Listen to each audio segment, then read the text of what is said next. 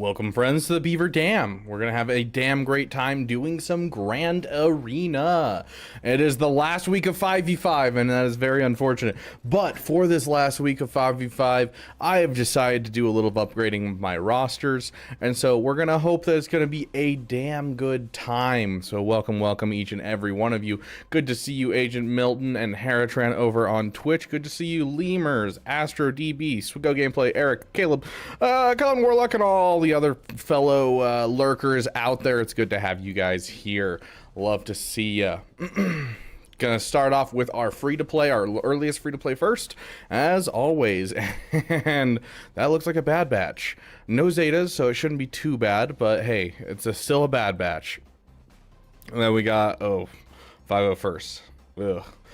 Hey, how they fixed the B1 bug? Yeah, the B1 bug, I don't know, with how hard the raid is being gate kept, it doesn't feel good to have something taken from us, that's for sure. It's, yeah, it's rough, it's rough. Congratulations, Warlock, that's awesome.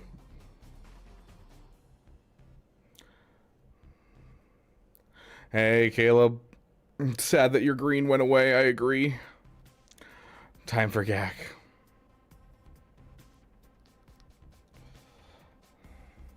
My user is ghost music here? What? I don't know what you're talking about. Haratran's over on both. Nice. Relic 5 Bounty Hunters. Heck yeah, Con Warlock. Got 1.2 million score with literally Jedi from the Lightspeed bundle, no Cam or Jimmy or Mace or any other good Jedi. Yeah, no, I did the same, Alex RG, when they first came out. Like my first try on stream was a 1.2 million score with just like the base Jedi they gave you. If you have like at least just some okay mods, you can get a solid score. Sounds good, Grax. I started an E-band, so that's why I'm ghost music. Nice. Well, welcome, Pwn Noobsaurus. Hey, Tara, welcome over on Twitch. Good to have you here. Okay, so let's see. We got this team up here. We got this team down here. I feel like this can be like a Vader solo if need be. Honestly, we might just do Imperial Troopers here and call it a day, because that won't be hard at all. Just to ensure that we have tools for the back wall. Oh, that's right. Our Imperial Troopers are broken up. Never mind. I still need to fix my defense on this freaking account. Okay, so we have Phoenix for this. And then we got to find something out for this. I'm thinking that we do... that's seems like a lot. Geos can do a lot in this area of the game. They're not great Geos, so we'll just do Geos here. Let's get a song in here for these guys.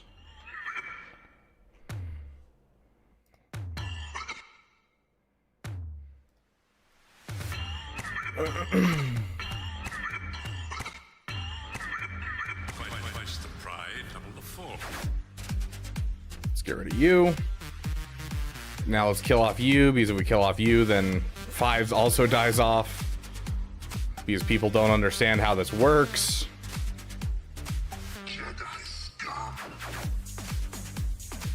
Easy. Oh, that's so sad, Grax. Alex RG, you're not wrong. But the thing is, this is the last week of 5v5, so it doesn't matter too much. You fool! I've been dreamed by Anakin Skywalker. What? Wait a minute. You fool! I've been dreamed by you, General Kenobi. Wait a minute. How did this happen? You fool! I've been dreamed by Anakin Skywalker. What? Wait a minute. How did this happen? That'll leave us Imperial Troopers, Phoenix, and Darth Vader. General Kenobi. You disappoint me. What? What? What? Okay. What? Oh, Geos are great on defense in lower ranks. I just... the last week comparison to this week comparison, I had a Gear 2 Poggle. Like, none of my Geos were leveled up last week. And so I just not put them on defense because I needed an extra team, essentially. Hey, Tellable, welcome, welcome. Red Destroyer, good to see you. Lumar, welcome, welcome. Ooh, looks like we got something at least semi-hard in the back.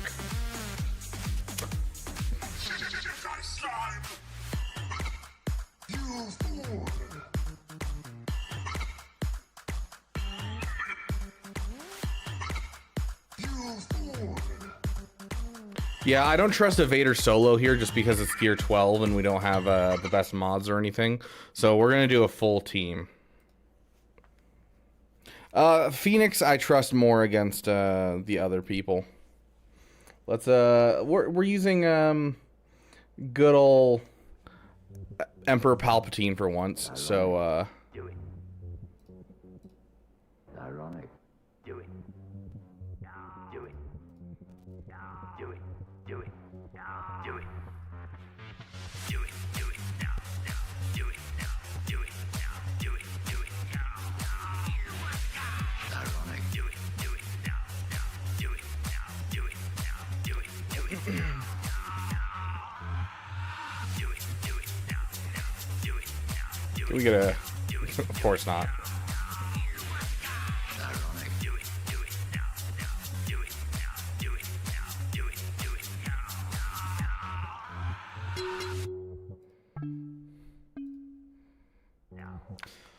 Might as well just kill him off. Or not. Now we'll kill him off.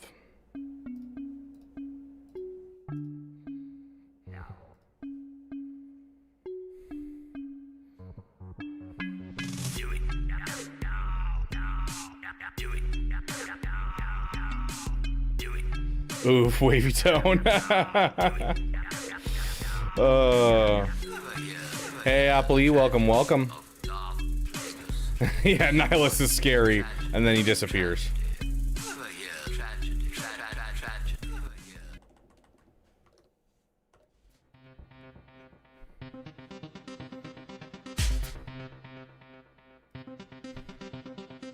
It's nice to meet you, 7567. Actually, my name is Rex, Captain, 501st Clone Battalion.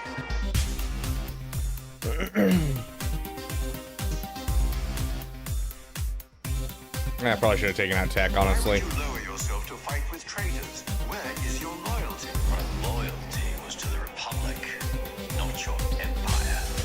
Keep hair alive. And I will offer you not only immunity, but Keep you alive. at an Imperial training academy. You could wear that armor and be proud of your service again. Oh, I'm proud of my service. Really hate this armor. Let's just make sure we finish her off.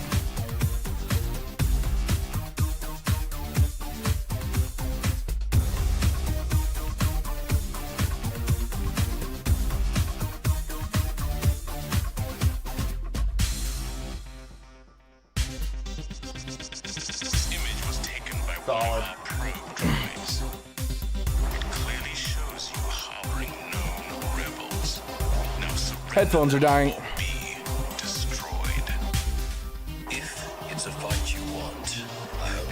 Dang, Caleb. Hope you're doing okay. Take care of yourself. Got a lot of sleep. They serve the Empire well, and I have a great many. Fair wavy tone. Oh yeah, Death Destroyer Wars. It's looking like a crazy set.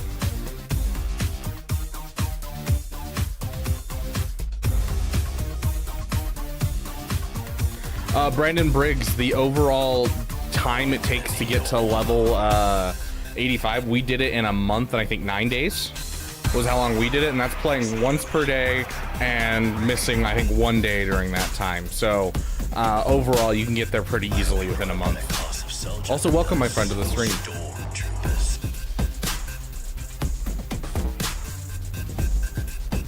What is the current big farm for each of my accounts? Ooh.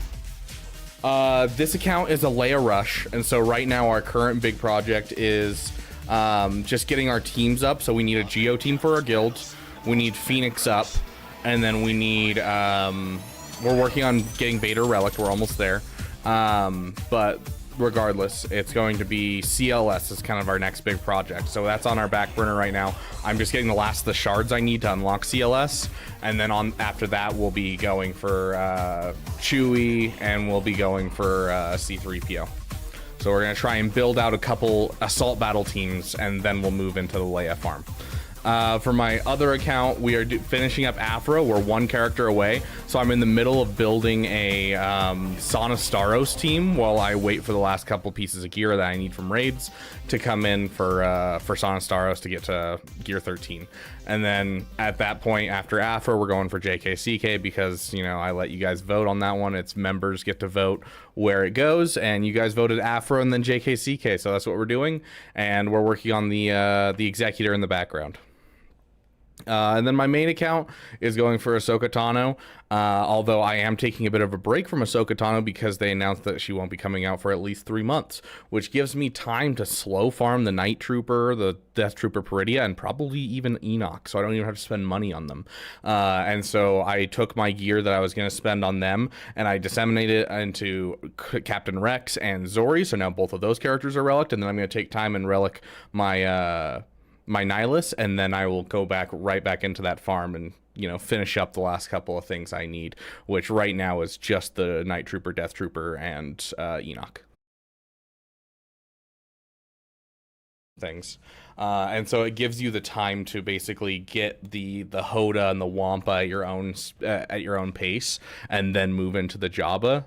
And the assault battle from Leia, the assault battle from CLS, and then the assault battle from the Imperial Troopers getting for the Executor farm, the assault battle from the, you know, Krex Phoenix team you're building. It's just overall, it feels really good to go from Leia, Executor, Jabba, and so then you'll go Jedi Knight Luke, you'll have another assault battle, you'll get Jabba already shares Rex with Leia, and then Jabba's going to give you those monthly income of mod materials, so... Is it me or does the stream have problems? Oh my gosh. Is Streamlabs really going down again? Hold on, let me check, guys. Ugh. What is wrong with Streamlabs?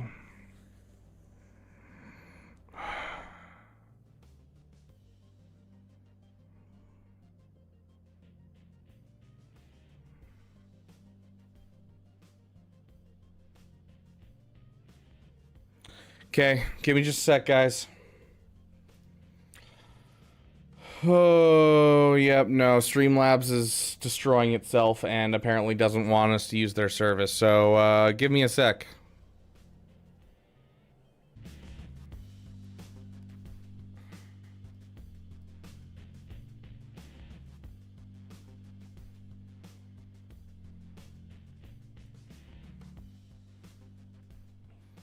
Are we currently live? Can you guys see me? Is the stream back?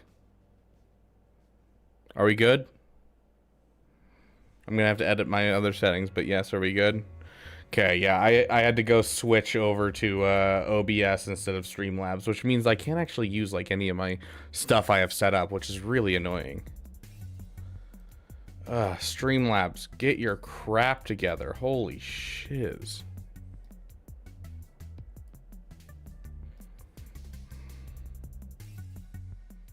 Streamlabs was doing the same thing yesterday. Okay, so to double back, this account is going for a Leia rush. I think the assault battles going for Leia and going for an easier GL to get into your roster faster is better than going for Jabba, and so I'm seeking to prove that. So that is what this account is going for. Then you're gonna go for the second account, which is Afra into JKCK. Currently, we're working on a Sana Staros team.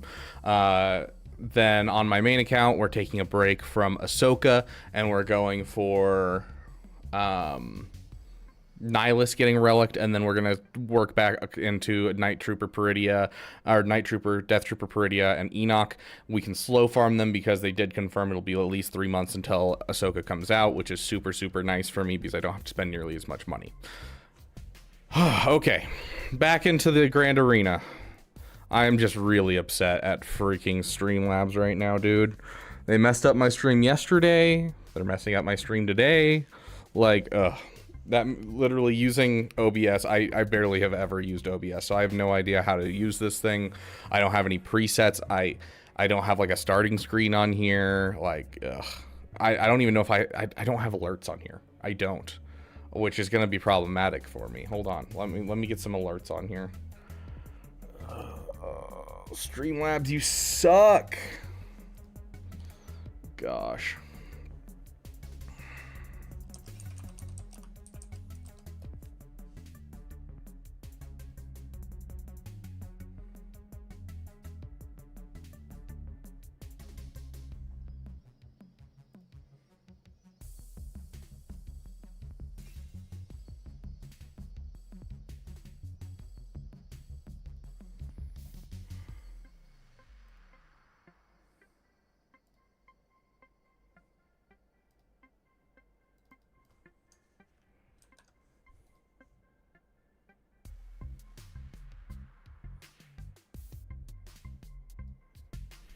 Okay, and now we need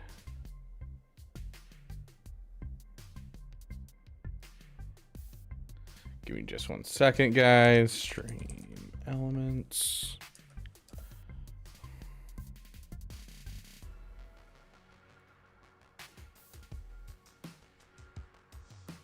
Is this what I do my chat through? I can never remember.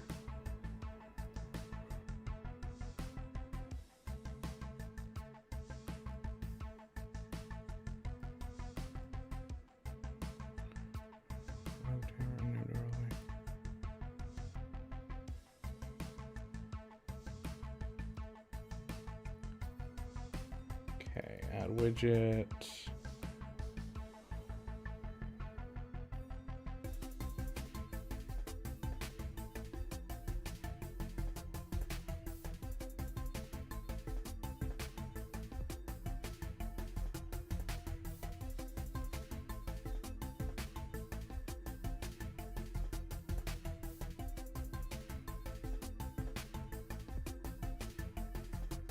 Wow, boy, do I hate that.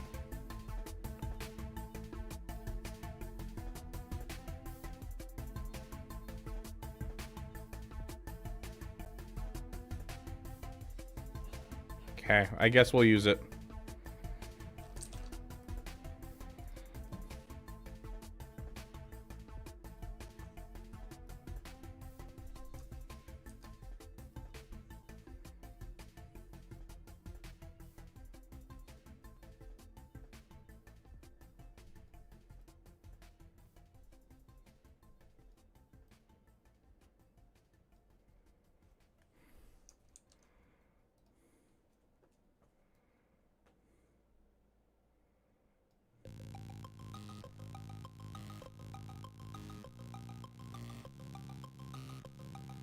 There.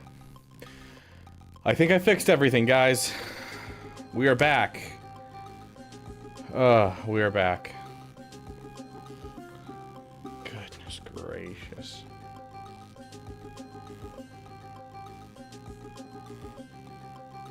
Okay. Chat's showing up at the bottom left, bottom right, yep. Okay, you guys can see the screen. I can see your chats. Okay, I think we're good. Goodness gracious, dude. Streamlabs can suck it. That was the stupidest thing I've ever had to deal with. Because Yotter, if I do that, it's gonna continually cause problems with the audio if I do full screen. It's really annoying.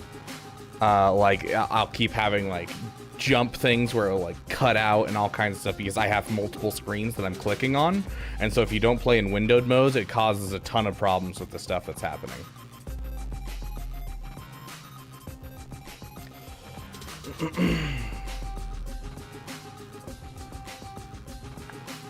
Contemplating buying it. Crinkerson, I think the Outlaws is worth $40, maybe $30.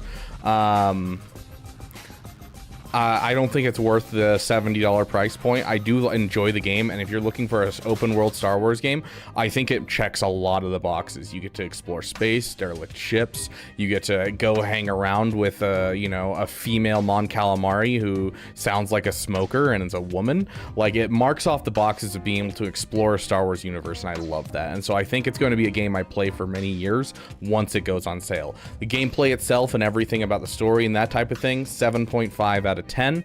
I think it has its problems, but I also think it has its good parts, and I think it sets a really good precedence for future Star Wars games. I'm really excited to see where it goes. If I were you, and if I were gonna play this game and I was only planning on playing the campaign once, I'd go buy Ubisoft Pass Plus. It's $18. You get the game for a month with the season pass, the DLC, and all that kind of stuff. As long as you hold the subscription, of course, you don't get to keep it afterwards, but you get $18 and you can play through the whole game in a month and then call it good. But if it's something that you really enjoy, then you'll wait for it to go on sale, drop the $30, $40. That is my overall thoughts.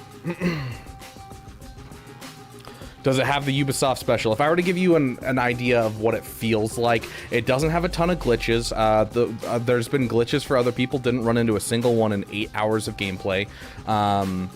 And so I think people are drumming up the glitchiness of it. Otherwise, I just have the best experience for no reason, which I'd really doubt. And some people have tried putting it on, and they put it on like their D drive, where it's not like it's a HDD drive instead of an SSD, and it doesn't work because it's just too new of a game, and so it needs the SSD to be able to run functionally normal. So make sure you put it on an SSD drive. But yeah, if I had to give you like an idea, I'd say Jedi Fallen Order mixed with Assassin's Creed mixed with Mercenaries, if you guys ever played that way back when. And like, I really enjoy the gameplay, and I think the combat feels really, really good. The upgrade system I really enjoy.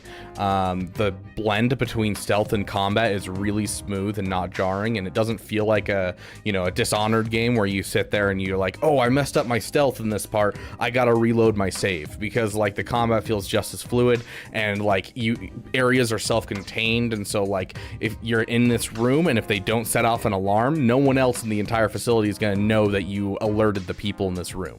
So like I run in and I stun one, have my beast attack another, and stealth take down the third, and then I spin around, whip out my blaster, and kill the other two. I can now stealth into the next room because no one knows what happened in this room. I can now continue through the facility, and it feels really good to do that kind of stuff.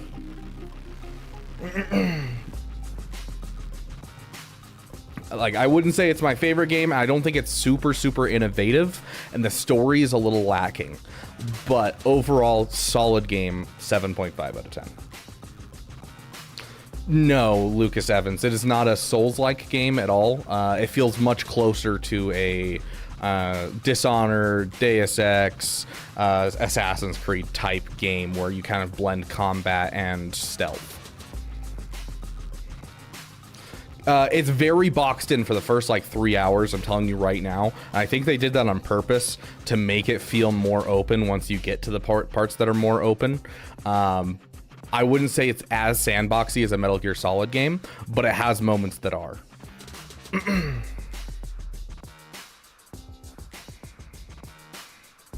Yes, the Enoch team does go burr. Okay, hold on.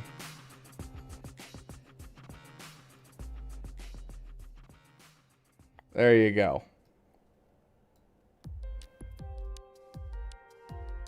Is that better? I just don't like the fact that we have this, like, I don't know. It turns the screen black version of this. I don't want to deal with trying to find a better way of doing it, but should I get Jedi Fallen Order or this new one? If you haven't played Fallen Order is better a game in general. Fallen Order is like a 9 out of 10 for me, and Survivor was like a 9.5 out of 10 for me. So like, I would go for that. Turn the opacity down. I mean, I can see what I can do, but like already it's hard to read what people are saying with this opacity level. So Red Destroyer, I'm going crazy. Streamlabs is doing its best to ruin my day, but hey, we're here with the Beaver Dam. We're having a damn good time, and I will not let Streamlabs ruin my day. And we're gonna listen to this song because I haven't listened to it in forever. Panic suggests that you understand your situation. to lay down your arms and come outside. And come outside. The structure you are trapped in will be razed in short order, and your storied lives will come to an unceremonious end. The assurance I give is this: I will act in my own self-interest, which at this time involves your cooperation and benefit. I will give you until nightfall, and then I will have the E-Web cannon open fire. Long live the Empire! Long live the Empire! It's just basic. Basic again. Basic again. I really need to edit my fleets as well.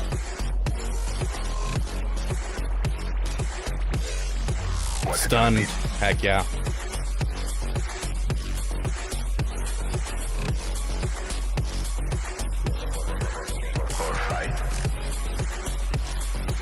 He might heal him. Just finish him off. Push turn meter. Can we clear off debuffs again? Yes. Or fight. Okay, that's one less ship. What's it gonna be this time? Surrender or fight? I will create an army that will bring order to the galaxy in but a few minutes. I think that'll kill him off right there. Will be complete. We shall be rid of the Mandalorians. How am I enjoying SWTOR? I find it a little fetch questy at times, but overall it's a Star Wars world and I like Star Wars worlds.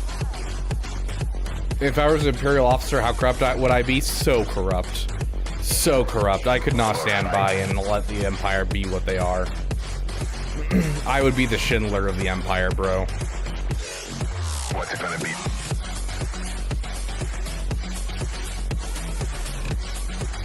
Sounds good, Trey. See you later. I actually haven't looked at the new feats. Yes, I'm the spy of the Admirals, exactly. How's the easy meat business? Oh, it is booming, my friend. So much geo feats. What's it gonna be this time? Surrender. Okay. A friendly piece of advice. Assume that I know everything.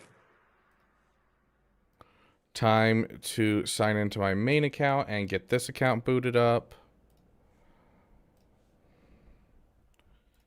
Gotta make sure I don't dox myself. I'm actually curious of who knows my name, because I know early on I doxed myself several times by accident. We should take a look maybe after GAC. What are we talking about, Lumar?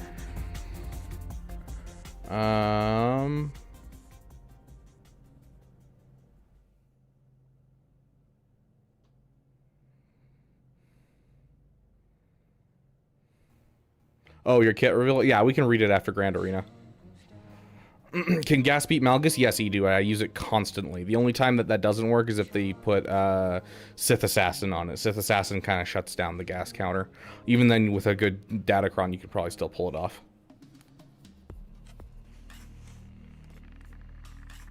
The Dox debuff. Enoch, Geos, Gungans. Dang, yeah, it does sound like an endgame conquest. This last conquest was really iffy, too.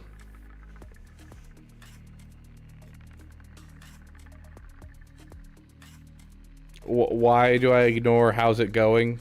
Death Destroyer of Worlds. I honestly didn't notice Death Destroyer of Worlds. Is Enoch supposed to be biblical text? I mean, Enoch was a prophet in the Bible, yes. They specifically pronounce it Enoch, though, and I believe Enoch is the way you pronounce it for the biblical version. Yeah. I can't think of... Enoch is one of those prophets that we don't know a ton about. Because the Book of Enoch that is known is typically considered, oh, what is it called? Apocryphal. They don't know it's of questionable origin, which is what apocryphal means. And so the biblical prophet, I'm trying to remember what he's known for in the Bible. I can't remember. So if I remembered the story of Enoch, I would be able to be like, yes, here's the direct references, but I don't know the story of Enoch.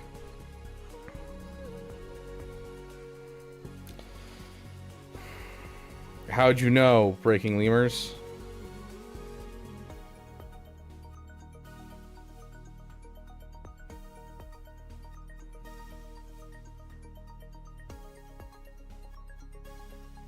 According to member chat?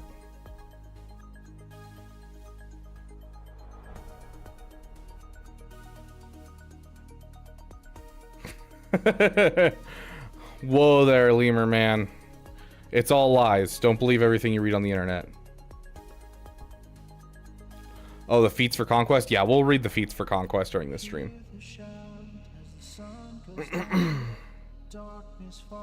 I don't actually remember what the Sith Assassin does. I think it's... I'd have to check. Hold on. Let me take a look at the Sith Assassin kit. I know that the Sith Assassin does cut it out and, like, make it so it doesn't work, but I don't remember what about the Sith Assassin does it. Because, like, I've faced the Sith Assassin and gotten, like, locked out.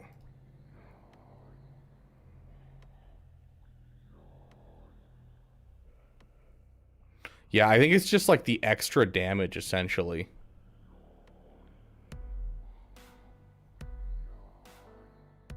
Yeah, the stealth, essentially the extra damage, the extra shock, and the extra turn meter.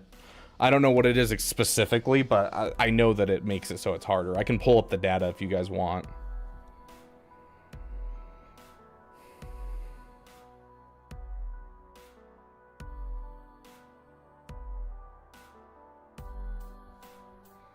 No, but the base word apocryphal, it means of questionable origin. But I know that the Catholic Church has kind of changed that with the whole Apocrypha being accepted as scripture to them.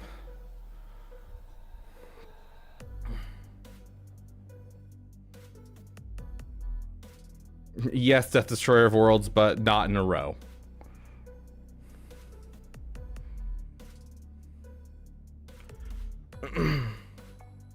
Why is there a whole I Hate Rabid Beaver Reddit? It was made as a joke during one of my streams and never, I never got around. I never got around to, like, watching it or anything. There might be more posts on it, but it was made as a joke originally during one of my streams. Because we were talking about the fact that I had found out that there was a Nooch Too Good hate Reddit, and I was like, wow, really? People dedicate that much of their lives to hating on someone else? That's so dumb. And so someone in the chat made a hate Reddit for me, just for fun. Lemurs, I haven't looked at it in like 6 months. It could be full of actual hate for me. I don't know.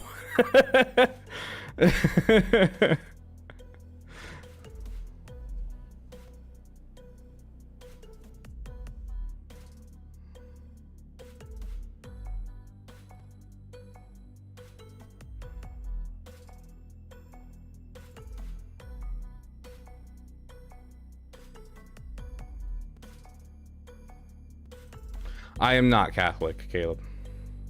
I am Christian, though.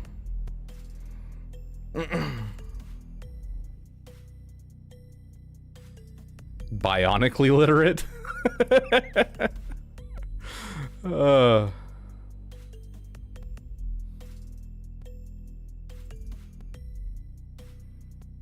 Oh, yeah, there's, like, it is filled, Ash. There is a huge Nooch hate Reddit. It's wild.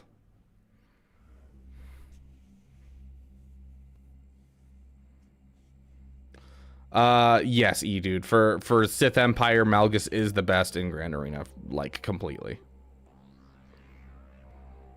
What are you gonna tell us about your 5e campaign? I have to, like, see, here's the thing, is, like, I could tell you guys everything. Thank you, Lumar, for doing the hydrate. I could tell you everything about my Star Wars D&D campaign. The problem is our artist that does our music, well, one of the two, Noxious Nexes, is in my campaign and usually in my chats. Additionally, our artist that does our emojis is one of the guys in my campaign as well, and so he shows up in chat occasionally too. And so I can't really go into like the overall things about my Star Wars 5e campaign and like all the background fun shenanigans that I'm pulling, because then it'll spoil it for the players. So I can't. Biblically literate, yes. I've read through the Old Testament and the New Testament, so I've only read through the Old Testament once though, because it was rough reading through the Old Testament, I gotta say. Some of those books in the Old Testament are just straight up, oh my gosh, you really redeemed a chug. Grax, you have been waiting to redeem that freaking chug for so long. Oh my gosh. But yeah, some of those books in you know, in the Old Testament are like, and then there was 10,000 people over here and 5,000 people over here and 2,000 people over here. I'm like, I don't care. Anyways.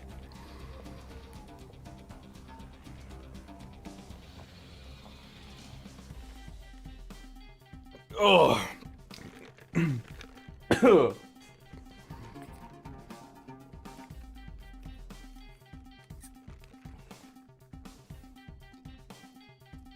Oh.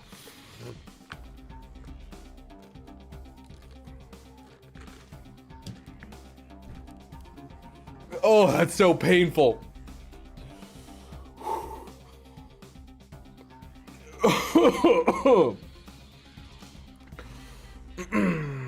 Even people that are like not new to religion, the Old Testament's a bit much.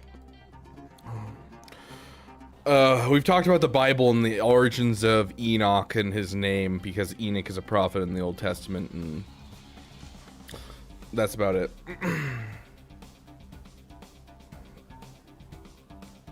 Yeah, my overall campaign, Big Dilly, the overall idea is all of the main characters are either Jedi, who were there during Order 66, or Jedi sympathizers. Essentially people like, one of them was a Jawa who was showing a Jedi around and helping him, like being a guide for the Jedi. And then because of Order 66, the Jedi that he was traveling with was killed, as well as his people, his tribe of Jawas was all killed.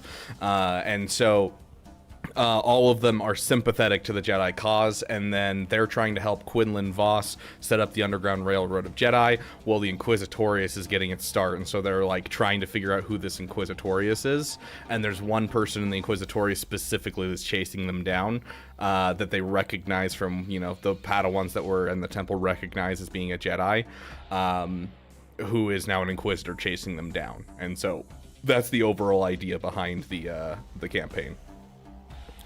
I'm out of beverage, was the matter, gosh dang it. I just chugged the whole thing. Cheap gas counters, Treya, I guess you could count that, but honestly nowadays, unless you're using a Gear 12 Treya, it's not really a budget counter.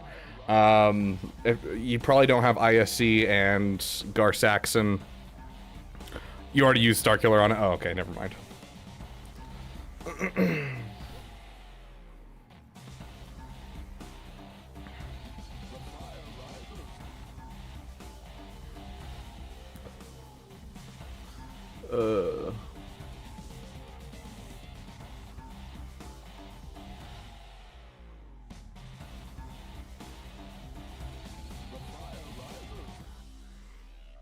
Do new Lightspeed bundle characters go on for GAC? It really depends, because unfortunately a lot of the characters you're getting are not great characters. So you're going to want to make like a Qui-Gon Omicron team out of like all the Jedi that you just got. But if you want a full-on video, go to my playlist called Lightspeed Bundles, Guides, and Help. There's a whole bunch of videos where I go over different teams you can build out of Lightspeed bundles. So go take a look at that, Devin, and I will be coming out with a new video about it very, very soon on how I would break up the Lightspeed bundles. It's on my list to make, I just haven't made it yet. So it should be out within the next 2 weeks. With Striker Win. We are doing a hot sauce stream on Friday, so. Is Beaver winning today? I mean, we full cleared our first account. I need to check what the other wall is real quick. This is the bad side. When will the GAC tournament results? I can check right now. See if we have the results.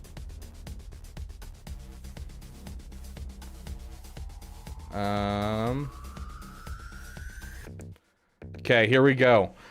So for the second week, I will put them in the score report. At GAC. Okay, so to announce these to you guys right now, we have Denny's Run at 51 in first place. Imperial Beavers at 49 wins currently. We have Pull It Out of the Sky at 38. D's Ugnaughts at 37. Crew of the Pequod at 31, and Just a Damn Nibble at 28 in the last place. It looks like we could still pull this out for most of these teams. A couple of these teams I think are too far away, such as Damn Nibble and Crew of the Pequod, but there's a chance if everyone like 3 wins, there's a strong chance you could actually pull it off. But overall, it's looking like a close game between the Imperial Beavers and the Denny's Run. So we'll see if they blow out or if they continue their lead.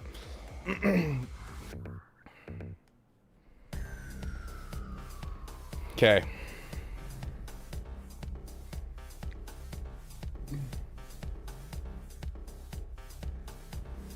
Okay, a Mandalorian team? Weird.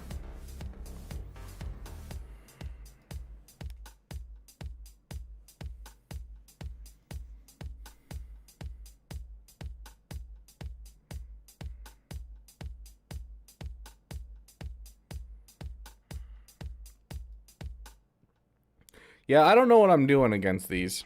Because, like, neither are great, but I also don't want to, like... I don't want to undersell them because they could end up killing me. Oh, does this... Wait. Oh, I forgot to do it and lock it in. Dang, I meant to do that and lock it in. So on this account, we actually unlocked Wat Tambor. And so all I need is the credits, and I will be able to get his mass manufacture Zeta, and then we will have a more steady Vader counter.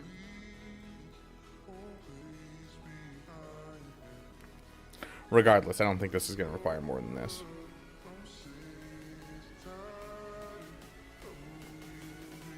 But yeah, let me go grab a beverage really quick, guys, just for the hydrates and that kind of stuff. Midnight Mudgies are coming up.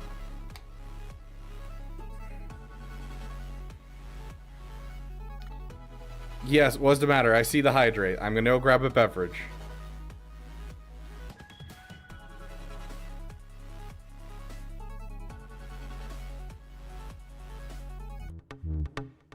One half portion. Be careful not to choke on your... One half portion. One half portion.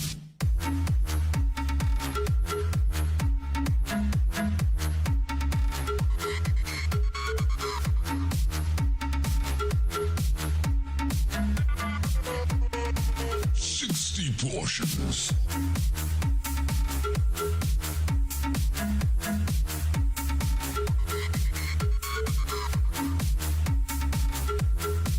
Thirsty for the hydrates. Be careful not to choke on Yeah, I miss my goatee for the stroking of the chin. Not to choke on your choke. Be careful not to choke on your... Okay, let's see. Is this an actual scary team? One half portion. Where's your Zori?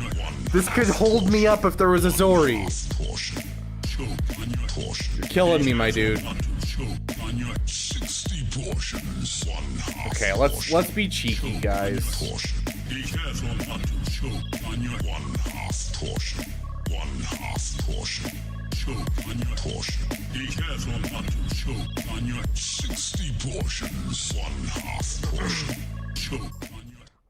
I smell profit, my friends. Hello, my very own friends. I have I feel like I would be very hard pressed to get Stryker to agree to a hot sauce stream. I'm just saying, Red Destroyer.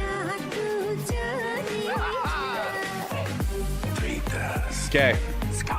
They've got this. I believe in them. I'll be back. But so betrayed.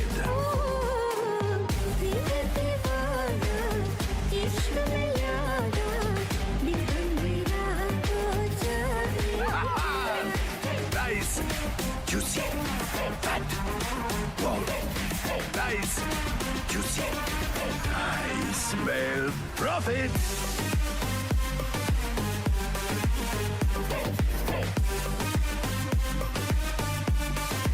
Thank you, Mom. Whoa, they killed off Hondo? Wow. We shouldn't have trusted Hondo, my dude. I am Hondo Unaka.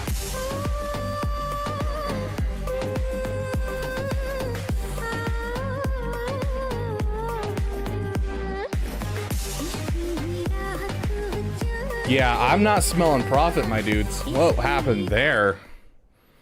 Smells like Bantha Poodoo.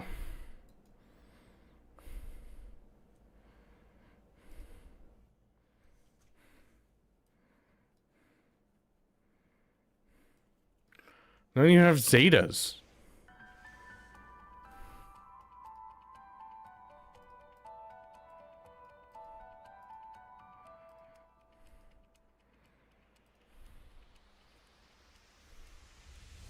Sure.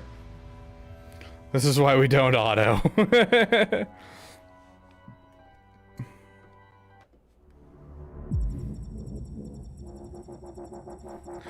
Can auto solo a team is a useful and rodeo map? He's okay.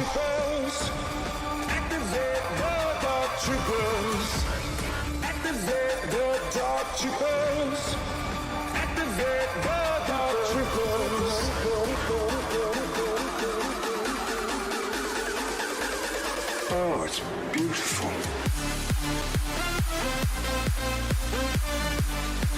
Does this even give days right now? It doesn't. So we don't even have days right now. That's gonna be rough. You have something I want.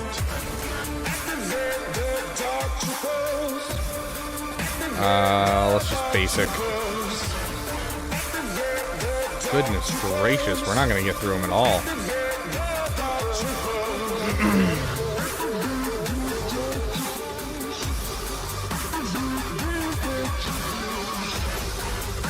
Push turn meter. Basic again. Okay, there we go. Next turn he will hit days. He's on the droid you're looking for. You have something I want.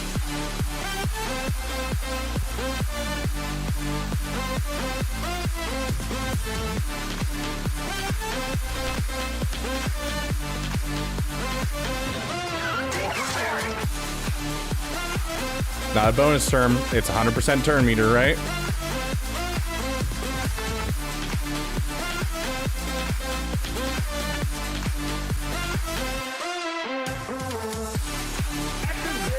Screw you, veteran smuggler Han. I was doing so good. Die.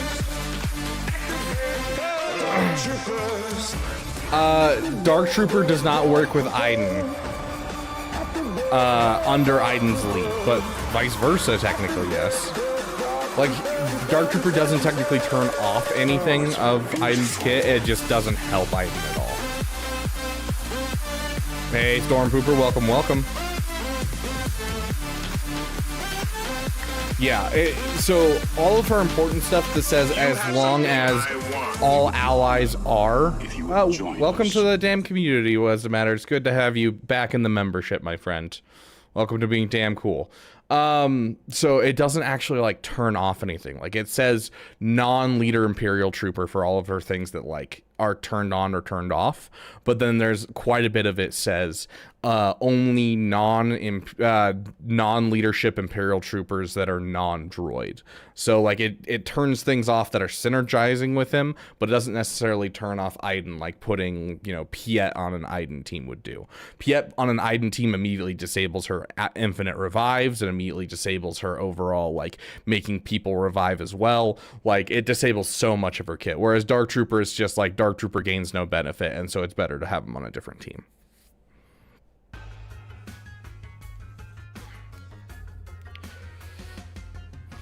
Gross, Red Destroyer.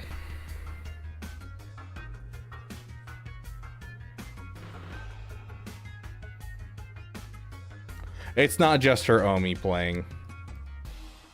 I don't even know if I have her unlocked in this account. I don't.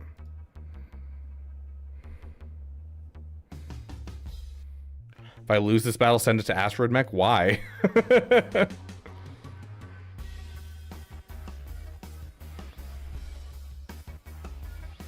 Oh, because it's HK. Okay, I see now. Took me a second. But yeah, so like we can grieve.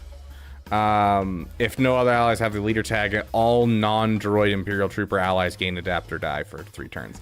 And so it doesn't turn off because he's there. It just makes it so that way he can't get the benefit because he's not a non-droid. And so like it's not necessarily that he turns anything off, it's just he doesn't have all the synergy he's supposed to. All allies are non-droid Imperial Troopers. This is the stuff that starts to break down.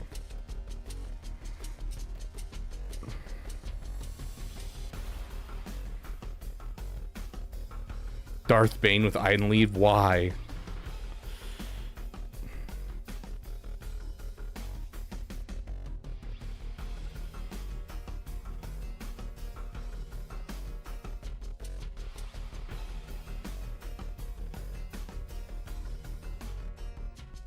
Oh yeah, Beef Daddy does go hard.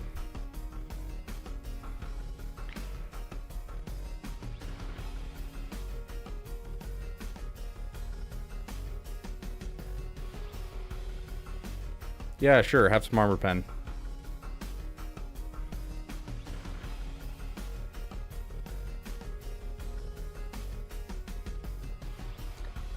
Let's get Savage's wife in here.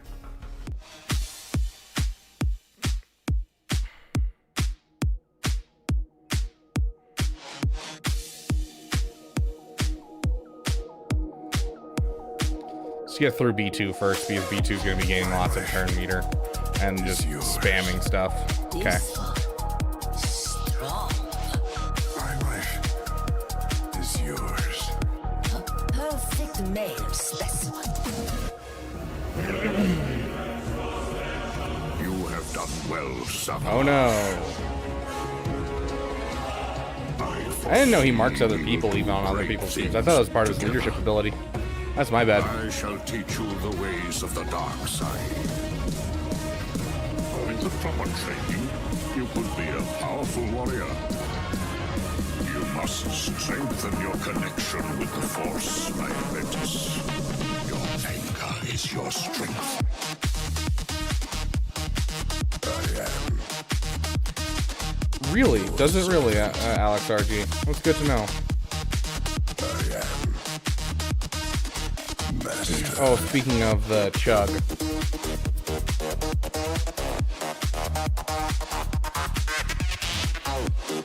Yes, it is the last week of 5v5. Rigged.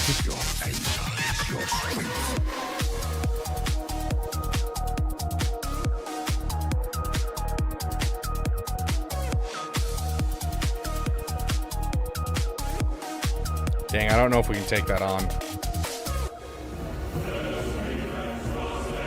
To continue, we need one singular vision.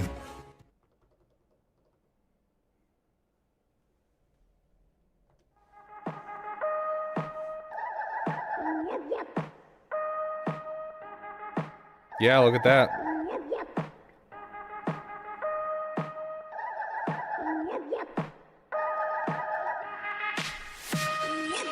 It's a trap!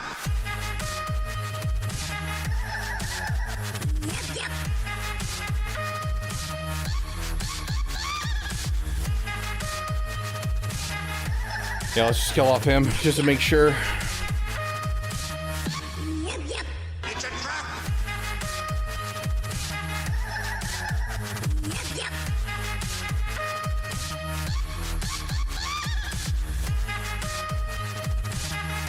I still haven't upgraded that stun. That's good to know. I gotta do that. It's a trap.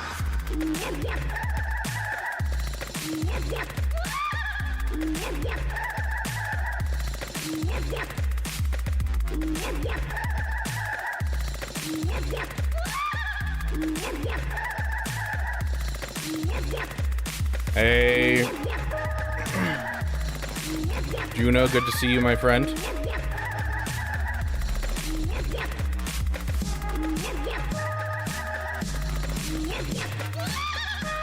Yes, no, they did make it harder for some reason. I don't know why, but yes, it is, like, it takes longer to check abilities now than ever before, and I don't know why they did it.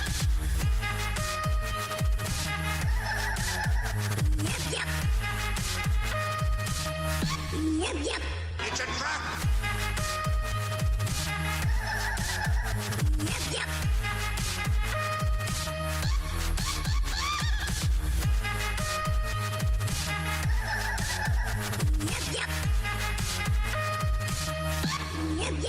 It's a trap. That was great. I hate fleets early on. Fleets suck early on. It's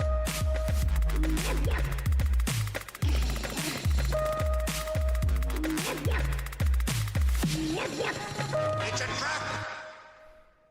Sounds good, Grax. You have a great night.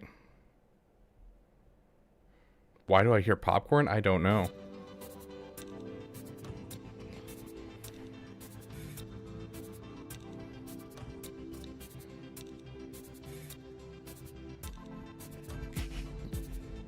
Of course, they land the ability block. Why does the ability block never work for me, but always, you know, work for them?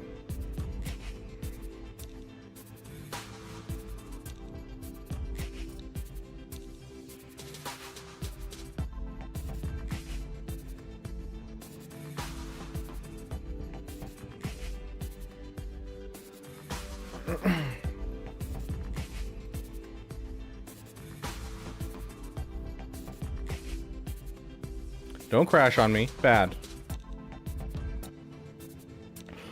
Hydrate and stretch. Oh, I didn't see the... Yeah.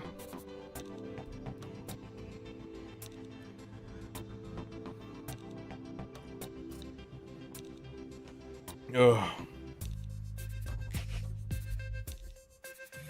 Ugh.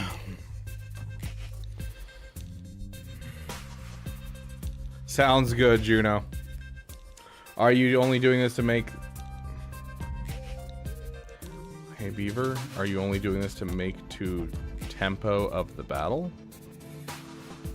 I'm confused what you're trying to say, Super Hornet. I'm gonna be honest. That's really loud.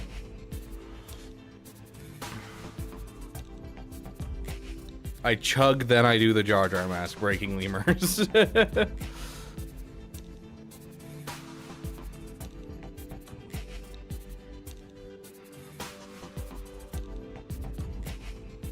Yeah. Does SLKR beat Lord Vader? Do you have an SLKR Kron? Then abso-freaking-lutely. Do you not? Then it's like a 60% win rate. I usually do it about a 90% win rate. I don't know if I have... this is the wrong account. Let me go to my main account and let me see if I have anyone in the thing. Do you have the SLKR Kron? Yeah, he bought a couple Lightspeed bundles. This person that I was up against bought at least the Radis bundle. He bought the Radis bundle.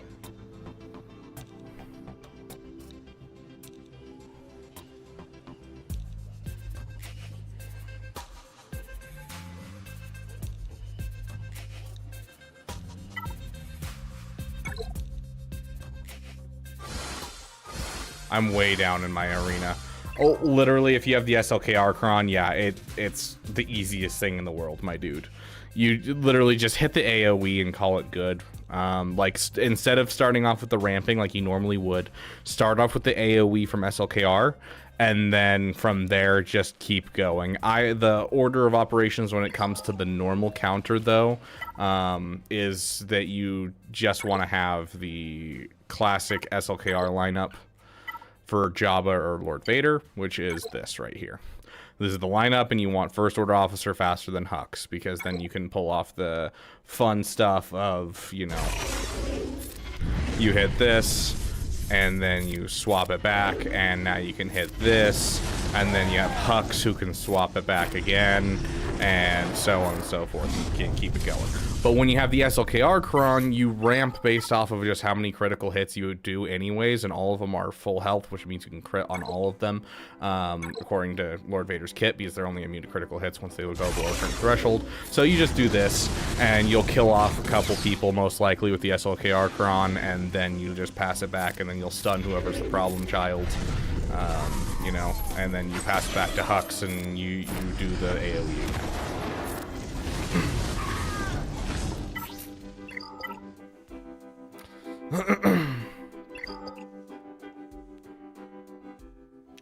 Yeah, when you have the SLKR cron, it really doesn't matter how you play it.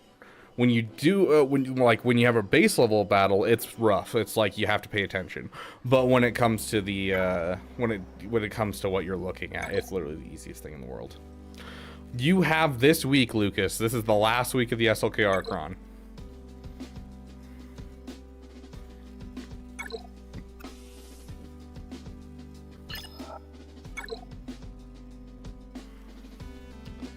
Oh, I hate this team so much.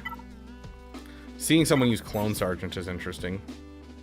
Yeah, for damage reduction. I hate Quad May right now.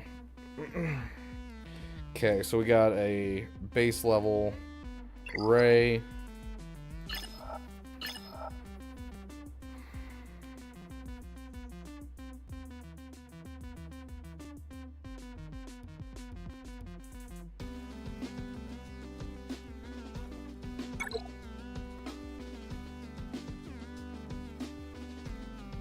That is extremely close, Alex RG. Goodness gracious, this defense sucks. I hate this defense.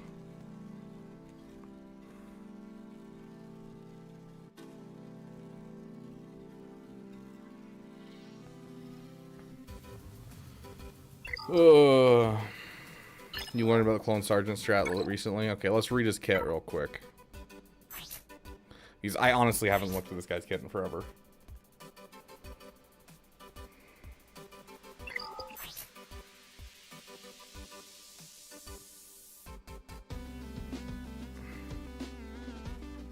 Remove 50% of their turn meters. Interesting way of reading that.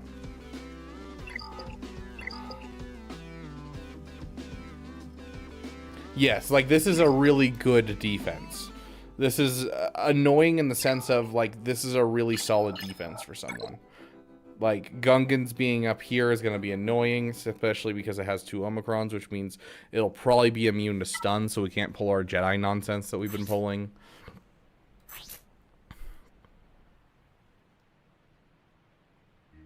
Yeah, right here. Stunned, they dispel it and gain shield up.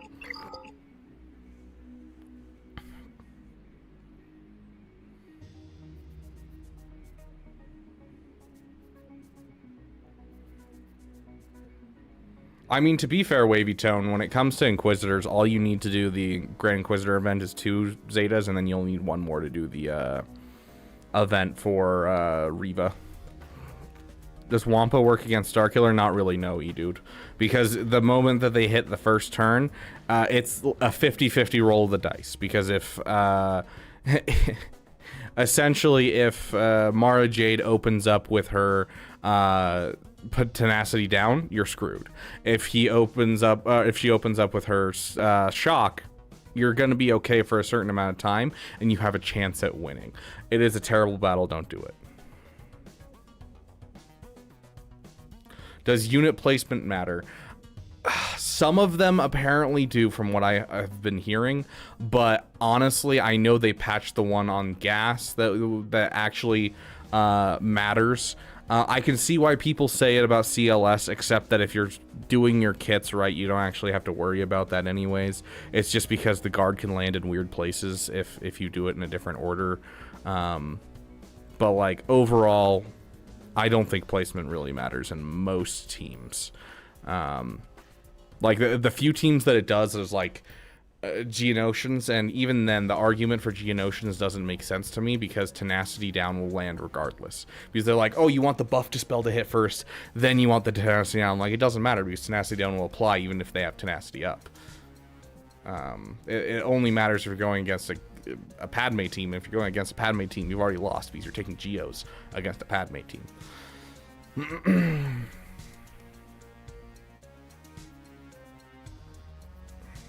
Yes and no, Lumar, because the assists are all based off of how long the animation lasts.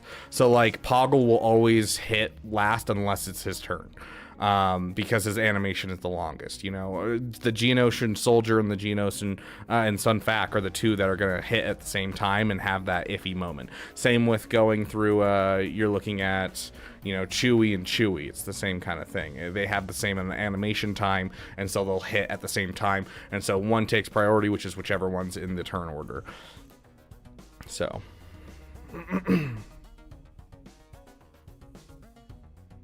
Is it worth having Ahsoka in the first spot because it's the spell on basic?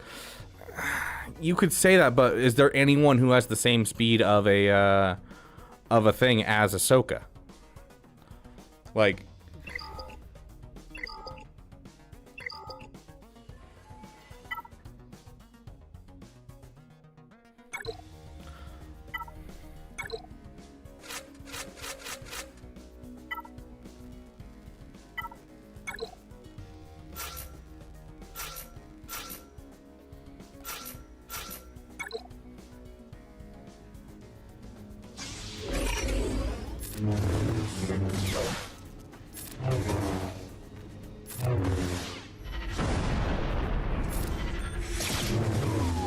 so right there, Gas hit first, because not because there's, you know, he was first in the turn order, but because his animation is faster than Ahsoka's. It doesn't really matter because people will hit based off of their thing. So unless there's someone who hits at the same time, and there's not really a way I can test that without having the death mark feat going on. So it's not turn order based unless there are two with the exact same thing. So for instance, you look at this battle.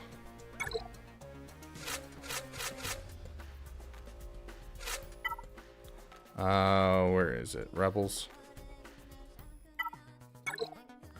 You, and you. I know it's not a full team.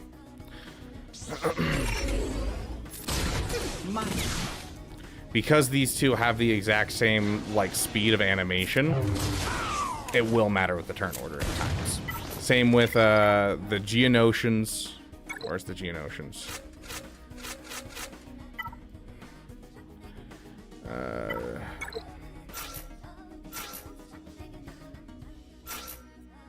I can't believe I actually got the right two.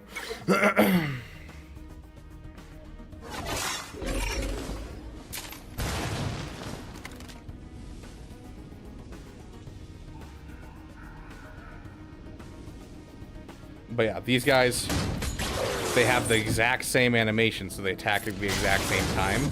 And so people, you know, they've tested it, and whoever's first in turn order is going to be hitting first. Does it really matter out of these two? Because this guy's basic does inflict tenacity down, which goes through tenacity up anyways. So it doesn't really matter if he hits first or second. Yeah, this other guy, he dispels all buffs, essentially. And then he, recovers 20% max health if any buffs were dispelled this way. So, like, you could argue, yeah, you need him to go first, so that way he dispels the buffs and recovers the health. And so, sure, you could say that that's important. In the long run, is it going to matter? Not particularly. Yes, you can argue that there's a reason for the overall placement. Does it really matter? Not really. I don't know. So.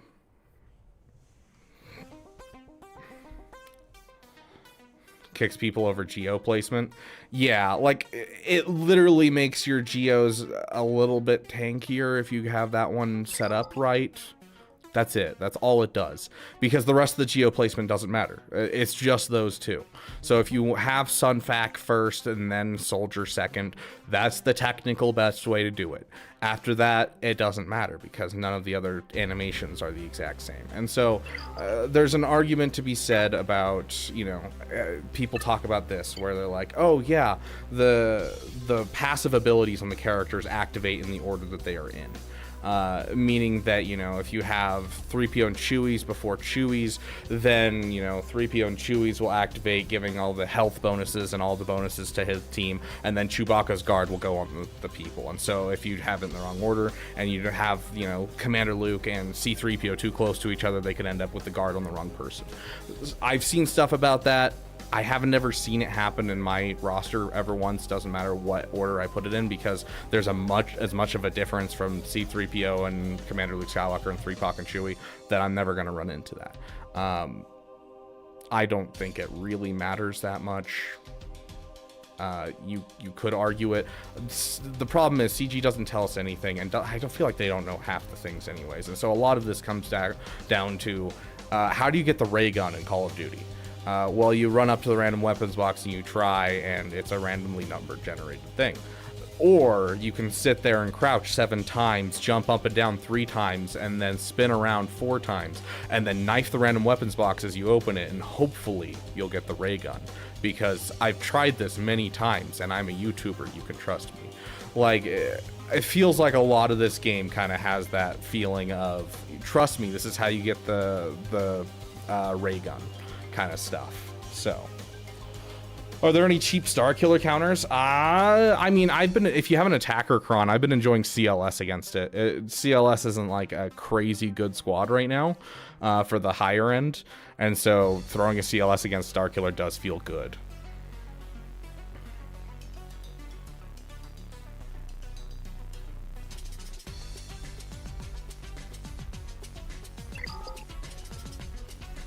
Yeah, I'll get people in my chat constantly being like, hey, your CLS is in the wrong order. And I'm like, I don't care. I'm sorry, I don't. Like, the passives hit in a certain order. And I'm like, it doesn't matter. I've never had the guard land in the wrong place. I've never had anything happen. The benefits are minuscule. At best. And so if you really want to care about it, you can care about it. If you don't, you don't. I feel like a lot of it is hoopla. Especially considering the whole animation thing, which basically makes it so almost no teams actually matter when it comes to it, because there's very few teams where there's 2 people that have the exact same animation, which makes this relevant. You know, like the Geos. The Geos have 2 people that have the exact same animation, so it becomes relevant. Almost no other teams that really happens. So, can you please check their quad may again? Why? What about it? This quad may right here? It's just, it's damage reduction. Yeah, it can matter, exactly. Like, as I said with the Geos, it technically matters.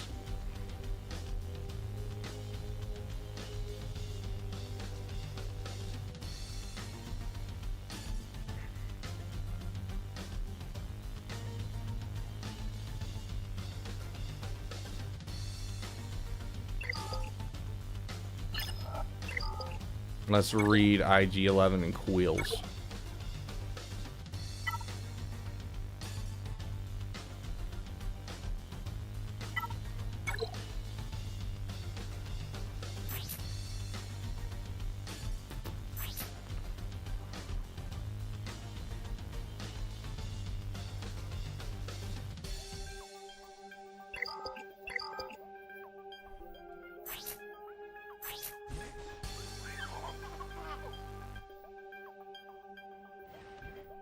Okay, so you're essentially saying Queel goes first to make sure that the first one procs and the next one procs.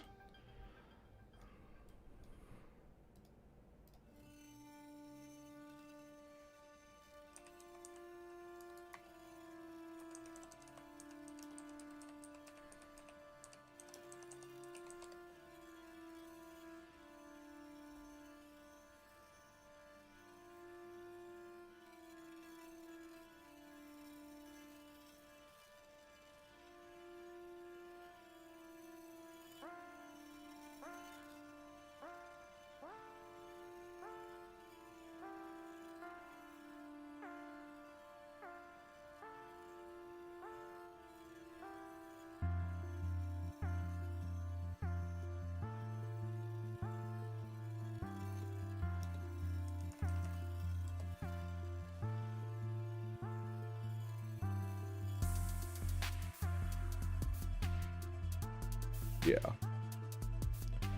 I'm not seeing a single thing about when people's attributes come into play whatsoever.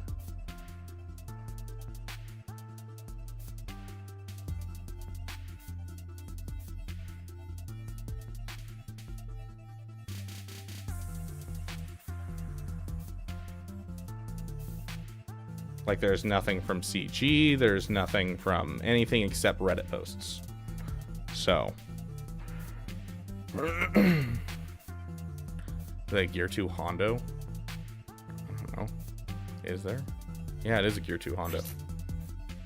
Gear 3. Wow. Get it right, Agent Milton. Heck yeah.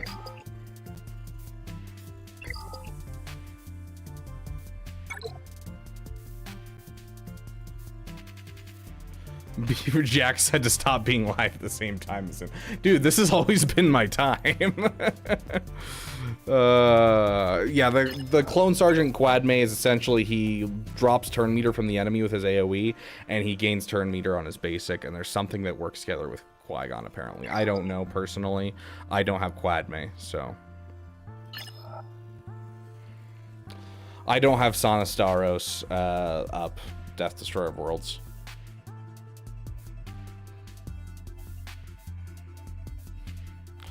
Yes. Yes, Juno. It's just Bing chilling. He's just ice cream? Oh, gosh. Caleb Wheeler, technically, yes. Technically, yes.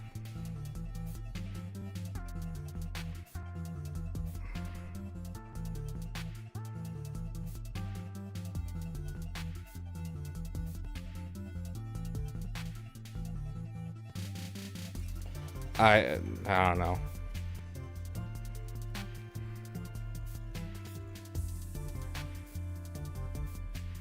Yep, there you go. So yeah, you can't get any higher on that. Still a great mod. Oh, I hate this team so much with this Datacron. As soon as this Datacron goes away, this team's super easy. But right now, it's just annoying AF.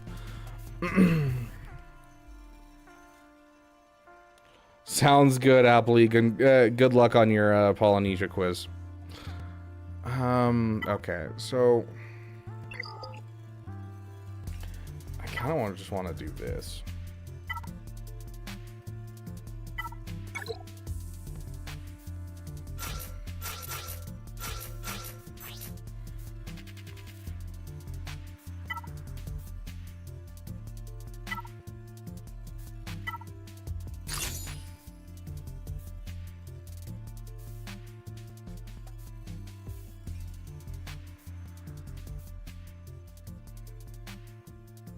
Here we go. We're going to try this out, guys.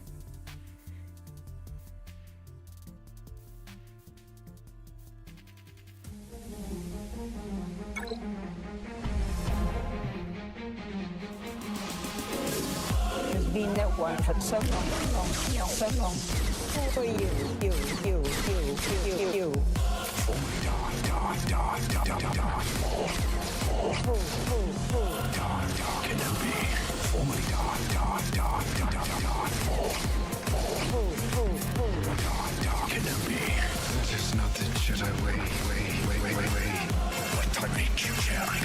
It's gonna revive. I completely forgot about the revive. Choice you have made has led you to this.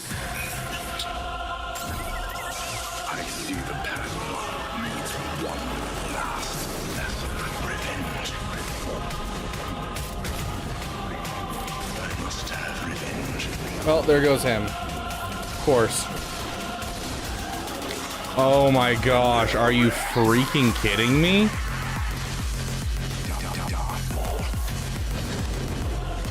What am I doing? I'm just gonna wait. I don't feel like doing this. Because if she takes another turn, she's gonna revive her. So I'm just gonna sit here and wait. what has become of you? Lost. She only raises. Okay, sweet. Then we'll just keep going and let them go. So close. I'm trusting you here. Kenobi. Grax is gone. All of my mods are gone over on Twitch. You guys got this. I believe you. I'm going to go ban. Ban. I like your new legs. Ban. They make you look taller. I just had like 7 bots. Ban. Ban. But yeah, essentially with this new Datacron, with the Attacker Cron, you can take this out fairly easily. Problem is, we got some poor RNG at the beginning, and, you know, I'll take it.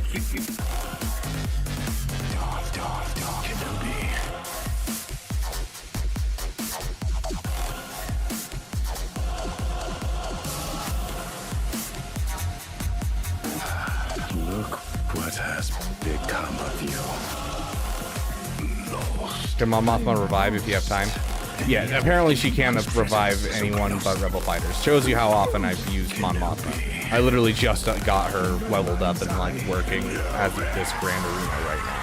So I never planned on killing you. banning Yoder right now. But yeah, that was weird. The fact that we got 4 bots all at the same time, I've never seen that before.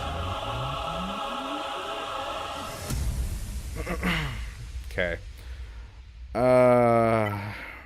That makes it so that way we can use Bane here and hope for the best. Let's get him a high relic character to go with him.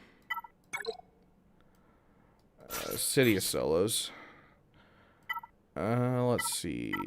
I need some good health. This is the one that I use for health. Okay. These are not the bots you're looking for. Mischievous Grievous, welcome. Can we get a couple members to spam some General Kenobis in the chat from Mischievous Grievous? Yeah, I feel like Sand, we're all gonna get it most likely.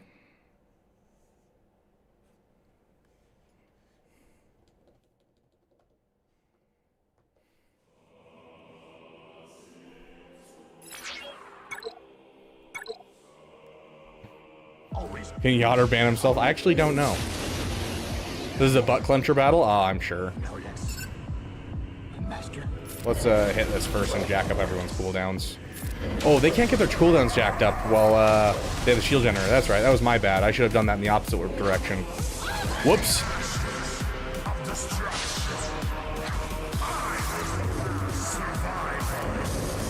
This is significantly easier because we don't have a Gungan Cron to deal with. Let's do this on Jar Jar.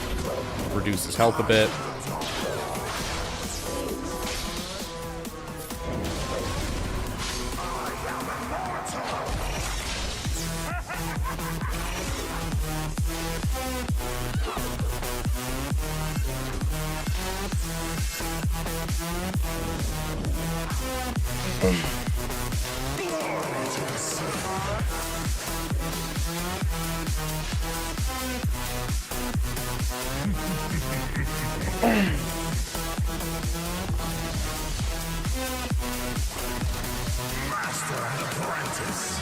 Grievance versus Starkiller? Yeah, it can work. And even if it doesn't, usually you'll kill off at least one person, you dude.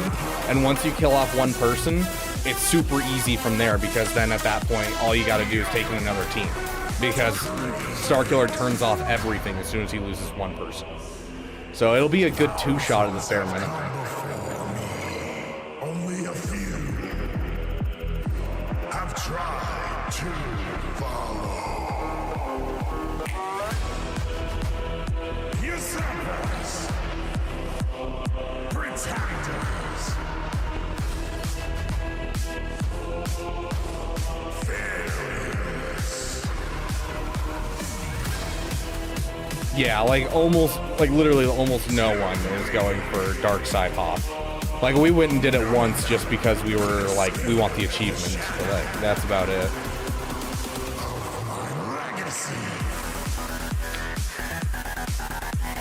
Next up is this nightmare of a team.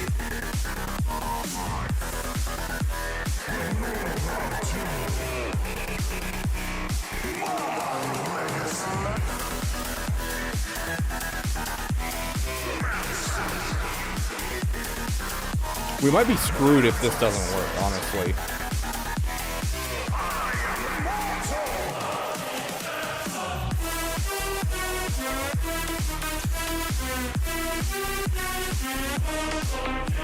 We'll see if it works. Is Leia still mega strong on defense, or do you think she'll be offense GL moving forward? I think she's going to be always a defensive GL. She's just way too good on defense. She doesn't have a lot of counters. Like, she just doesn't. So I feel like you're not going to have, you know, any problems. Just putting her on defense. The one problem that she has is Bane, and Bane's something you really can't account for. So no JML ult. Oh, I have the ult. I will post the guide within the next 2 weeks. I've just been slacking a bit, I'm gonna be honest. But yeah, I have the ult done, and the ult battle's super easy, Juno. It's just I'm saving the ult mats themselves for Ahsoka Tano. So GL Raiders, this is Sheriffin, JTR, Holdo, and L3. Really, Jackson Reynolds? How'd you do that? And how many times did you have to run it?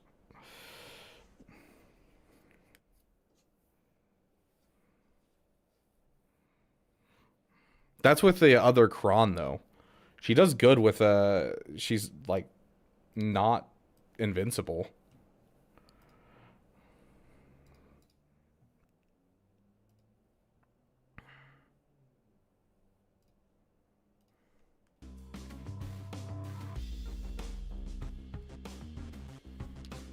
I mean, how many people are actually using this?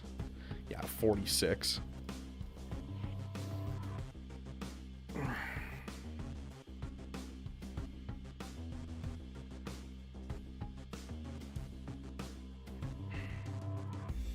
Yeah, that's a 70% win rate. Like, that is not bad.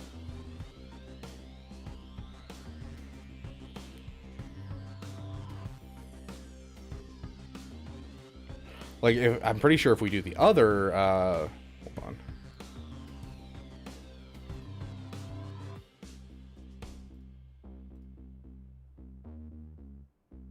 If we do this one, yeah, it drops the win rate.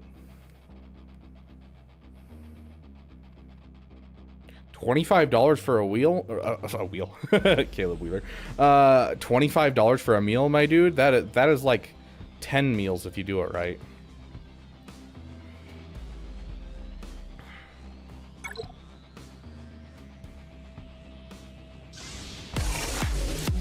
Someday I will be. Someday I will be. I will be the most powerful Jedi ever.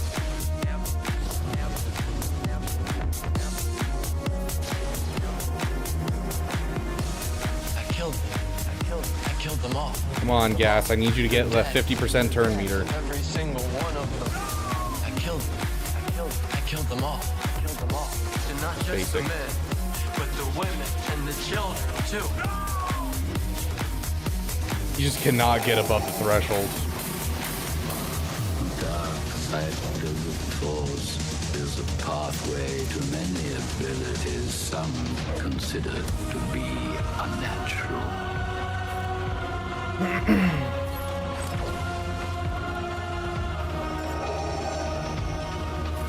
The Force is strong. Will you? A powerful Sith. You will become. Henceforth, you shall be known as Darth Vader.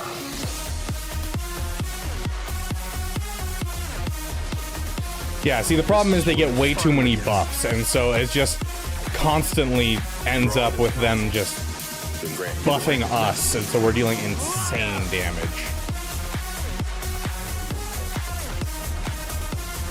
This is where the fun begins. You underestimate my power. Don't try it.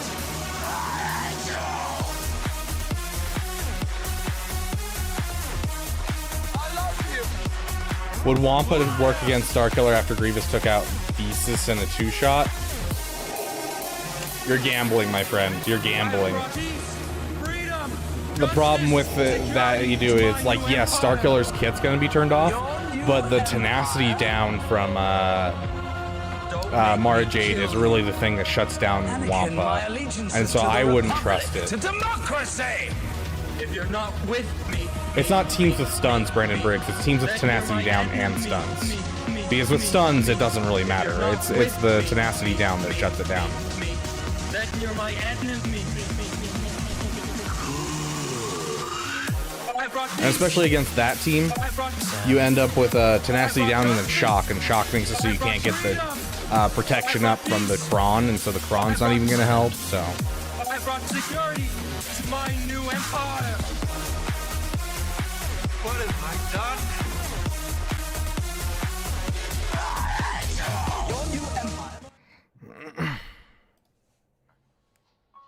wrong one. Let's take a look. We can search this out for you, my friend. We have the technology. Why is my caps locks on? Emperor. You. I'm assuming it's Ben, but it doesn't really matter. Members exact. Gas does it with a 90% win rate. CLS does it because basically his entire kit just shut off. Adrad does it. Looks like even Wampa can do it. That's only 19 battles worth of data. But it looks like people have done it with Wampa.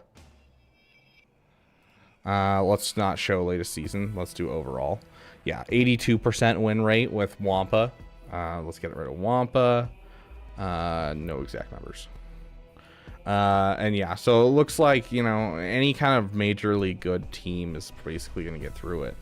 Night Sisters at 63%. Treya does it. The Sith Empire does it. I'd probably CLS if that.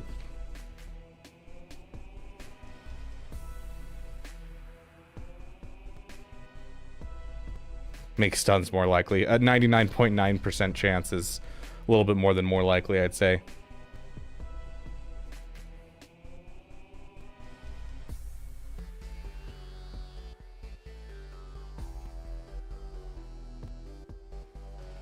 Yeah.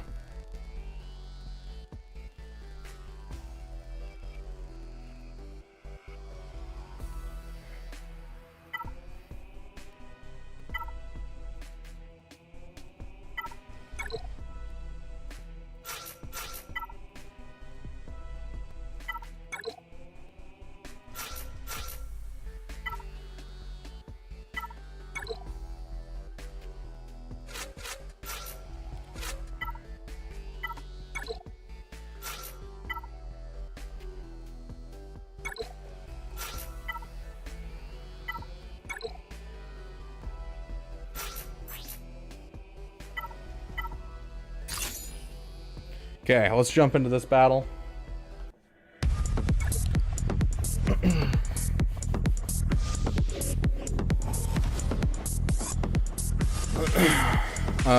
Let's throw this out. You were weak when I found you. I actually like the idea of doing this first and trying to get that stun down. I've trained you well. You still have much to learn. You have nothing left to teach me. You've taken everything from me. Your feelings for her are not real. They are real to me.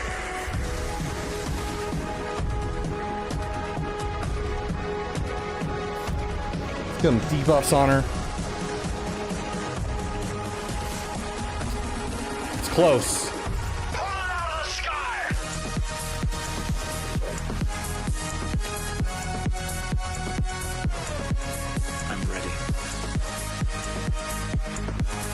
If we can get her one more turn, it'll actually solve a lot of our problems. A lot of our problems.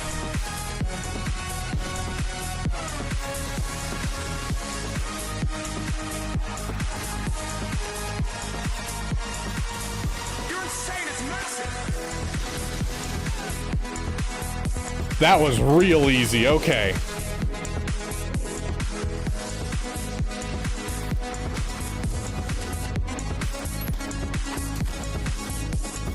You're a Jedi, boy. Boy. Size means nothing to you. You.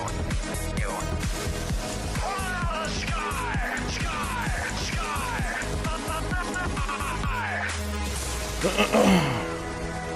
It is now more powerful than ever.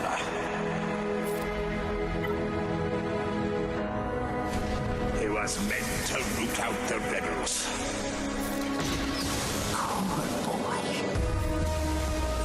You've taken everything from me. Your feelings for her are not real. They are real to me.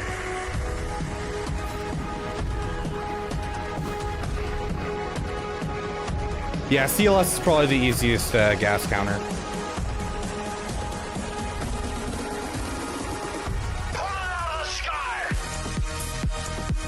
They couldn't take a turn. Yeah, that's why I've been trying to avoid the new attacker cron, because I feel like I get trapped so much.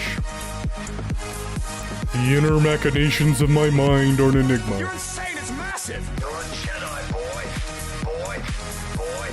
Size means nothing to you. Wish I still saw raid teams today. Yeah, that is like the weakest raid team we've faced like in the last 2-3 weeks. Since probably 5v5 last time, honestly. Served your purpose well.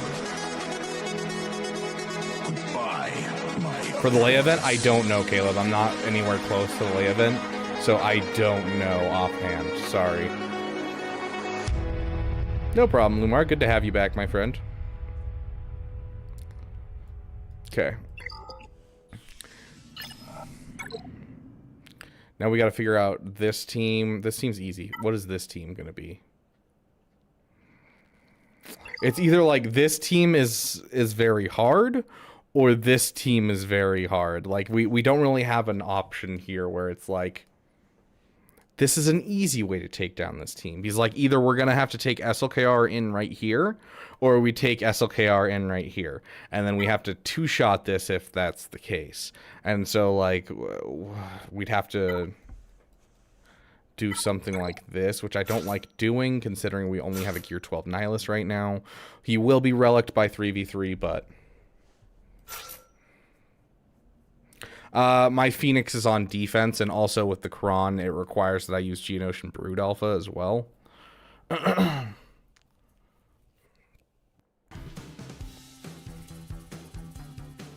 Heck yeah, that's awesome, Gawoon. Will I be streaming tomorrow? Tomorrow's Thursday. I'll be streaming on my other channel. We're finally at the point where we're hopping into the DLC of Elden Ring on my other channel. And so I'll be streaming on my other channel. But no, I will not be streaming Galaxy of Heroes tomorrow. I'm sorry, Caleb. Please forgive me. I've taken a break from going for like the likely stuff and going for the new stuff to generate content. I am so sorry. Can you possibly forgive me? Heck yeah, Master Jai. Welcome, my friend. One's the blindfold making defense team.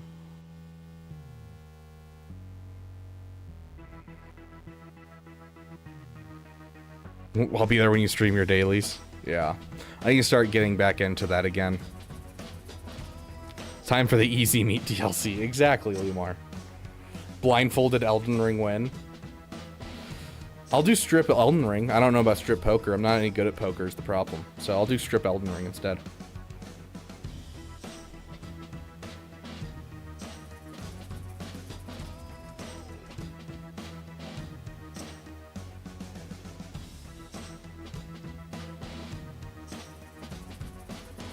My other channel is called Rabid Beaver's PPs. Rabid Beaver's Passion Projects.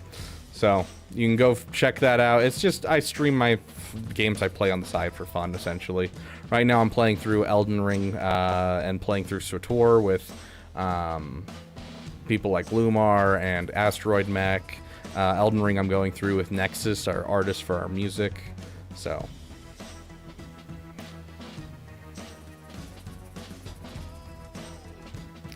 You ever played bridge, Beaver? No, I have not. You're saying we should do a strip bridge? We'll play strip Settlers of Catan. What do you guys think? I think that's the best way to do it. We'll play strip Settlers of Catan, because then I can go around and ask people, do you have wood? I need to erect a settlement. Do you have any wood?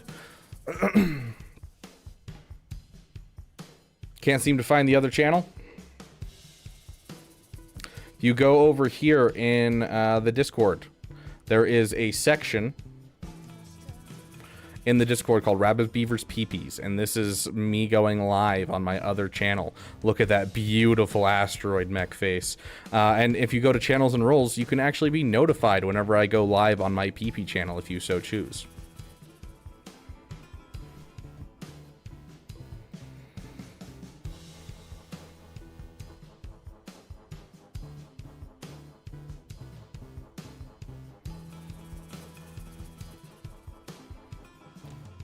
Hey, Trey, welcome back, my friend.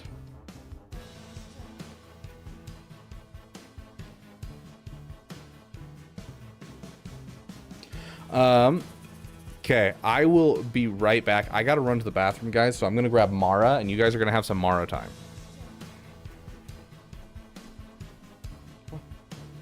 Sure. Sure. Sure. Jaw takes it. Good girl.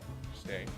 Okay, I shall be right back, Mara. Watch over the chat for a second. Do you guys have any song that you guys want to listen to while I'm gone? See? She's been super stressed, so she's been chewing on herself a bit. We're trying to get her to stop, but because she has recently moved, she's been chewing on herself. Okay, we got Last Day. Looks like this is the first one to come in. Ooh, we got 2 votes for the Rogue One song, though. So we'll do the Rogue One. If the Empire has this kind of power, what chance do we have? What chance do we have? The question is, what choice? Run, hide, plead for mercy, scatter your forces. You give way to an enemy this evil with this much power, and you condemn the galaxy to an eternity of submission. The time to fight is now. Every moment you waste is another step closer to the ashes of Jeddah. You're asking us to invade an Imperial installation based on nothing but hope. Rebellions are built on hope. I say we fight.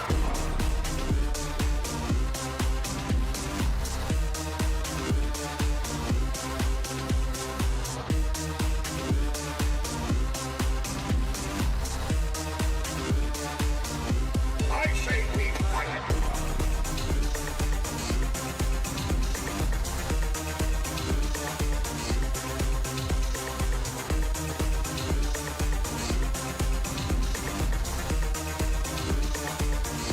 I say we fight. Acknowledge gate control. We were rerouted from Eden Flight Station. Transmitting clearance code now. Transmitting. Pilot.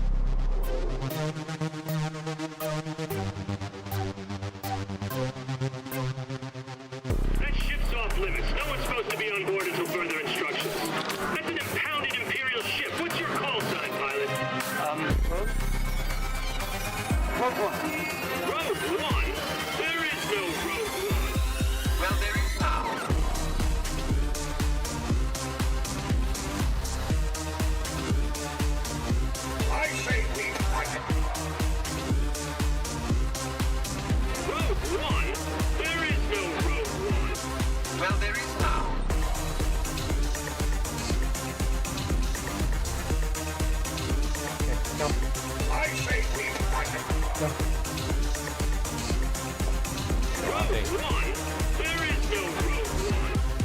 there is now.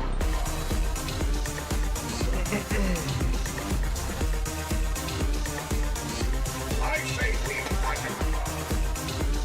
Oh yeah, she was a good pupper. Well, there is now. When do I plan to install a stripper pole? That'll be our next goal after we fulfill our goal for Ahsoka Tano. That'll be the next overall goal that we have monetary wise, is that we will start working towards a stripper pole in the apartment.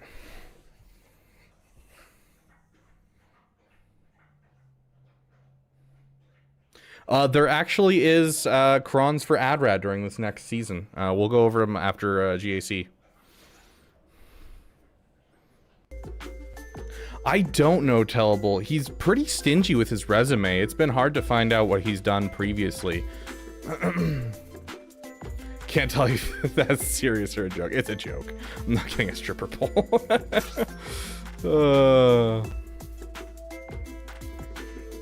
Yeah, unfortunately, that one has not been released. Alex RG, we've been working on getting art out for all of them before we just start releasing them on YouTube. The art for The Last Day of the Republic is almost done. Almost.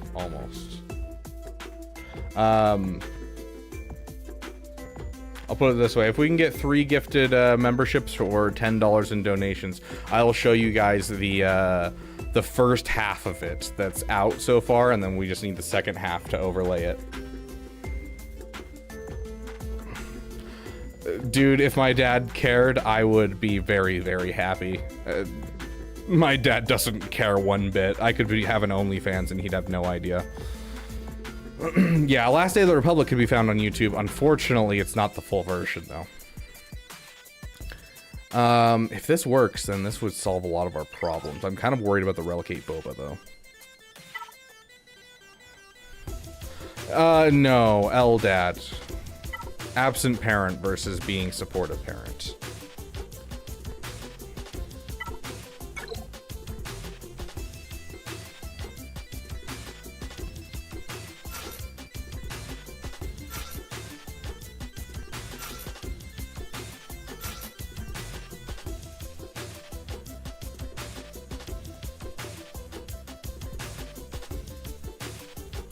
Who's using before? Darth Vader? Should we use Darth Vader or should we use him?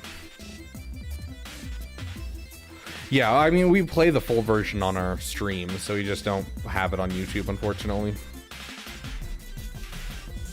What gear should Zori be for the event? Gear 9. Gear 9 works great, Lucas. Gear 9, 1 Zeta, that's all you need. Hey, my mom is a supportive parent, and she says, hey, if you were to become a streamer, I'm not going to be proud of you, but, you know, I'm going to be happy that you're making income and you're going to be able to take care of yourself. And that is called a supportive parent. Versus a parent who just, I don't even know if he'd care if I really existed, honestly.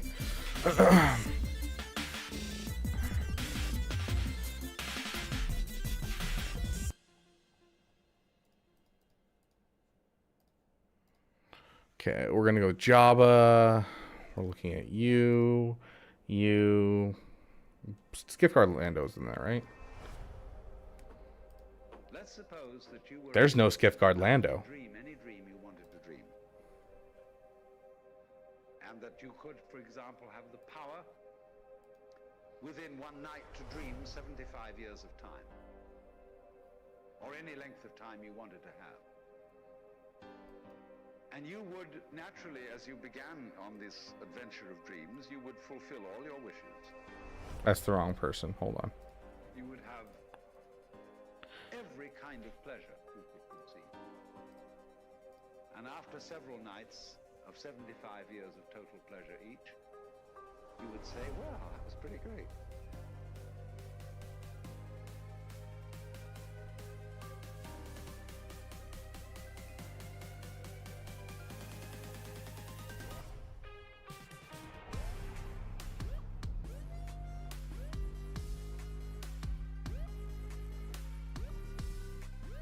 Interesting.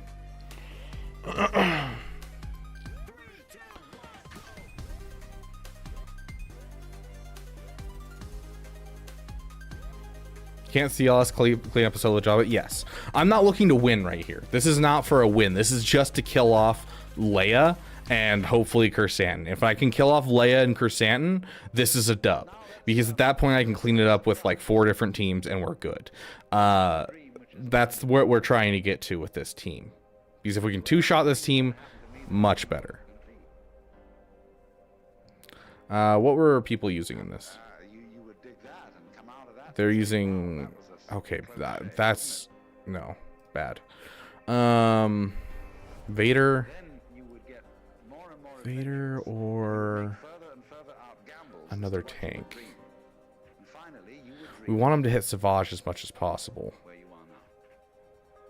We're gonna go with Vader and try this out.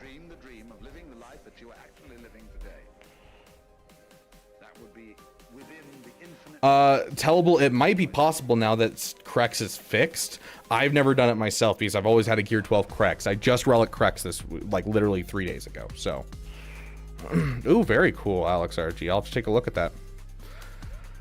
Okay, everyone, I'm gonna need everyone that is a member in the chat to take a deep breath, and I need you to manifest in chat, please. I need some manifesting here. This is gonna be a rough one.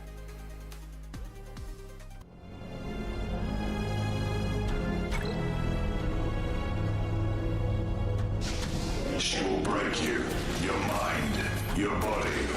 You will be lost. And I hate you as I hate her. Our psychotic urge is all that drives you. That is your fault, not mine. This should be played at high volume.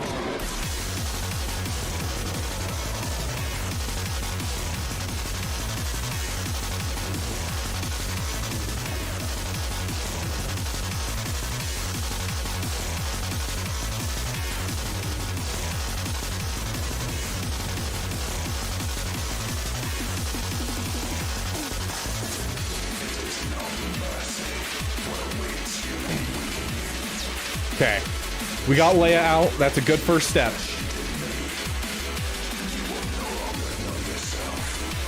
Okay, clear off that right there.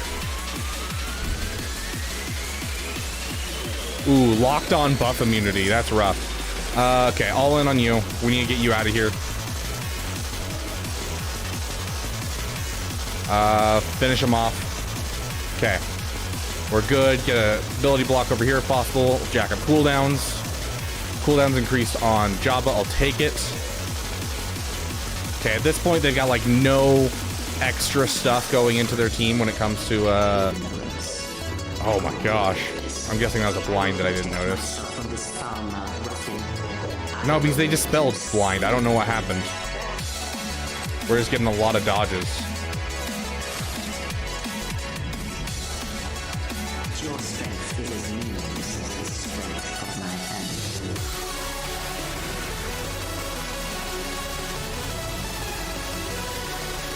And just like that, guys, that is a perfect 2-shot. You guys have fun. All you have to do is not be terrible, no pressure. Thanks, Keokio.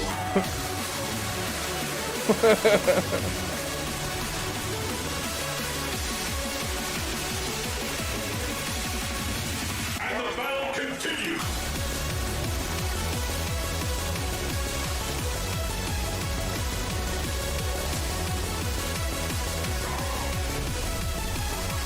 Honestly, not the worst to get rid of right here.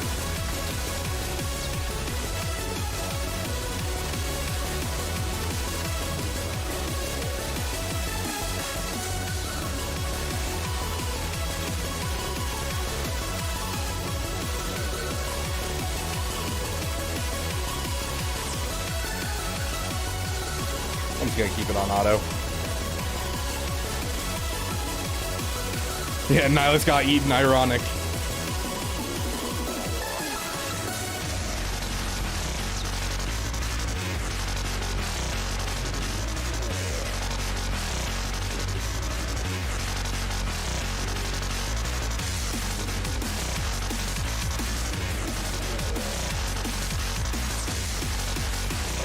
Oh, come on, that dodge?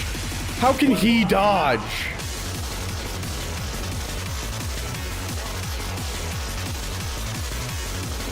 How come we only got one turn right there?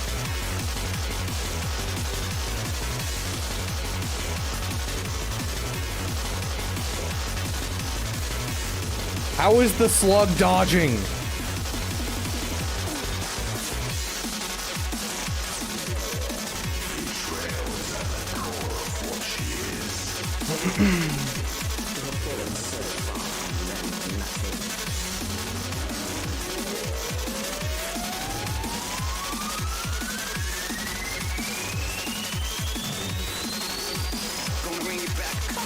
Time's over. Double KO.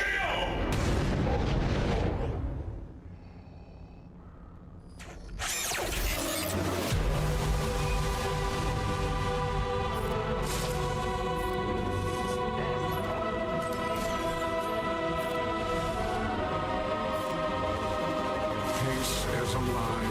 There is only passion.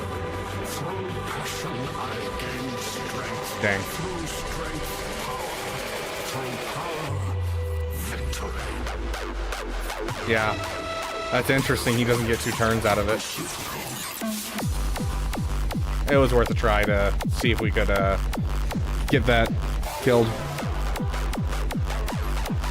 This is one we've never played on the channel before, actually. So this is made by the same person that made the Treya song we just listened to, but we've never actually listened to this song on stream. I've had it in my playlist for literal, like, probably since I made the playlist, essentially. And I've never actually played it. Yeah, this is Takumi. Yep.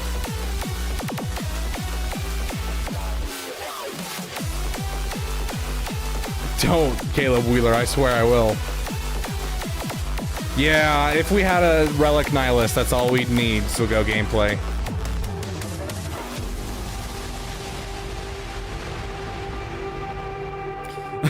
We have one GL with no team, and we have one team with no GL. That's funny.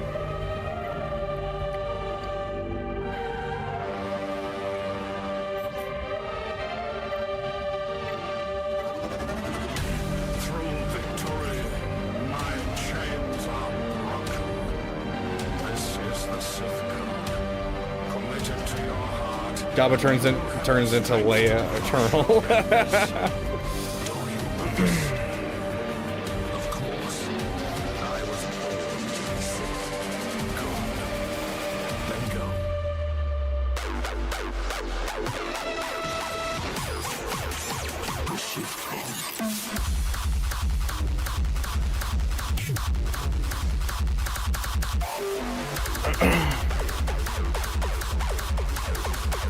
I honestly think I can just throw this on auto.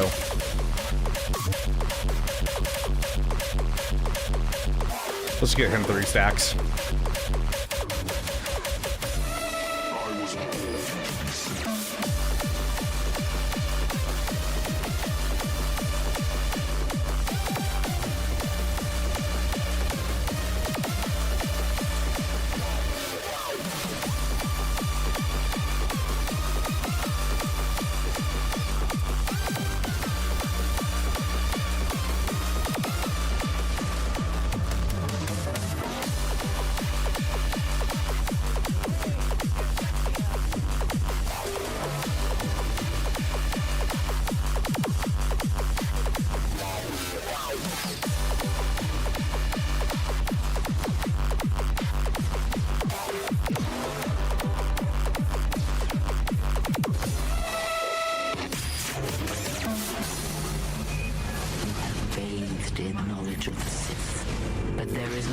Truth in such teachings, that it will be a step for you.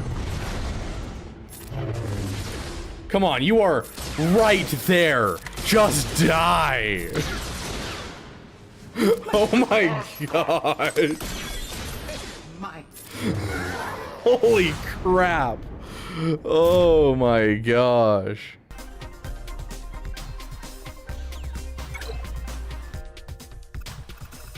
Yeah, Avi, you're not wrong.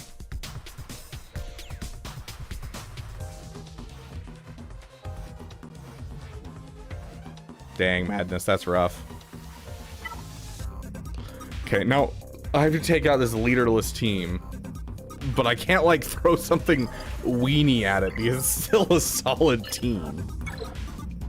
Sad that we used our Vader, but I think it was worth it because it ensured that we killed Layoff early, and that's kind of like what we were worried about. So we'll have to find something for this. This, I mean, I think he just says Eternal, honestly. I wonder if there's any data for this that we can do.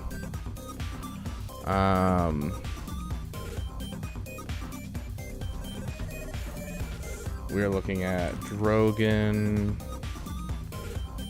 We're looking at... You know, this is actually going to be a lot easier if we do this. Let's get rid of you guys. And we're going to do... Where's Leia? We're going to do Leia with the team, right? View battles. And then... I guess just throw her in, and then leader's dead. There we go. Okay.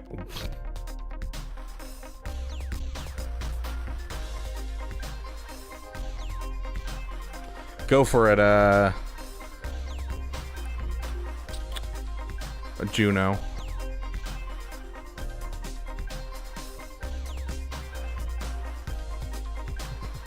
The fact that Geos have a 66% win rate is wild. Oh my gosh. Oh, Juno, that's a common glitch that's going around. No one knows how to trigger it at all, but it's a common thing that goes around. In fact, we were the first ones to put a video out on it. Heck yeah. Dubbed to the Beaver Dam. We're the ones that told Arnold about it.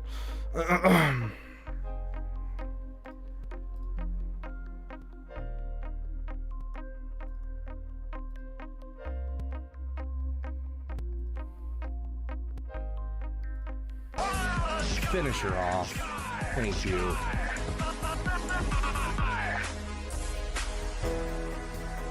It is now more powerful than ever. Goodbye. It was meant to root out the red. Guys? Guys? You've taken out. Guys? Yeah, so... I don't know what the glitch is happening or anything like that, but yeah, it's a thing.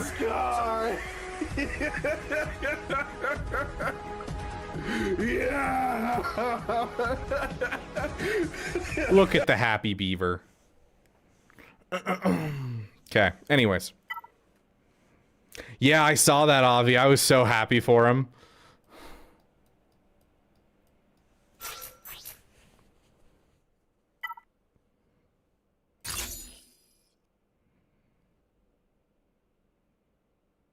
Which Wonga, guys? First person in chat is the one that gets the Wonga they want. 1, 2, or 3.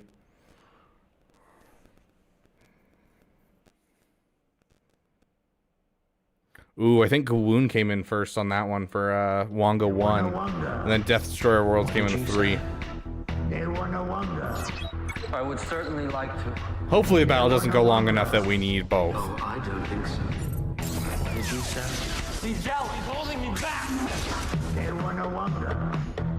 Did you say? Did you say? I would certainly like to. Eventually we'll get a turn, guys.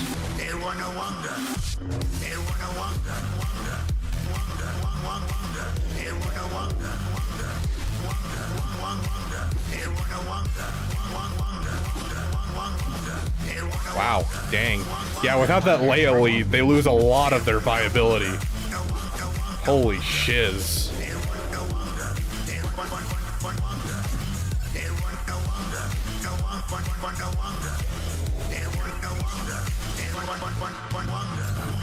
I want more. And I know I shouldn't. And I know I shouldn't. I want more. And I know I shouldn't. And I know I shouldn't. I want more. And I know I shouldn't. And I know I should more. More.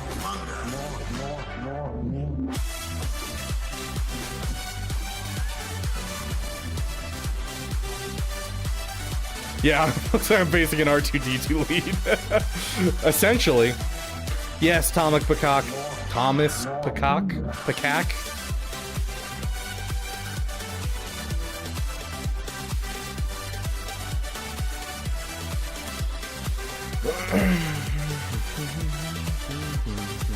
What's wild to me is this is actually a difficult battle still.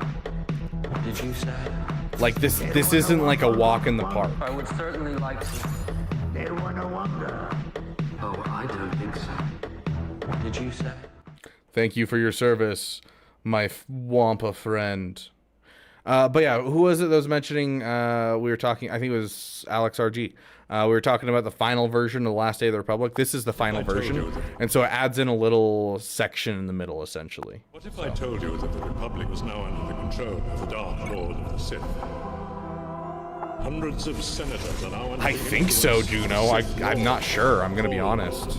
Darth City. That buff dispel just threw up the speeds hard. Fear will keep the local systems in line. Fear of this battle station. That should have ramped us so hard that we can just do this, and yeah. I will take that. That made life so much easier because we ramped up the crits so fast. Now just bad against the Scron. It's not awful, but I literally have never one-shot it. It has like a 60% win rate on whatchamacallit, but that's probably with the Relic 9 Malgus and the Relic 9, you know, Darth Revan and all that kind of stuff. Thank you! I think he watches my videos, guys. I think he watches my videos. Thank you. Thank you for making this a team. And it's the right lineup with Rose, like, oh, I like this guy. I really do. I really like this guy. That doesn't stop me from Imperial Troopering these guys.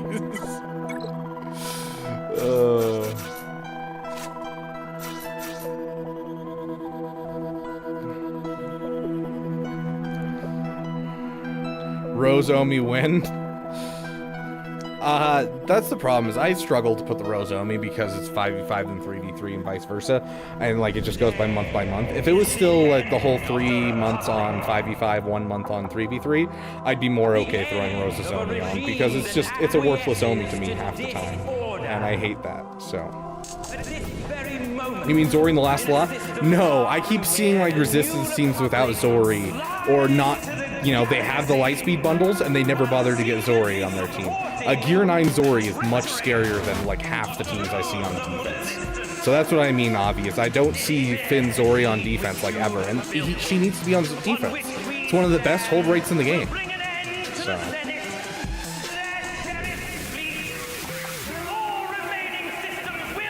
Ewoks, not Resistance. They can bounce back too easily. This does work against Zori, but I don't like the idea of doing it when we have better teams that can take down Zori. Did you come back to say you forgive me? Yeah, exactly, Avi. Like I've had a Gear 9 Zori for months and months and months.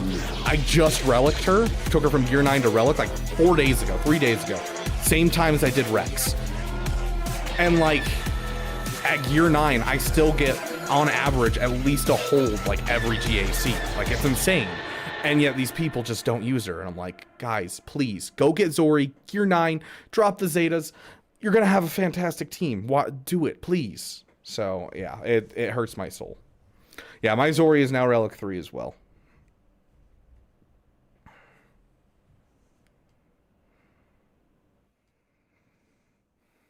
Oh, no, yeah, I was saying, oh, I like them. And I was like, it doesn't stop me from using Imperial Troopers on them. Meaning the opponent, because like they left a team on defense that can be taken out with Imperial Troopers. That's what I'm referring to. Like, yes, you could do Zori as well, but I don't trust it because of their bounce back potential and me not having fully relicked. So like, yeah, that was just me saying that I liked them, though it doesn't stop me from, you know, making my life really easy right here.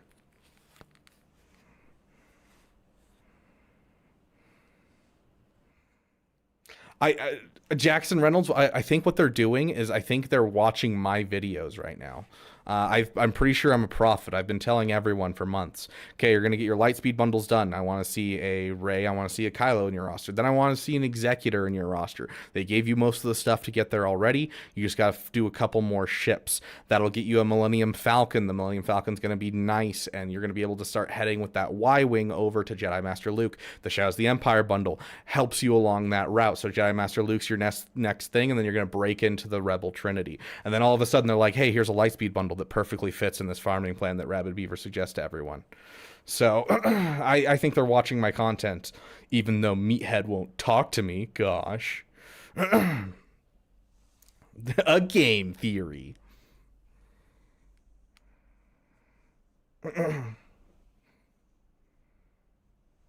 Oh yeah, 100% Avi. Tom Goodwin, you don't need it any higher. Let's see if I can find this real quick. Rabbit Beaver.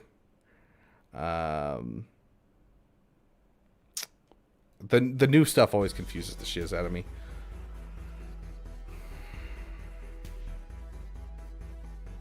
Which one was it? Was it this one?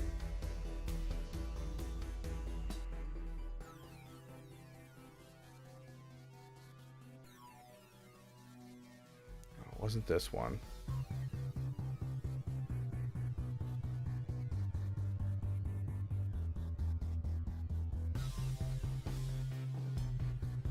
It's not going to be this one.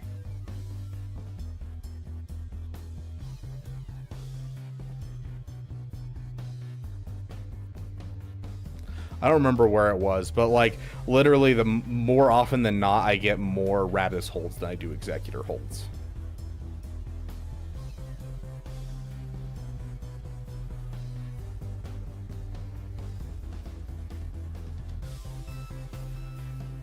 Yeah. It like mine was a Gear 9 Zori with a 6-star comeuppance, and I'm getting holds with it in Kyber. When it comes to the ship, it really doesn't matter where it is, as long as it's in the reinforcements and you don't have like Clone Sergeant in the reinforcements. At that point, you are good. You're going to have a solid time. Also, make sure your Star Fortress is not in the reinforcements, because it'll call it out first, because the AI is super stupid and will go for tanks.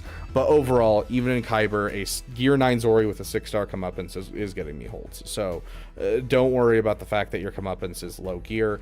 It is one of the most annoying things to have happen.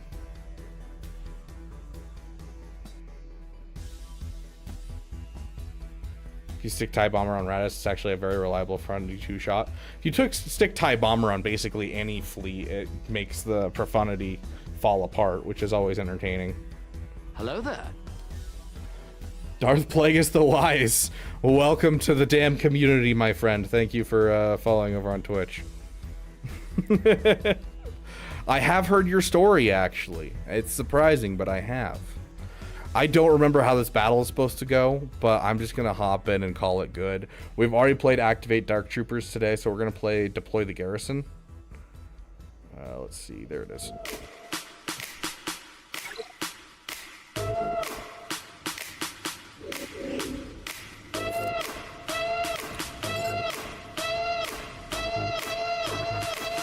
Deploy the garrison!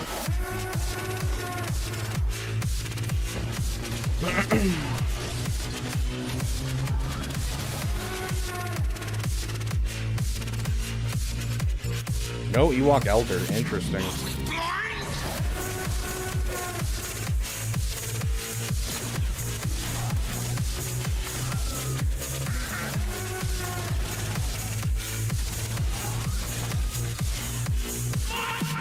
I'm doing great now that you're here, my friend. Welcome, welcome. How are you?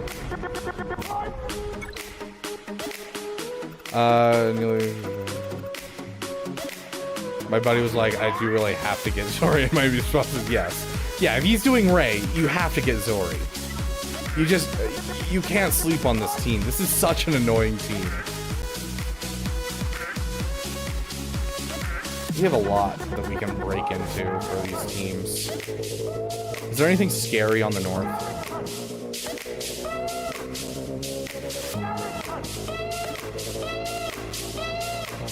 Fighting for Funny feels like spinning a roulette wheel where occasionally you get RNG nuked or cripple them with turning like every other attempt. Yeah, Avi, you're not wrong. I really hate going against the Profundity. And that's why I keep encouraging people to get the Profundity. The fastest account I've ever seen get to Kyber 1 was 23 months. So almost 2 years, and he was in Kyber 1. Put that in perspective, I'm 3 years in, and I'm not in Kyber 1. And in 23 months he got to Kyber 1, he went Executor into Profundity. It was disgusting.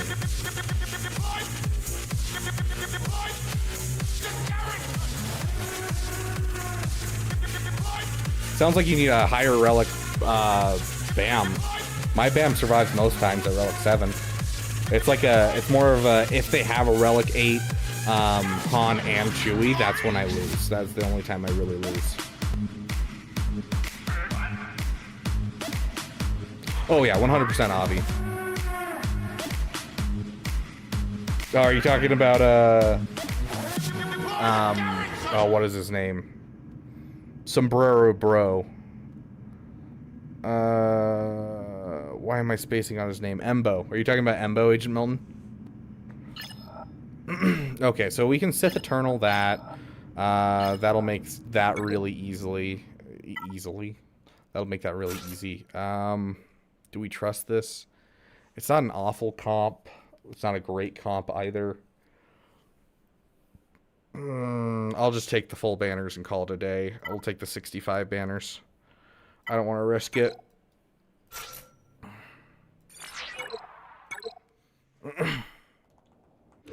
Let's see. Let's get some unlimited power in here.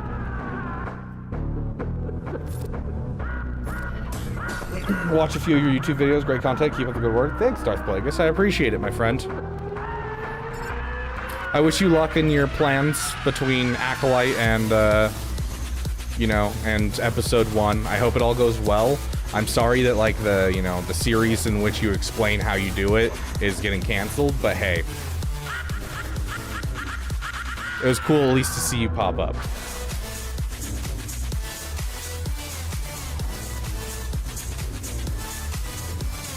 When did my roster review? You were super duper on Relicking Dark. What's the thinking? You're super duper on Relicking Dark. Just the fact that he's a fantastic character. He's good on Imperial Troopers. Imperial Troopers, you know, unless you're in top, like you're in Kyber 2 and Kyber 1. Even in Kyber 2, I find examples where I can use him constantly. Plus, you can use him with DTMG, and technically it's the better DTMG team. It's just no one does it. Because they're like, we don't want to break up Imperial Troopers. And it's like, in Kyber 1, you're not using your Imperial Troopers anyways. So...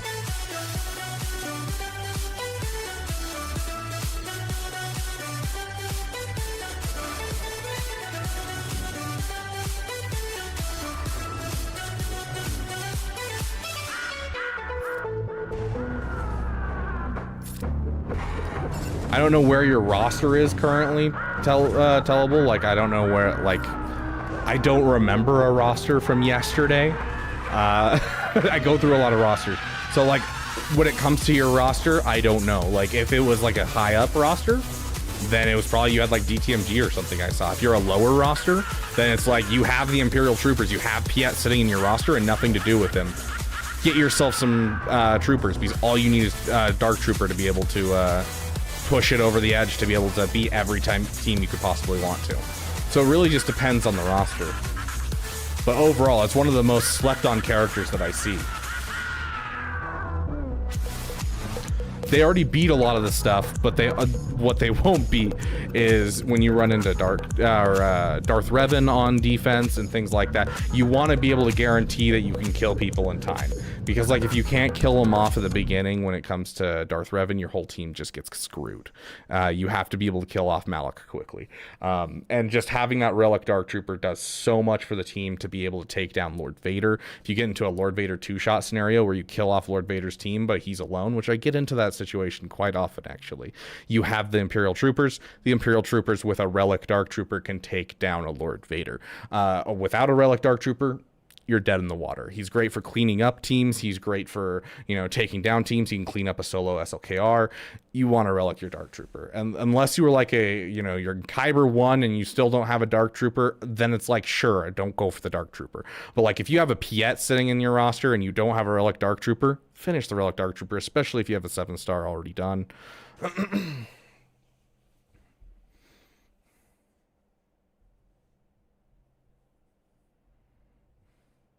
Also, Imperial Troopers beat Starkiller on defense.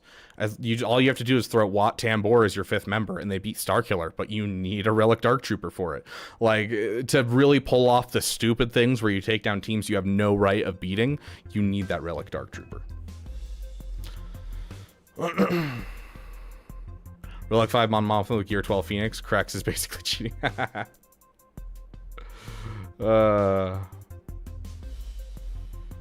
Yeah, and then you run into, you have to clean up a solo Malgus. You got your Dark Trooper. It is like the greatest cleanup team of all time, and it is especially for GLs. And then on top of that, you can, get full banners on a match. And so it's worth Relic 5ing your Dark Trooper. Sounds good, Lumar. See you soon. Okay, so we got Geos. We got...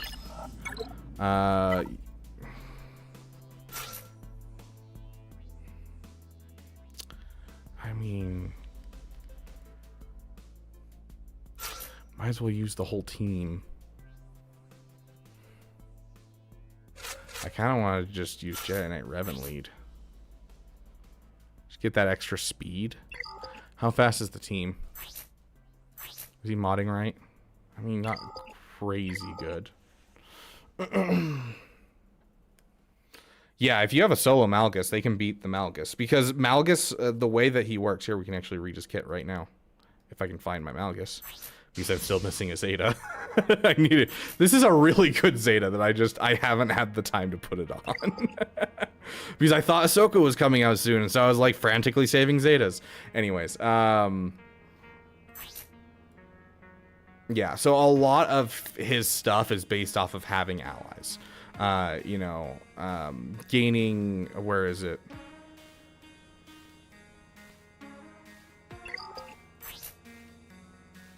Yeah, Darth Malgus gains 5% max health and max protection for each other Sith ally, 10% max health and max protection for each other Sith Empire ally. When he's alone, he loses that entire bonus, essentially, because it's each other, so he doesn't even count himself, and so he's so much weaker, and so that Dark Trooper can slap through him. So... yeah, Watt basic for the turn meter on the troopers. Yep, that's how you beat Starkiller with the Imperial Troopers.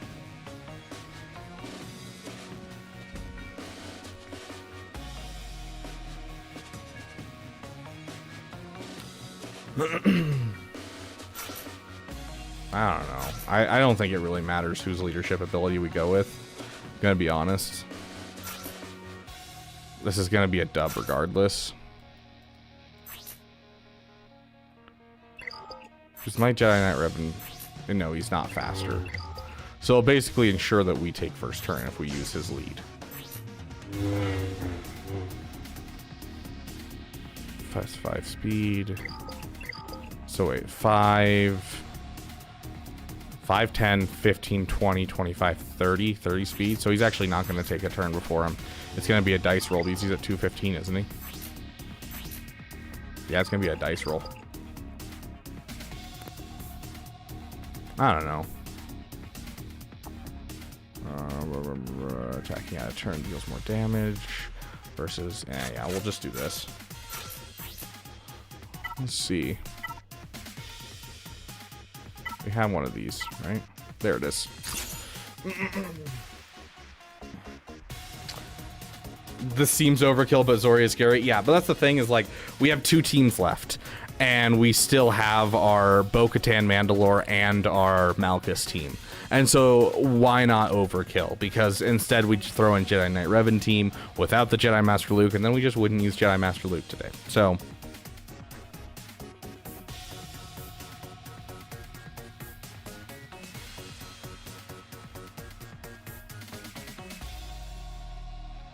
Yeah, I too wish JML was a bit better. I feel like JML, Sith Eternal, and Lord Vader are the 3 worst GLs in my opinion. Like JML still, he's a GL. He's gonna beat a lot of things. I can still use him with random Jedi and beat basically any team in the game, which is nice. But like when it comes to fighting other GLs, he's iffy, very iffy. So. Darth Plagueis, I wouldn't worry too much about like being super efficient. As long as you have the general idea of the farming path that you want to go for, you're gonna succeed. And then after that, it's just farming at least semi-efficiently. Like my second account, I'm going for Afro. That is not a good farm to start off with. It's awful. It's awful, in fact. It's probably the least good starting farm I could think of. It's going for Afro. But I'm doing it because it's what I'm letting my members choose. But because I know I'm going to go for Executor and I need some other teams, I'm like, you know, I took the time, I geared up my Hondo because it's one of the requirements, and I'm built up a team around Hondo where I could solo teams. I got my Savage up, so now I have a Savage solo for Grand Arena. Built up my Darth Vader because that's one of my pilots, as well as going for the Executor. It's going to give me another solo.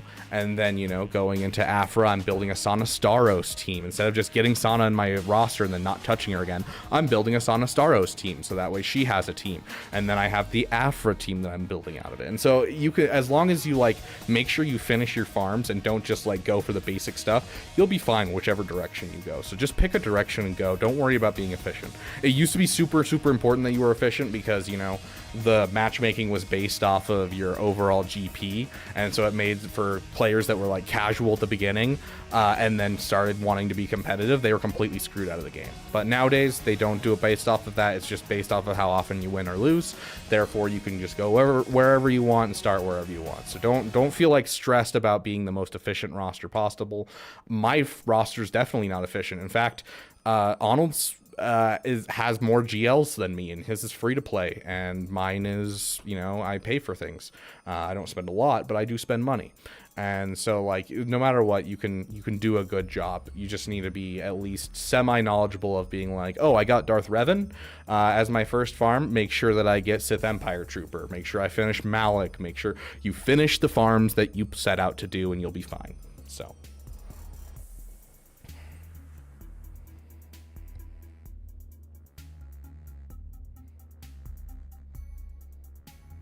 yeah, Cal Kestis is way too good of a character to be, like, he's like a Bane. He should be on his own team, and if he's going to be on a JML team, he better take the place of this other team that I'm throwing in here, because this is a full team. Technically, if you look at the JKCK, I don't have JKCK in my roster, but if you look at JKCK, you're essentially breaking apart one team, two teams, three teams, and then JKCK can be a fourth team.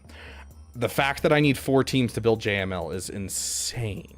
So JML needs something. Sith Eternal's the same way. I'm, you know, breaking out a Mandalorian, a Separatist, you know, Geonosian Brood Alpha, Thrawn, all these random characters that are being pulled away from other teams to build this one okay team.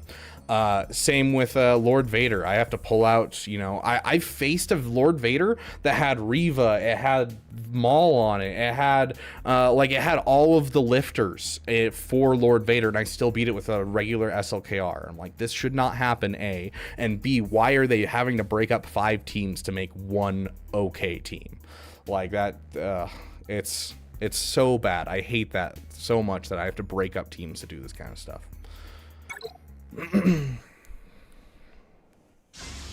Let's get JML's song in here.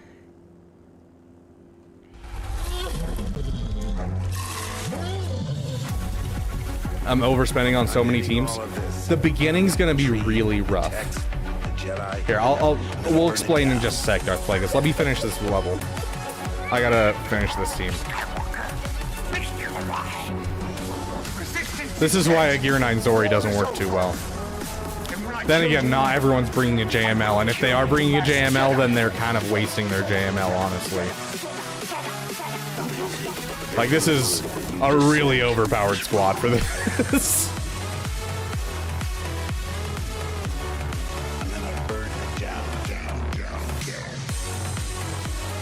Sacred Jedi tag!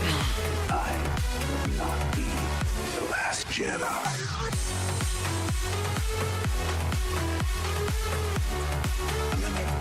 Okay. Thank you for your service, JML. So I can't actually open my other account right now, which is really stupid because CG still hasn't fixed the problem where certain accounts are just black screening when you open them unless they're on the PC client, which is really, really stupid. Think you can keep a Zori team down with low gear Krex too? I'm not sure what you mean, Avi. But like, I can't open up my other account to show you, but essentially when you start playing the game, because of how fast it takes to get from level 1 to level 85, all of your stuff is going to go towards like leveling the characters that you just get at the beginning because you don't have time to farm outside of those, and then like pushing into other characters, and you mostly rely on your raid 1 currency to be able to get you the stuff that you need. And so like this account right here, I'm pulling it up right now. This account's I want to say it's 6-7 months in to being level 85, probably 6 months into level 85 maybe. But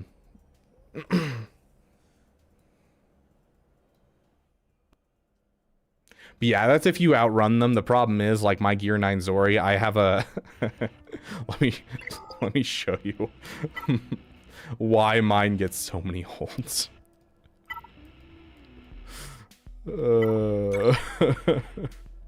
So I had a Gear 9 Zori until 4 days ago.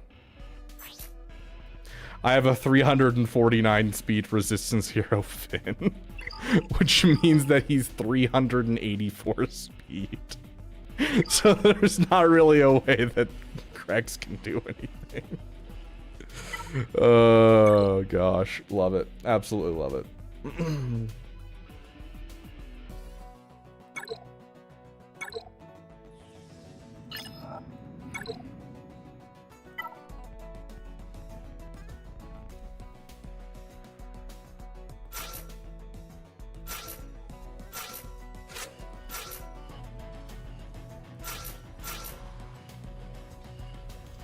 Okay, is this account open? Yep.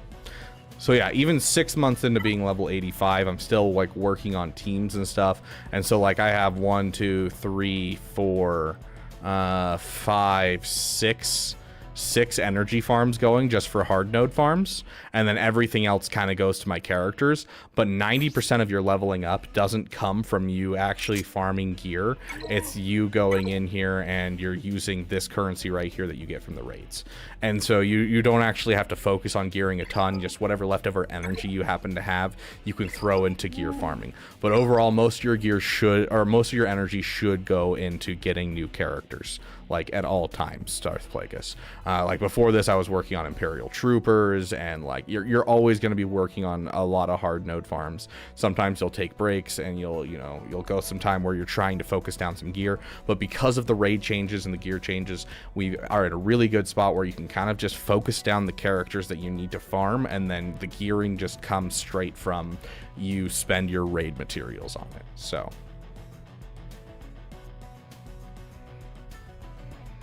oh, I read your messages. You need to get that resistance 0 Finn up. I'm like, I don't know if I can get him faster than that 349.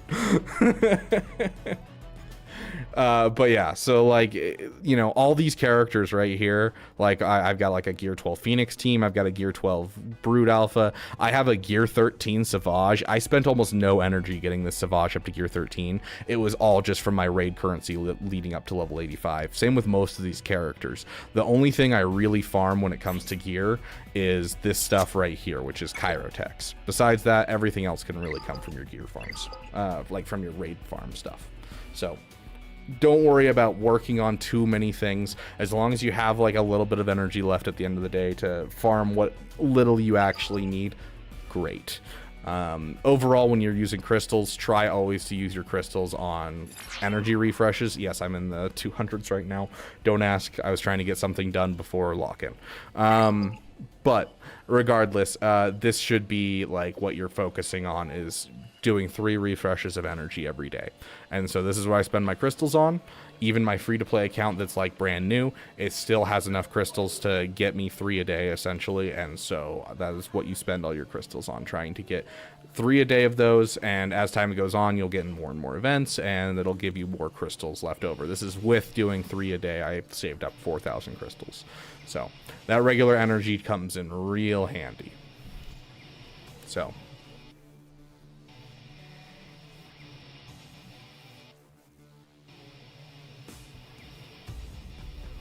Have a great night, Caleb Wheeler.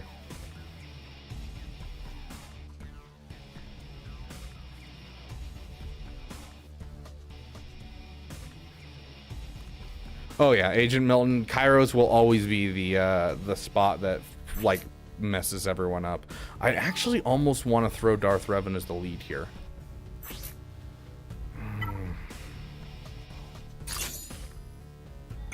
We used a lot of Datacrons today. Yeah. I mean, stun guns were a problem for a while, and then it became Carbontes. Carbontes were the big thing for a while, and then now it's just all Kairos.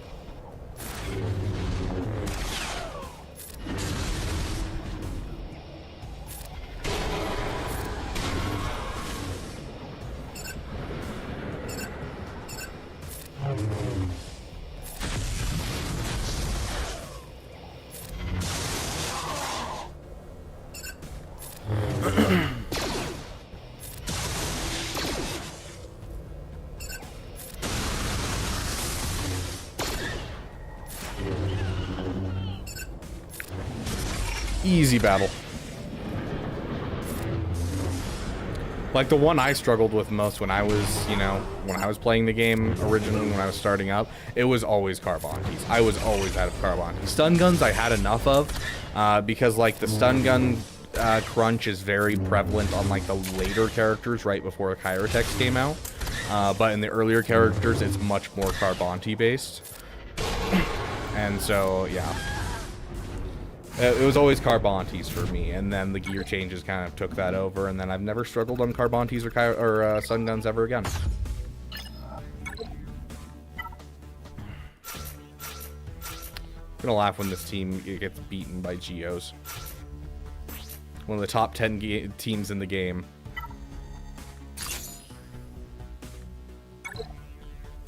We gotta get our song in here for these guys.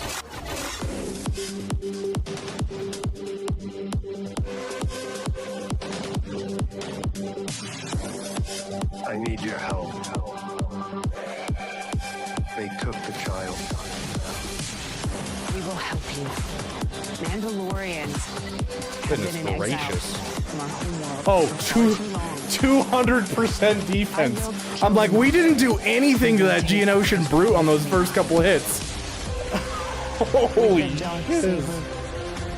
How do we only have 7 ancestral resolve?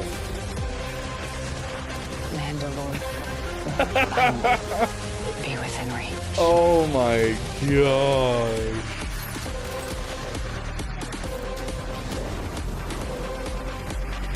Sure, just go for it. This is the way.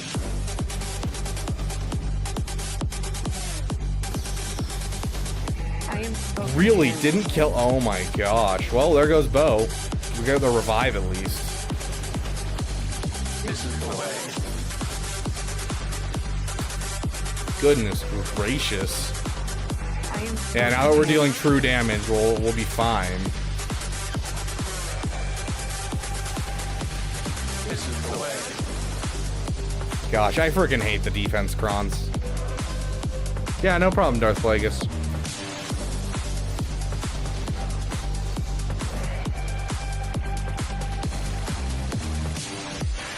We are 1.99% of the 2%.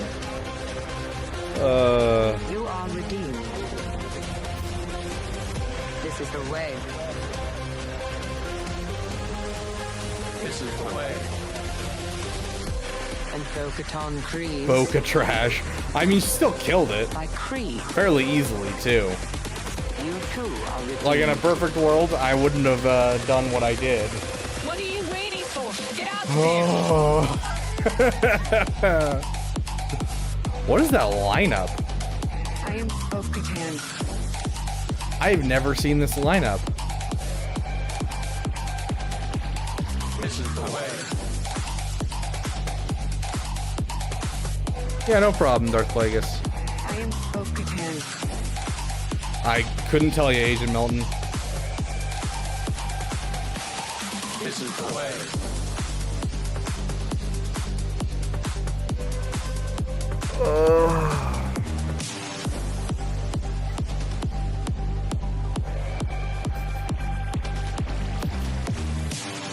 Mandalorians are stronger together.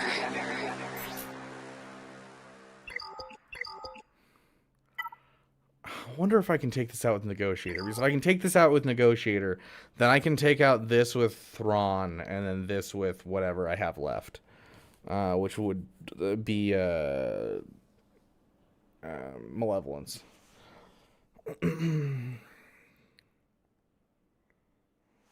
Are we cooked, chat? Is there a...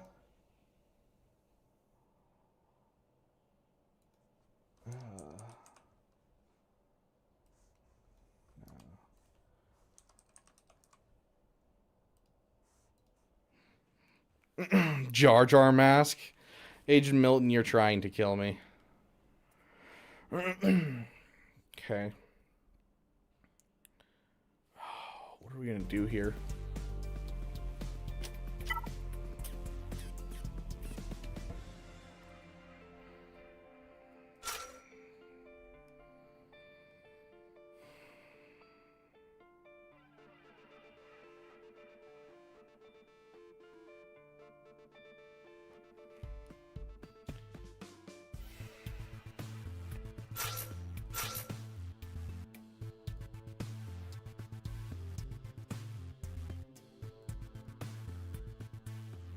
I'm trying to figure out like the reasoning behind this.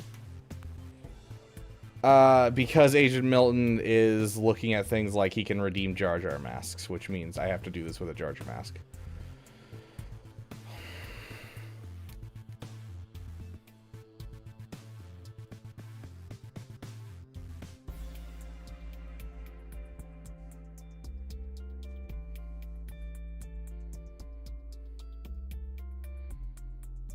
What am I missing? Oh, it's down here. You...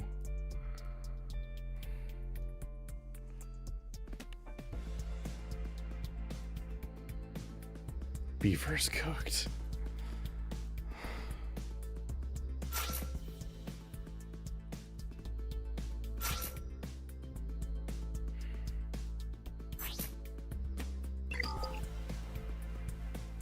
Nice. Gotta love that. IG finally finished.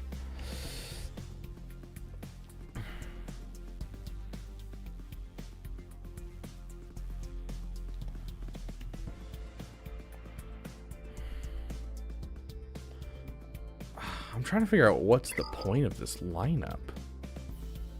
Because you're disabling the insta-kill on this character. It gets you a faster ultimate.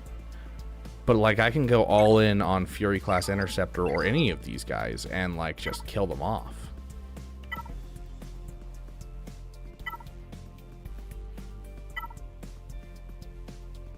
What's the last one? And it has a high relic IG, right?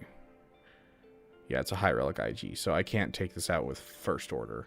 So I'm going to have to go in with Thrawn on this one. So yeah, I think we're going to have to do this. Such a weird comp.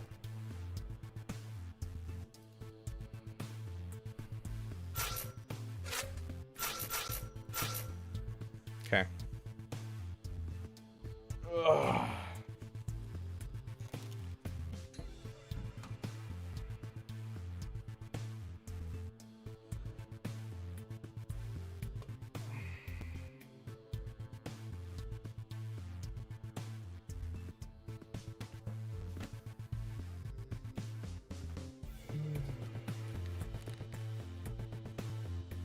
I have no idea how this is gonna go. Ooh, I love you! Almost got us killed. Being brainless.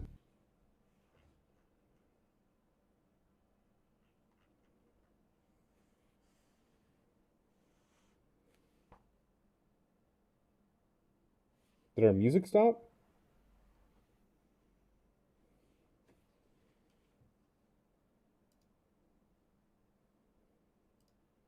for poor Doc Holliday. Holy and crap, that's Doc so Holliday loud. it up, you know. The only Boy, I love you. Almost got us killed. Being brainless. I expect. Ability this big does not make you intelligent. Now get out of here. No, Mr. Stan. Mr. Conchata. I am so worried about this battle. That is the sound of 1,000 terrible things heading this way.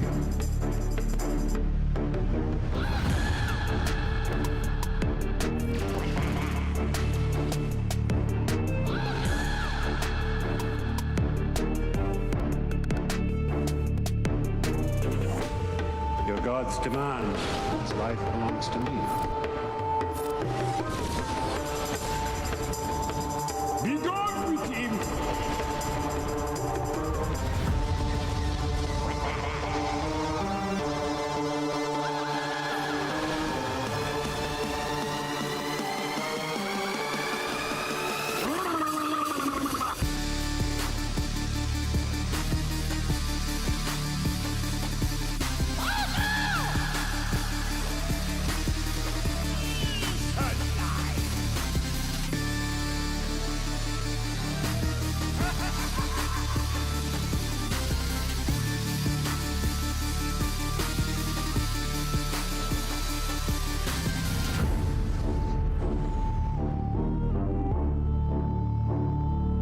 We shall make you bombard general.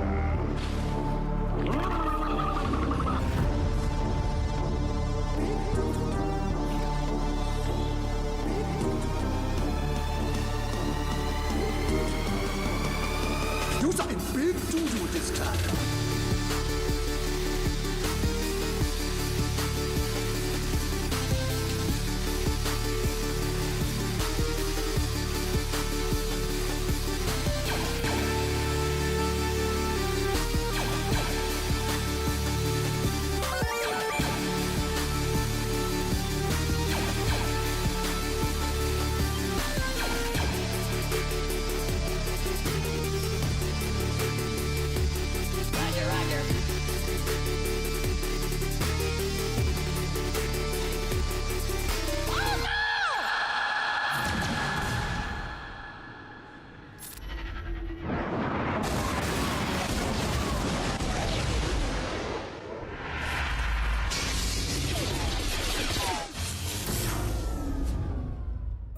If the Empire has this kind of power, what chance do we have?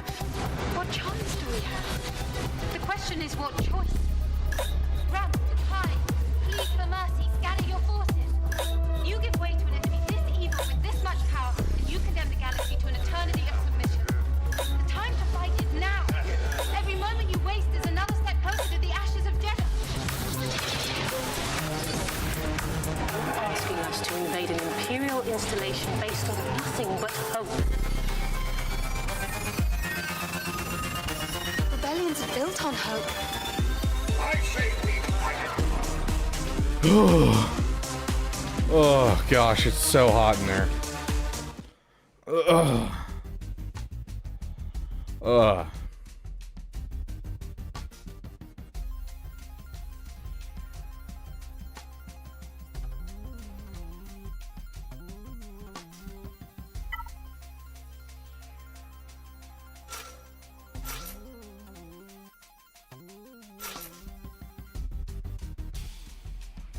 Hey, Mara.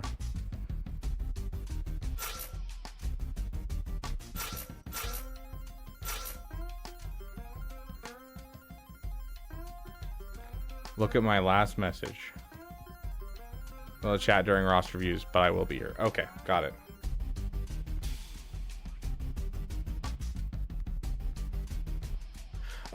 Yes and no. I've one shot it quite a bit before with Negotiator versus Leviathan.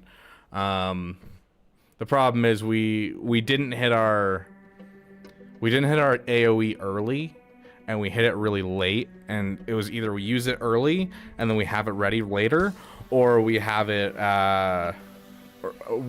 like, you know, hi Mara. All right, please. or we, you know, wait until it comes out and then we use it. Unfortunately, we didn't wait until it comes out to use it. We waited and waited and waited, and like, it still hasn't come out. So I guess they're not using it in this lineup apparently. And so then I used it and then it came out. So then we didn't have the healing immunity and the buff immunity, and so it gave us just a little too much trouble taking it out, and so we lost too many ships. And so I think there was a way of doing that with first try. I just misplayed. So this should give us our overall team. Hey Jay, welcome.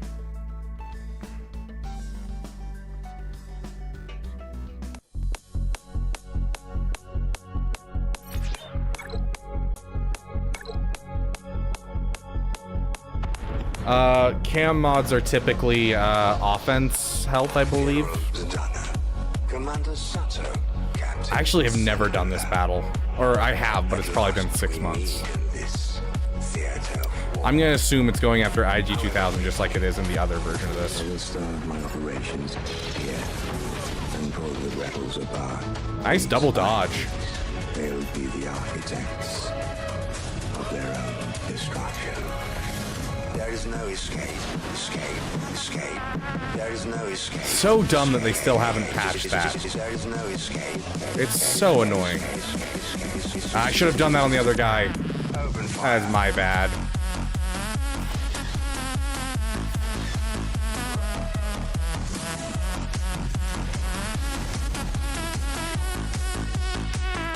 Open fire.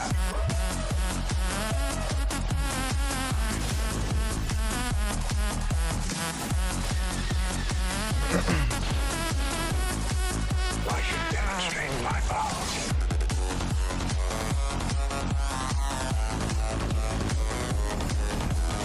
TDC! We don't have all day. The rebels have won this battle. Yeah, Razor Crest didn't do it, but they still they haven't patched it, right? It's still there, where all of the ships on Executor can ignore the TDC for no reason, or did they finally patch it? I studied the art of war. There is no escape. There is no escape. Trey, it's like a 60% win rate. It's not great. How are her ship stats? I mean, I can show you her stats. I don't know like where they are. It pushes over the edge where my Leviathan counter works because it's stupid how much damage she does.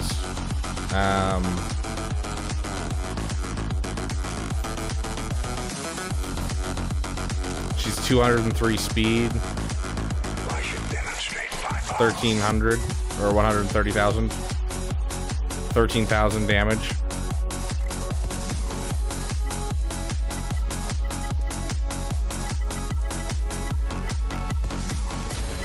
I found this whole experience What does he do? very enlightening. 12,000 damage at Relic 7. Dang, he is quite the guy that murders people. I mean, nothing's buffering on my side. I'm not sure. Congratulations, Brandon Briggs. That's awesome. Mara Cook being a Starkiller pulled out twice. Yeah, like without the like a good solid cron, it's like a 50-60% win rate. I hate CLS against Starkiller unless you have an attacker cron. Okay, so here we are doing Malevolence, and the Malevolence is going to include such things as you. It's gonna have you, and then it's gonna have you and you.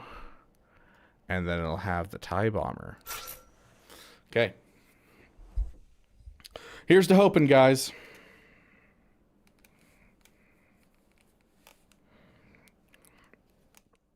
Do you at least kill someone off, Trey? Because if you did that, then at least the team falls apart.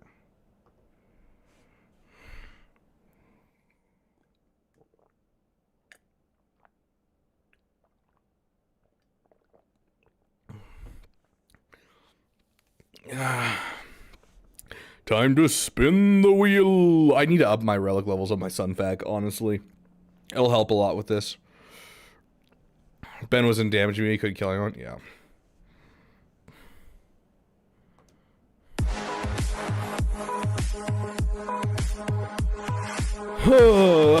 I don't like this battle. I've always done it with Sun Fac starting.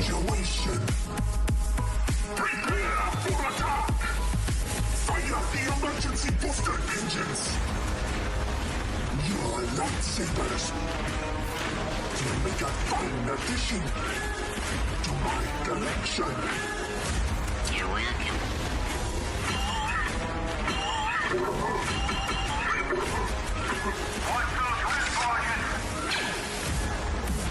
You lose, General Kenobi. Time to abandon ship. Crush them. Make them suffer. Not to worry, we're still flying half a ship. Gosh dang it, stop healing him. I really need to kill him.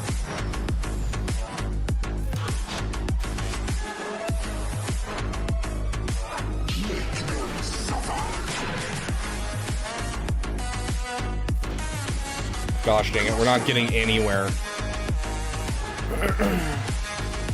Roger, roger.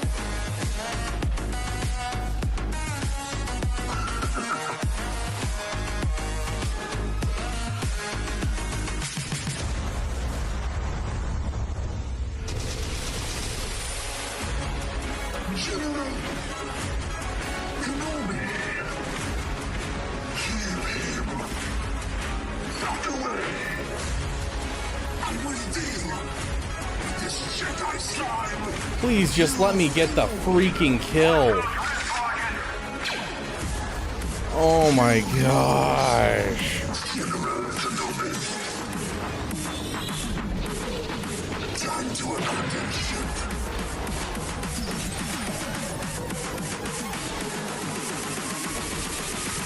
Jedi slime.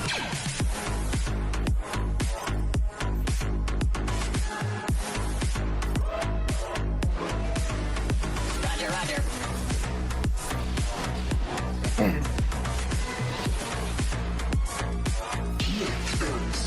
We can survive for one more turn, then we can get another burning out there. Roger, roger. Okay, let's pull us back, guys. Let's pull it back. You're not. You must realize you are doomed. You're killing me, dude.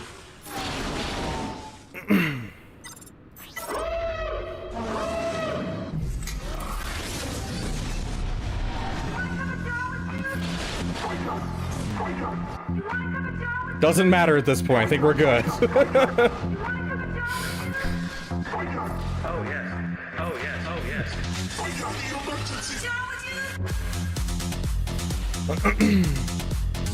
Goodness gracious.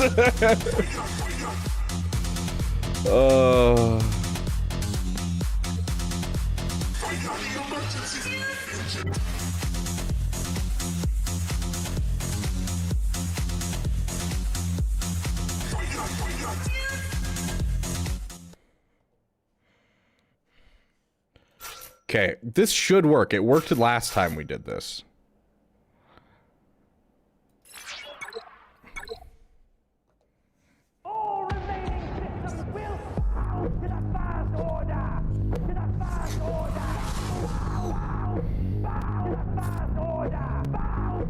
Let's just get him under stun.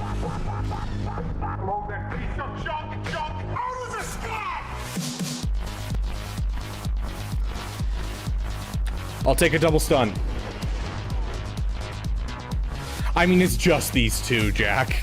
But yes, we had a triple middle finger to deal with.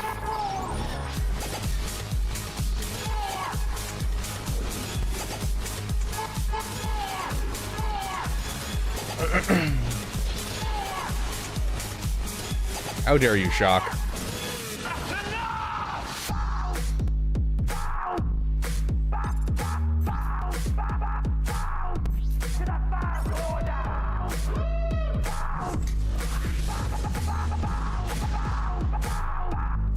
Oh, I forgot. We get a... just basic. Basic.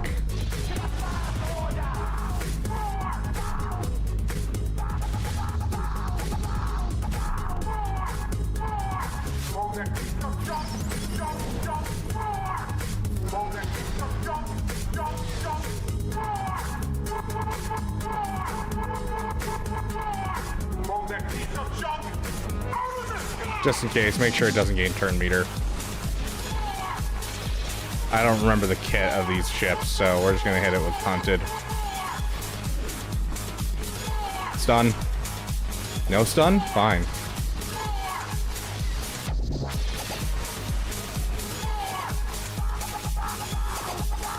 Nah. Stun.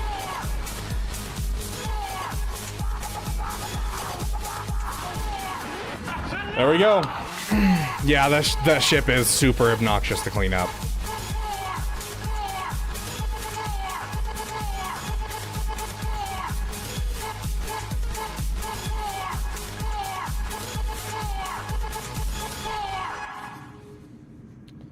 Okay. We full cleared at 1771, which actually isn't an awful score. But it isn't a great score either. Hopefully they get held up on my Gungans or something. Yeah, Jack, so their starting lineup was, let's see, yeah, they aren't using it there. Their starting lineup was Mark 6 Fury class and then Dorito. And so, like, we focused down the Fury class first, and then we focused down the Dorito next, and then the Sith Fighter came out. We took down the Sith Fighter, but in taking down the Sith Fighter and starting to go for Mark 6, we wasted our AoE on our Anakin, because I was like, I guess they're not putting B-28 Extinction class in this. And then Extinction class came out last, and so I had to fight the Extinction class as a reinforcement, and I didn't have my healing and buff immunity ready. So it just made it so that I had to two-shot it, so. Yeah, I don't know. I'm not happy that the word palindrome isn't a palindrome itself. I am about to hit the button. For those of you who are looking for roster reviews, let's get our Discord link out there, and then I will put the message in the chat in the Discord, and then anything after that will be stuff that I will attempt to get to. So there's the Discord link for both sides on Twitch as well as Discord. Treya Ariva or Jamal with the JKCK? With the cron, I don't know, Trey. The cron makes it really hard. I can check the data for you.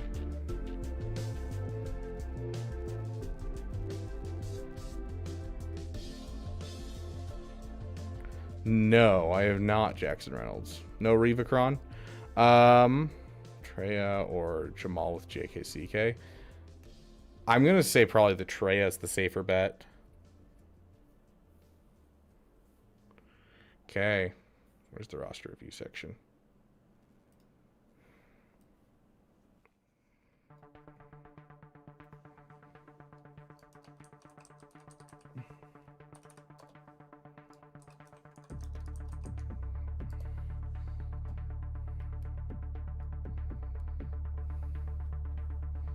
Of this recording was another network number, which it has been for many years back and continues. Sounds great. You have a great night, Juno.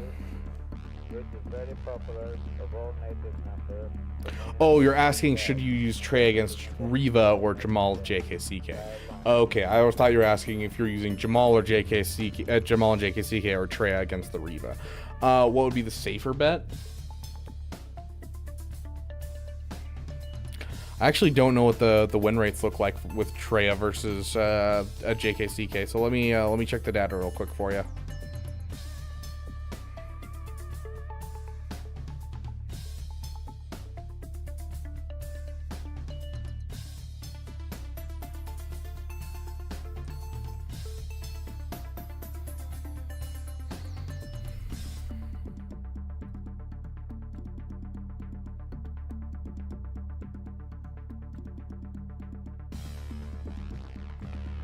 67% win rate.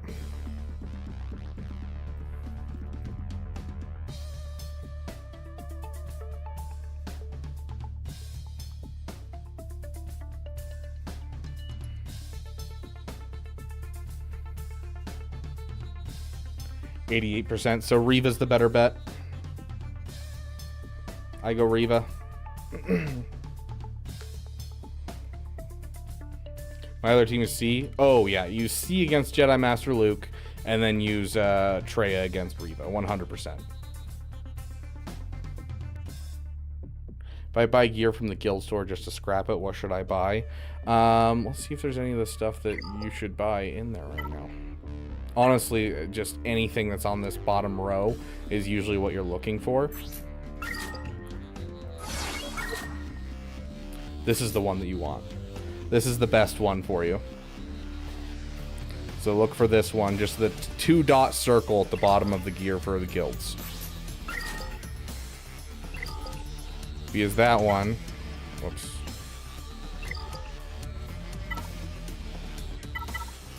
Translates, each purchase translates into 33 chromium transistors. So that's probably the best right there.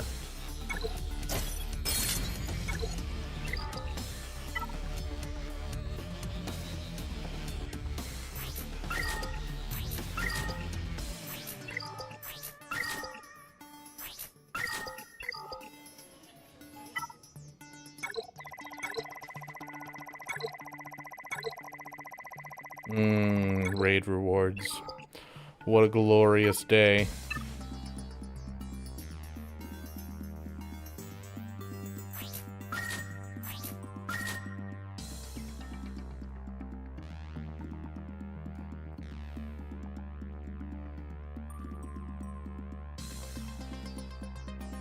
Gotta go back through my list and like figure out what I need for my characters now that I've you know, used a whole bunch of stuff.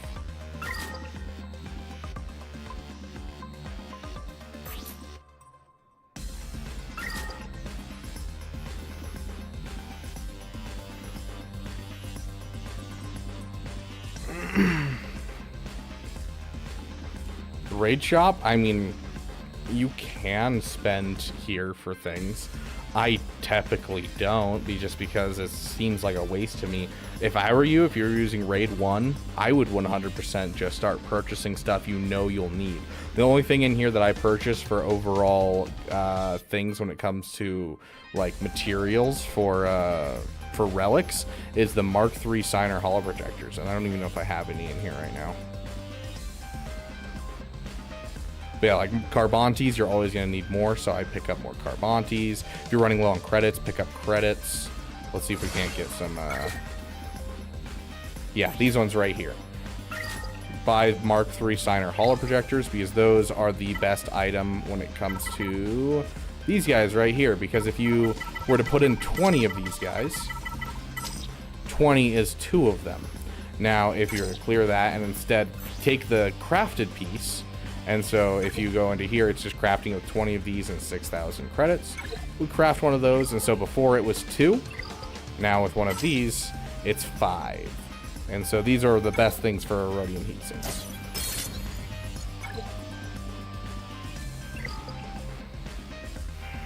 How big of a crate does your guild get on Naboo? The 4,000 get 3 crate. I think that's the 1.3 million crate. Yeah, the 1.3 million crate. This one right here.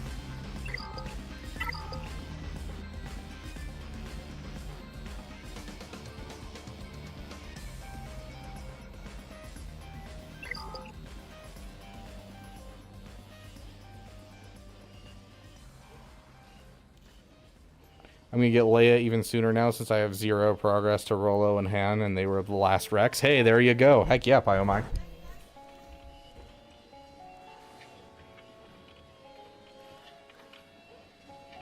Please.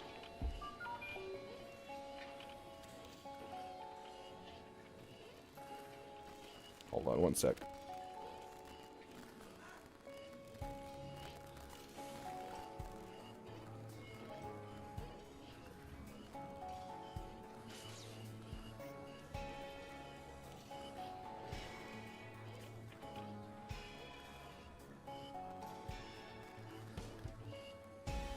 Okay. We're struggling for like third crate, fourth at 350 million GP guild. I mean, to be fair, my guild is... It's a 518 mil GP guild. So, like, it's a beefy guild. Like, I'm on the low end. The most of the reason that I was able to weasel my way in is because I said I would do JKCK as soon as I'm done with Ahsoka Tano, and I already have Bo-Katan Mandalore, which is their next requirement for territory battle. And, like, I'm already Reva ready, and, like, yeah, it's... yeah. I have a really good account for weaseling my way into a better guild, so...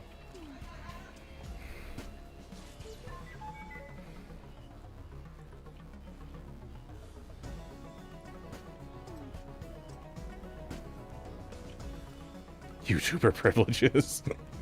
Not really. Not really. If I tried to waive my YouTuber privileges, I still wouldn't be able to get into some of the guilds that were looking at me. There was one guild that almost denied me because I'm a YouTuber. And they said that they'd give me a spot and that I fit their criteria, but by then I'd already found this guild, and so I was good for it.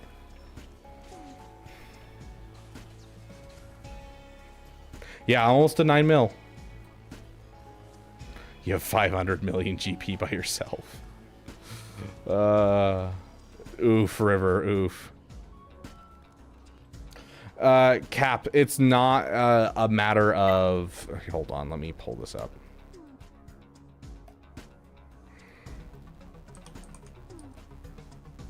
It's not a matter of the character being good, because no one cares about a character by himself being good.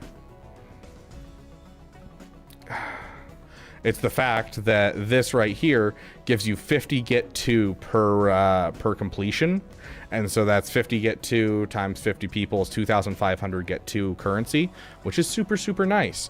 Now, if you were to go back, that also, by doing that, one, it unlocks Zepho, which unlocks an additional star that you can get in Rise of the Empire. Additionally, there is another thing to get to currency right here in Rise of the Empire. On top of that, right here, if you get the tier 1 reward, you get 150 get 3 and 20 Chirotechs. And then if you get to the tier 2, you get 300 get 3 and 20 of the other Chirotechs. And so, yeah, and then you get the tier 3 and you get 1 star added to your overall rote. And then Bo-Katan Mandalore is the same thing. Bo-Katan Mandalore has a mission right here for 2,500 Mark II, and then it gets you into Mandalore, which Mandalore, instead of giving you what the other one gave you, this one gives you 175 and 350 with 50 of each Chirotech as well.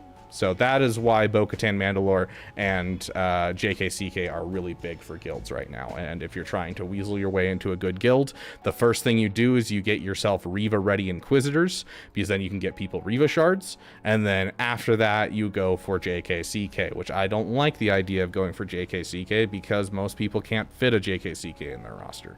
But it's a good PP for people, which, I mean, makes it soften the blow a bit. But then you know, go into Bo-Katan Mandalore over here, you're at least getting the get 2, and you can get some Kairos out of it if you go for Bo-Katan Mandalore. Hence my video recently about how maybe guilds should go for Bo-Katan Mandalore first. It'll be easier on people's accounts. They're also getting a improvement to their executor. They're also getting a full Keller and Beck wall into their territory wars, so it benefits them there. And then later on they can move back to JKCK, and it shouldn't be too hard to get into the JKCK event at that point, but it'll give your people time to essentially get JML in their roster and have a reason to have a JKCK in their roster.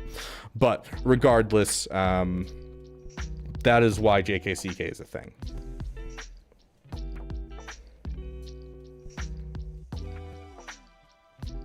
Yeah, most of the top guilds they're focused about territory battles. Like the fact that territory battles goes on and rote goes on, like I went from having like 100 Chirotechs to having 500 Chirotechs after rote. Like it is insane the amount of Chirotechs and the amount of stuff that you can pick up just from territory battles overall. So that is why JKCK is a big deal. Do I want to go for JKCK? Not really. I really don't. But hey, I need to get into a good guild, and I'm a good guildmate. So I said yes. As soon as I'm done with Ahsoka Tano, I'll circle back to JKCK. I have JML, so might as well. I hate the JKCK farm because it's just a whole bunch of characters that don't necessarily have teams. And like, yes, technically with Luthen, now we have a Saw Gerrera team, but it looks like Mon Mothma's the better choice anyways. So, I don't know. Is it still convenient to farm Afro? She seems like a fun character, but I don't want to invest resources in something that's not worth it. Absolutely not. Unfortunately, Daniel, Afra does not connect to a single other thing at the moment. I really wish she did, but she's one of those, if you want to do it as a passion project, there's nothing wrong with a little PP, go for it. But otherwise, it doesn't really connect. Yes, hello. Thank you for translating my overall monologue. I appreciate it. That is exactly what I'm saying. Relic 9, all the Jawas. See, the problem with Afra is that it's not Starkiller, because Afra has 4 requirements, one of which is you have to build a whole team around, another of which you have to build a whole team around, and then you get 2 requirements that helps her overall team. Whereas Starkiller, you get 1 person for her for his team, Mara Jade, and then you get 1 that'll lift up your Sith, 1 that'll lift up your Rebel fighters, and 1 that'll lift up your Scoundrels. And so like they're major factions that are in the game that are like already established factions, good solid factions that are just gonna lift up those factions. And so like he can fit into a roster really easily. When people say I want to go for Starkiller, I'm like, unless it's your first farm, go for it. Like you've got 2 GLs and you're like, I want to go for Starkiller. You're like, yeah, absolutely. You got some Sith here, you've got some Scoundrels over here, you have the spaces for these characters.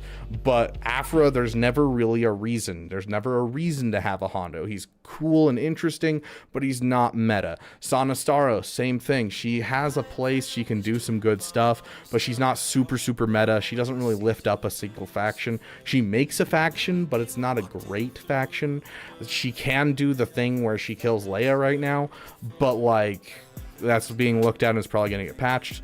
BT and Trip, I mean, they make an Afra team, and Afra gets boxed out of the meta way too easily with Datacrons. I really wish she was better. I really do. She'd be one that I wouldn't mind a Lightspeed bundle because she's going to be so far down the road for most people. Even though she's newer, I wouldn't mind a Lightspeed bundle for her. Oh, you meant JKCK as a mini Starkiller. Same point. Same point, Cap. Because Cal Kestis and Seer Junda are a team you're going to have to build a team around. You're still going to have to get yourself a Malicos, which is probably really hard for you. You know, Crew, you're going to have to get yourself a Ahsoka Tano Fulcrum, which doesn't have any connection to anything besides this team. You're getting a Marin, which means you need Night Sister. So if you have the Night Sister Lightspeed bundle, great. If you missed it, great. You now have the best Night Sister, but no Night Sisters to go around her. Tarful, you're getting a faction that really doesn't matter. Saw Gerrera, you're getting a faction that really doesn't matter. Like, you're not getting anything that can actually benefit anyone but, like, end game players, where they're like, oh yeah, I have the Malicos, so I can throw the Seer and the Cal on that team and make a good team. Like, the Cal at least can fit into Rey, can fit into, you know, Starkiller. Saw Gerrera, you're not going to do anything with. Tarful, you're not going to do anything with. Like, Marin, yes, great if you have Night Sisters. So it's a much more, because they're all side teams. None of them are required for anything, and so all of them are feel bad farms where you have to build them out, and they're not going to actually help you for anything.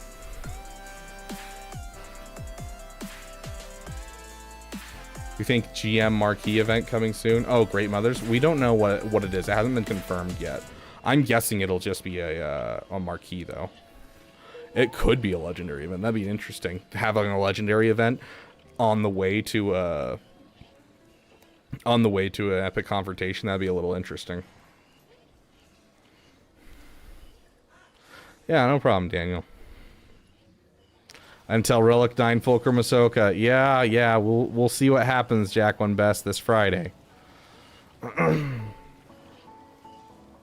Yeah, Afra is also a terrible starting person just because the mods required to do the tiers are rough.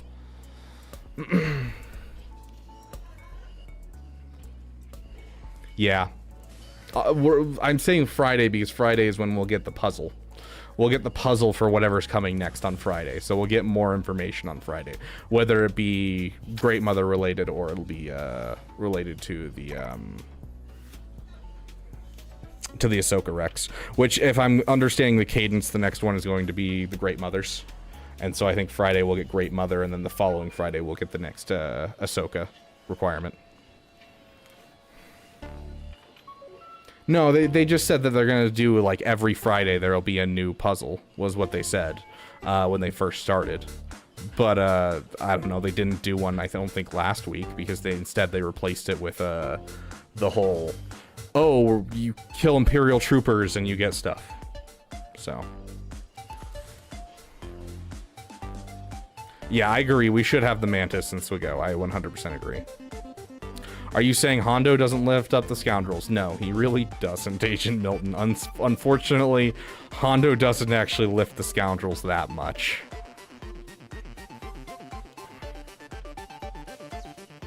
Okay, let's jump into these roster reviews. Sorry, we've kind of gotten off topic today, and I apologize. Because I don't actually have that much time. I have about 30 minutes more.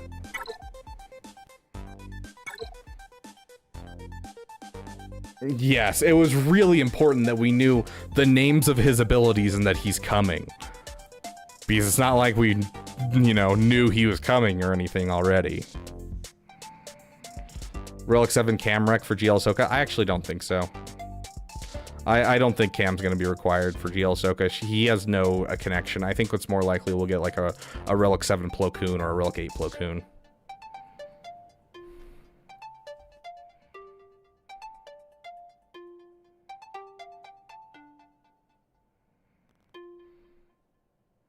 Yeah, I wish we had Grease. Is Son of Cool here? Cowl, Cool, something like that. Relic 9 Barris? I could see that, yeah. I definitely think we're getting one Relic 8, and that's going to be the last major, like, big Relic one that we have. Yeah, I don't know if we're going to get it, Avi, just for that reason. I feel like we'd more like, if I had to give a guess as to, like, who it's going to be, I'm going to say a Relic 8 Barris. Because, like, no one that's early has Barris unlocked. No one cares to get Barris unlocked because it's an old character that no one does. And so I'm going to say a Relic 8 Barris is my guess right now. Relic 8 Barris or Relic 8 Bo-Katan Mandalore. Those are my two guesses for the next drop. That's you, Brandon Briggs?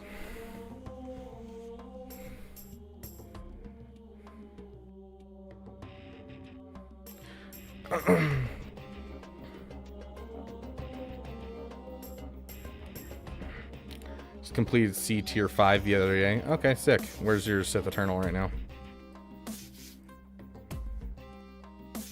There he is. Dang, you've got like no Zetas. Dang, dude. I have to look through the Zetas and see which ones are important for the event. Luckily, the Sith Eternal event's really, really easy. Like, the moment you get them to relics, you should have zero problems getting through the tier 6. It's the same thing with the JML event. I did it at Relic 3 with zero problems.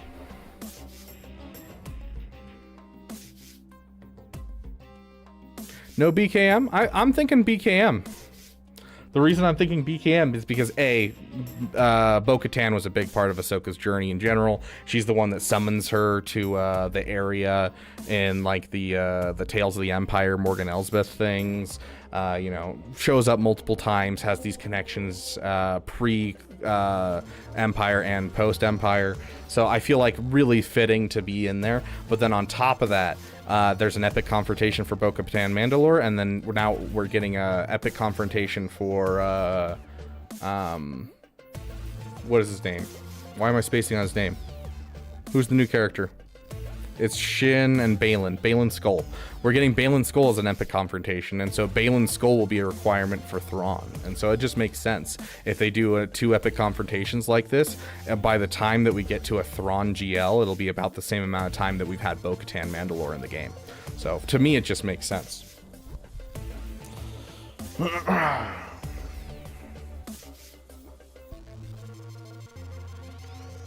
Perfecting everything I already have and getting new stuff with the Lightspeed bundles. Okay, let's kind of just go through your overall things. I know that you usually watch Asteroid Mech. Okay. Oh, I tried to put my timer on screen, and unfortunately, the timer is part of our. It's part of our Streamlabs, and Streamlabs is broken right now. So I guess I'll just have to keep an eye on the clock. Okay.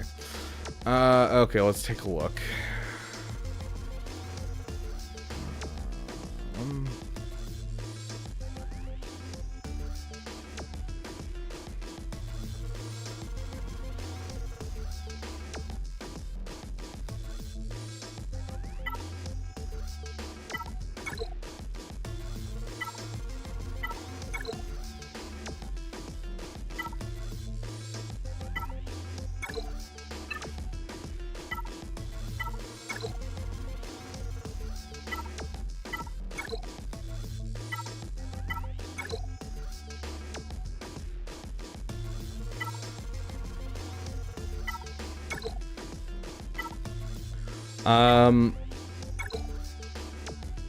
Your fleets are looking real shoddy, my dude.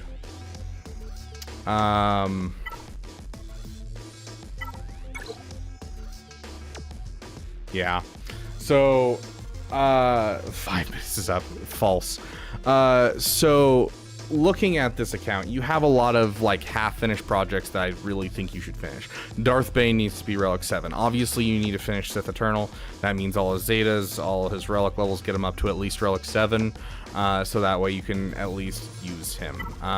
Your ships, I'm a little worried about your ships. You've got a Gear 12 Razor Crest. You haven't farmed your BTLB yet. Even though you have this fleet essentially done, because all it is Anakin's ETA, Ahsoka Tano's Jedi Starfighter, and then the BTLB and Plo Koon's Jedi Starfighter. That's the whole thing. The fives and all that kind of stuff, it doesn't matter nearly as much as those 4 ships. You know, your first order, it's looking good. You've almost got your TIE Echelon done. Don't touch the TIE Dagger any more than it already is. I'm guessing you're not, but just in case you are, don't. Your Iden Versio definitely needs the relic levels, my dude.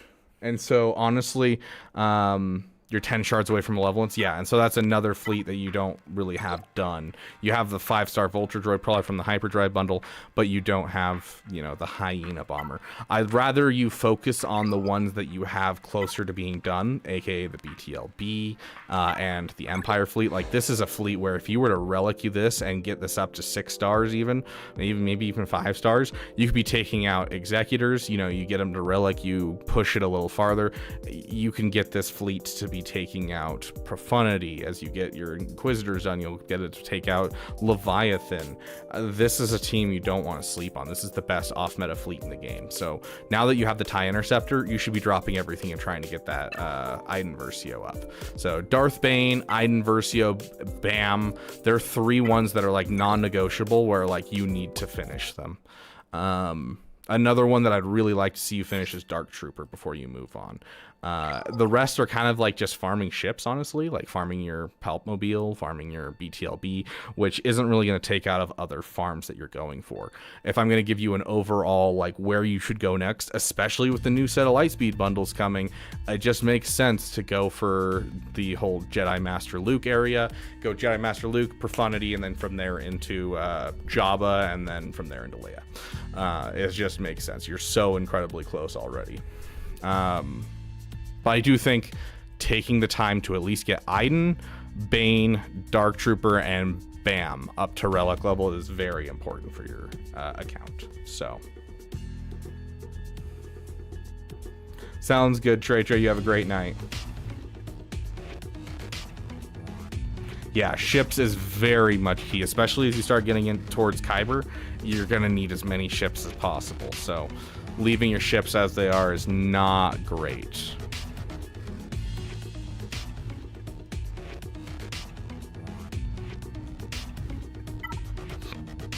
Of course, he has Hondo, right? I have too many other types on his front. He's beating the event at Gear 12. I'll have him a relic by the time I finish the Tier 6. A lot of 10 to 13 mil opponents. How do you deal with Relicate Jawas? Anything with high tenacity? I don't know. I don't face Jawas very often. Like, if you have a team that starts with tenacity up, or, you know, a Bastila-led Jedi team, or you can do something which just kills them off really easily. You don't? It's a trick question. You like, you know, Bane can do it easily. Malik can solo them. Kylo Ren unmasked, and Kylo Ren can probably solo them as well. Like, I don't know, just anyone that can ignore thermal detonators, or anyone that has high tenacity.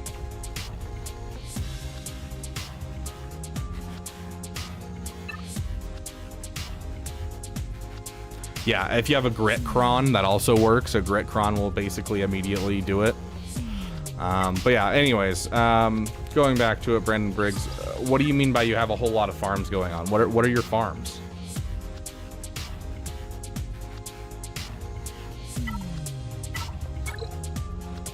Like, I wouldn't even focus on these guys because you don't have the Zetas. Use that as 4 Zetas for General Skywalker. 1, 2, 3. So you're looking at 7 Zetas for these guys. And, like, these aren't ones that I would focus on whatsoever. Like, your Iden Versio doesn't require any Zetas, and it'll get you, you know, the time you need to fill up Zetas on Sith Eternal. Same with all of these other small farms. Finishing your CLS and your Traya team. Sounds like you're just pushing a lot of side farms and like just trying to do too much at the same time. Can't get them to 7 stars. Yeah, even then I would still leave them around for a while. But yeah, like let's see. Let's go through it. You have the Dark Trooper at almost gear 13. You have the Veers and the Piet Zeta. That's the only 2 Zetas you need to make this team go burr. And so it's a character you can work on. Iden Versio, same thing. You don't technically need the Zeta. It's nice. It really is. But you need her relic for her ship, so it's not going to take you any Zetas. So you can save up those Zetas for, you know, Sith Eternal. How's your actual Traya team? Traya done. Yeah, I don't know. Nihilus, I definitely think that's not a bad thing. Darth Bane at Relic 3 hurts my soul. Savage at Relic 3, not as great as it could be, but not bad either. Like, I'm more worried about your Darth Bane. So. Yeah. Like, yeah. You're... Essentially, all of your factions are out of whack, and if you focus on all of them, you're basically screwed. Because you're gonna be sitting here forever.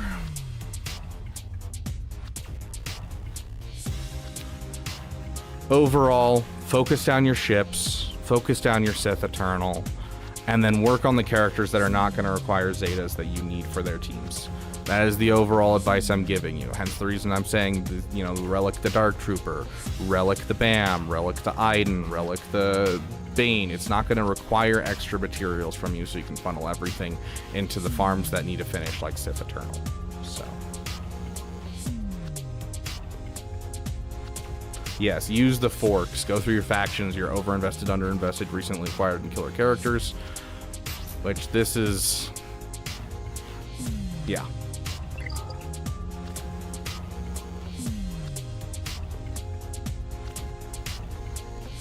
Moff Gideon's never up there. Dude, Moff Gideon is never a character where I'm like, you need to relic this character. Because you use it in a Gidme squad, doesn't need to be relicked. You use it in Imperial Trooper, doesn't need to be relicked. I've used a Gear 11 Moff Gideon for as long as I've had Imperial Troopers. It's not one that you need. If you really want to put Datacrons on your Imperial Troopers, you can feel free, but you don't need the relic on him. Sounds good, Master Jedi. It's good to see you here, my friend. Jedi Consular has more power than Steve. That is inherently false. But I get your point. Oh, is that what it was modded for? I didn't even look at the mods. Yeah, that's... You want health, health, health. And some more health. And a little bit more health. Now I gotta take a look.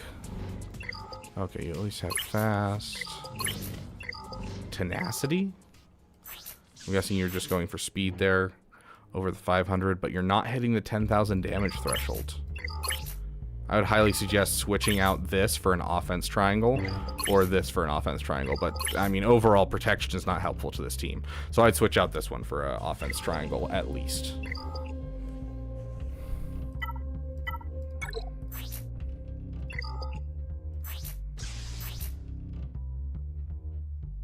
319. You're using tenacity and health.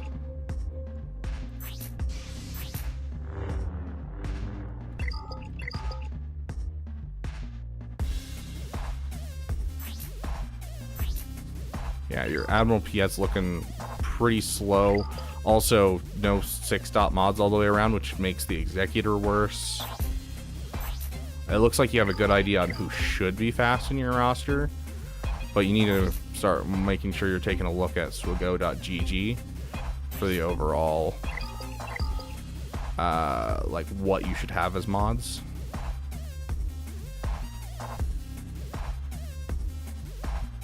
First Order Officer faster than Hux, very nice.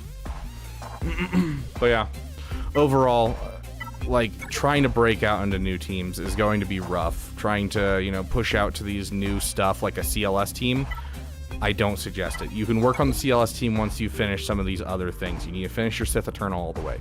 You need to finish your other things all the way, because that is 2 Zetas right there that could have, you know, could be going to Sith Eternal. You've got a Zeta here that's going to Sith Eternal instead. And it's like you're working on making more teams, which is just making more work for yourself, instead of focusing down and finishing your farms, using the forks and going through and finishing the things you have, finishing the BAM, finishing the Iden Versio, you know, finishing the Sith Eternal, the Dark Trooper, the things that aren't going to take stuff out of your roster that you can't afford to give up. So that would be my focus with this roster.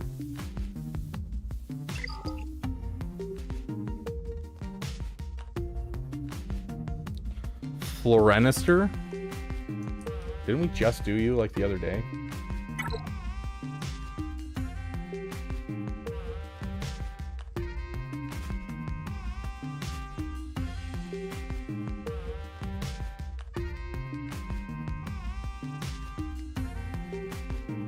Change guilds.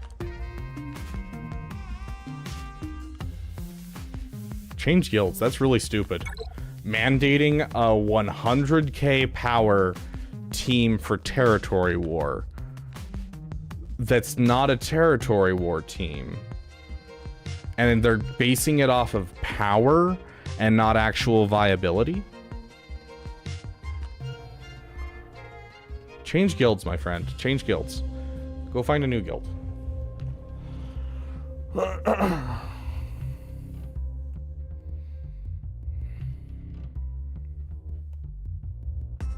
It's been 2 weeks. I mean, then what's really changed in your roster, dude? Like, for Executor, farming PTLB, working on Relics for Vader, long-term plan, JKL, Java, please check mods. What's Zeta next? Okay, I'll answer your questions about Zeta and your mods, but, I mean, there's not much that's going to be different in here.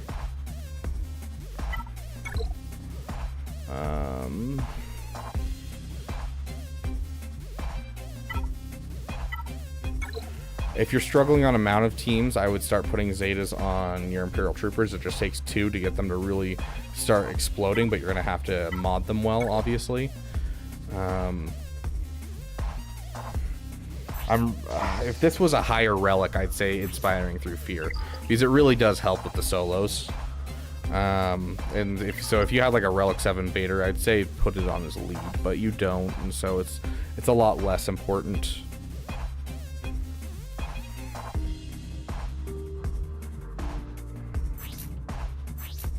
Padme should be fast. 300, nice. Geonosian Brood Alpha. 275. I mean, that's a lot of speed to put on Geonosian Brood Alpha. And you have this should be Tenacity. Switch this to Tenacity. Not like the stat bonus, but the primary stat should be Tenacity for the cross. Just so that way it's harder for Darth Vader to solo the team.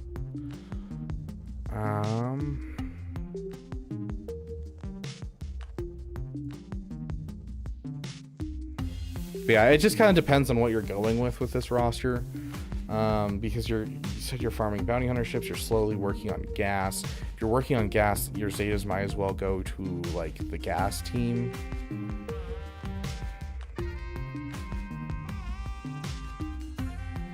Where's your 501st look? Honestly, if you're looking for a new team, this is the one. This is the one that I would throw the Zeta on. You have a 5 at gear, I think that's gear 10, it might be gear 11.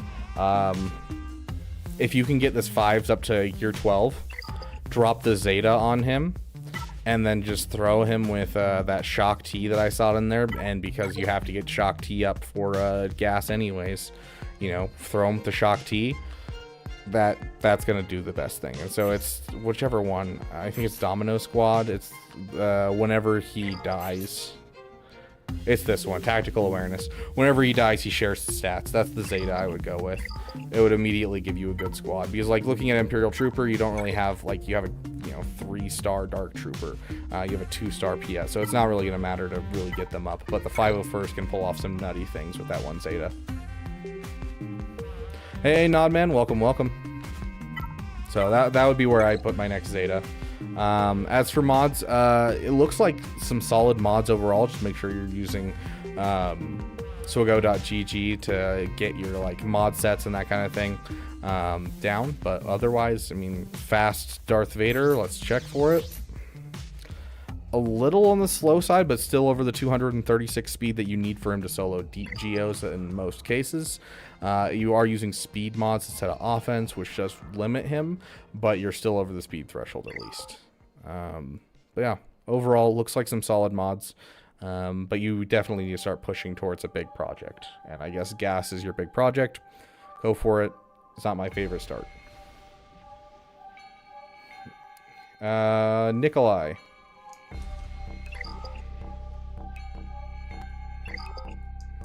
Agent Milton, I don't think we'll get to it, my friend. In general, when it comes to roasting people's rosters, if it's someone else's roster, it's $5 or 500 bits if you're on Twitch. Okay, Nick, welcome. Just finished Reva Ready, going for Poncho Bros next to Relic 7, then Leia. You have JML, you have the Profundity, you have the Executor, Jabba.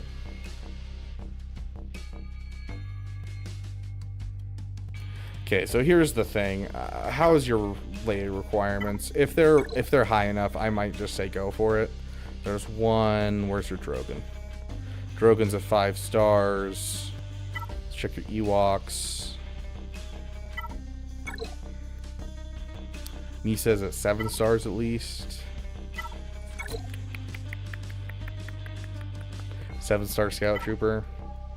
Let's check your Hut Cartel. So typically with an account like this, Nick, I would say hydrate. Okay, I'm out of beverage. People keep redeeming it when I'm out of beverage. I will grab one in just a sec, Agent Milton.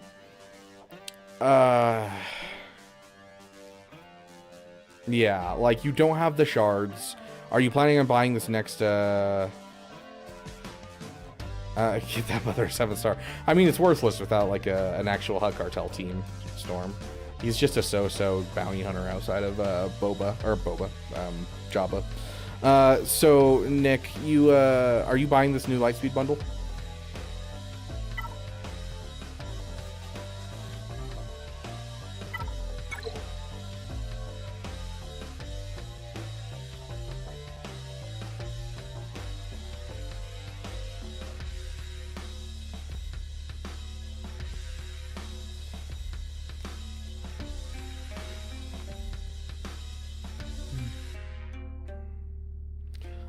Overall, I think you're right.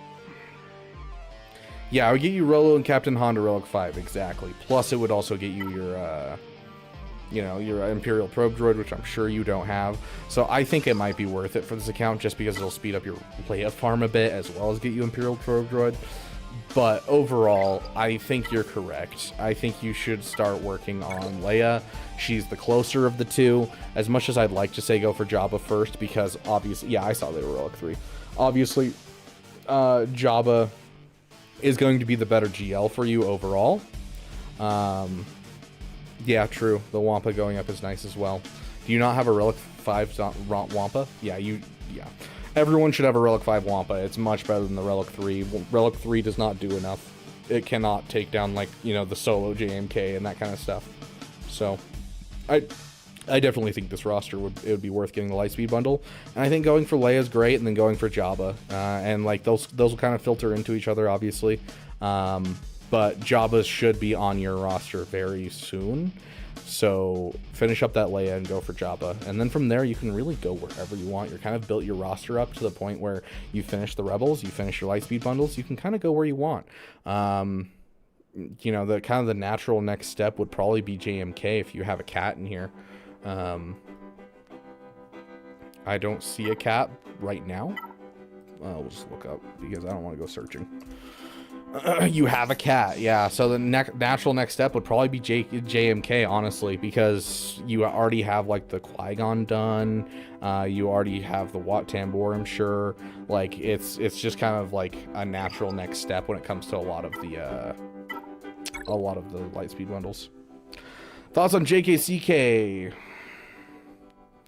If you're in a guild that doesn't participate for either, JKCK is the first natural case. How is your... Okay, so Nick, you have actually looking at this, you have a unique roster for this because you're going for Leia, right? You're going for Leia, which is going to give you a Relic 7 Krex, and then you have 5s and Rex at Relic 7 right now. So you have 3 Relic 7s. If we go back, let's see, wrote interactive map. And we go to Zepho. This right here is full Relic 7 with the 501st and Krex. That is the suggested team for this. And so you are, by the time you finish Leia, you will already have 3 of the requirements to do this. And so going for JKCK will give you the stuff you need for this right here and get into this other one, which it'll also give you the stuff for, what is it?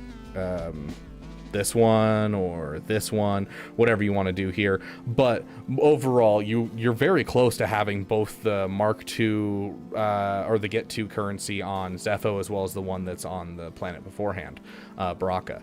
And so you actually are really solidly set up to go for JKCK after you finish your current farms and push your way into a better guild, and then from there go into Bo-Katan Mandalore. Most people, I wouldn't suggest that, but you already have Jedi Master Luke, you already have your gas ready to go, so I feel like that fits really, really well. So I'm going to say JKCK is a solid farm that you should add into your overall. I don't know how I feel about EBE stance in Sugo. I don't know what EBE means.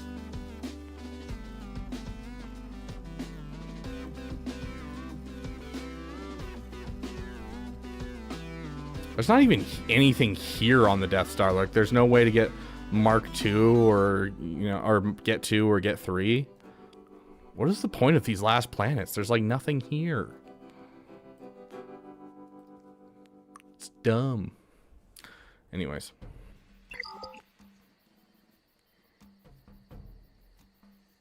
Epic. What?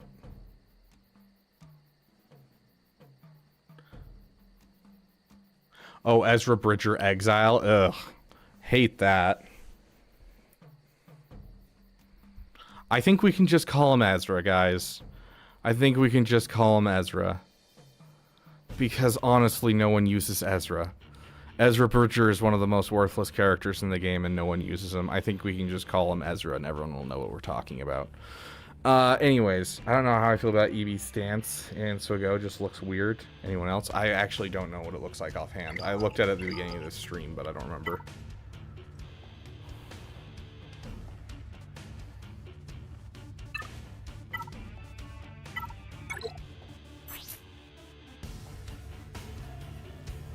Yeah, it does look a little funky, I gotta say. But he doesn't have a weapon, so it kind of makes sense. They call Ezra, he got reworked on animation, call him Jabba. I'm gonna call him Lando. This is Hermit Lando. There we go. Hermit Lando or Hermit Jabba, one of the two.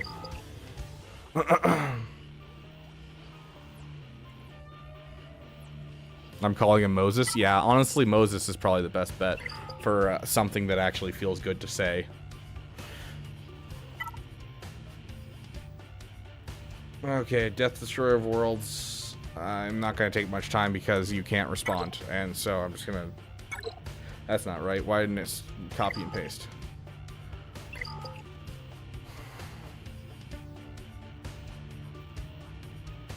There we go.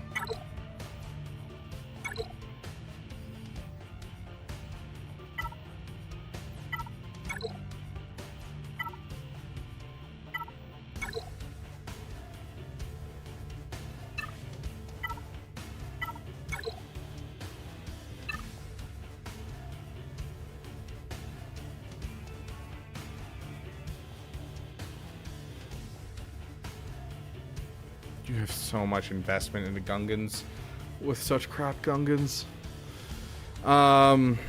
Overall, your next two big projects should be SLKR followed by Executor. You have the Shadows of the Empire Lightspeed bundle, so obviously JML will be the next step. We've already talked about this, especially if you're planning on buying the new Lightspeed bundle. It looks like you already have a start into the Executor anyways, so you already have plans for it. And that'll build up your CLS that you kind of have sitting here anyways. Overall, I'm not seeing a whole lot of like wasted characters. We're like, oh my gosh, why isn't this person relicked? So honestly, I would just kind of focus your big projects and do that. Let's make sure you're not sleeping on your resistance. Yeah, you have the Zori. I would suggest dropping another Zeta on the Zori. Additionally, the other Zeta on Virtuous Protector is very important for making sure you get those ridiculous holds with Ray where you just time out on JTR. So might be something to look at is to get that Zeta. But overall, I think you're kind of, you finished up your Lightspeed bundles fairly nicely. You could do Treya when you have some time.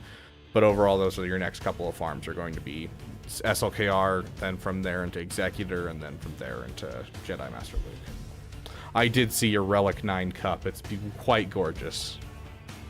The problem is he doesn't have 69-69-6 on his power.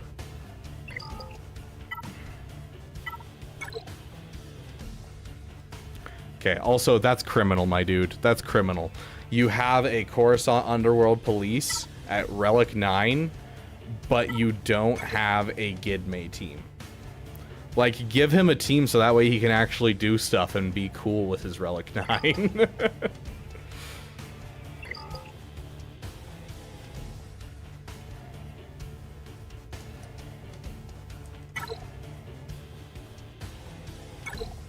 Oh, I concur, Dom. I think it's less of the fact that we need Treya level Omicrons and more of we need legacy Omicrons. So. Hellbilly, are you here? Sounds good, Agent Milton. You have a great night.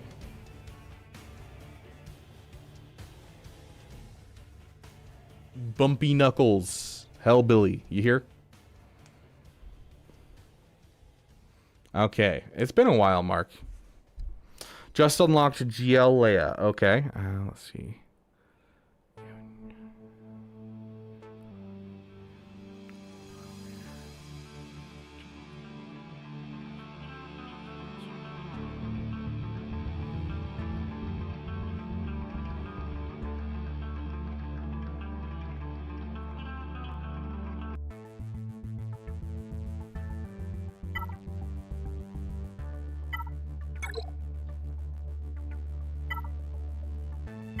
Are you gonna buy the Ray Resistance Lightspeed bundle when it comes back around? Yes, not Krennic level Omicrons. You are correct.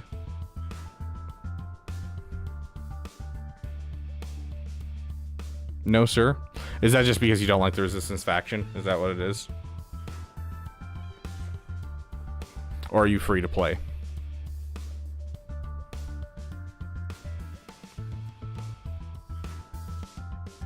Too broke, lol. Fair enough, fair enough. Aren't we all, Mark? You'll find a better job one day. Mark my words. Anyways, this roster is actually quite remarkable.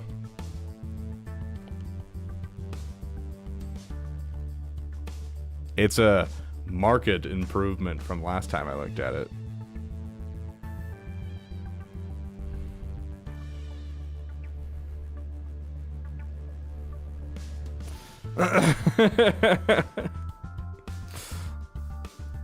Okay,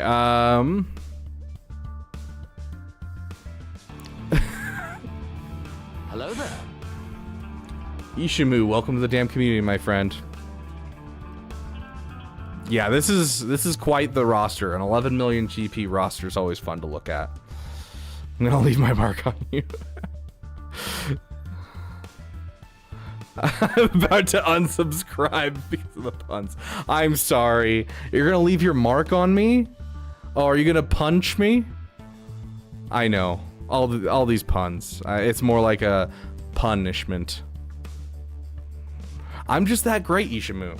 You know? I probably pronounced it wrong that time, but hey, I'm gonna pretend like I did.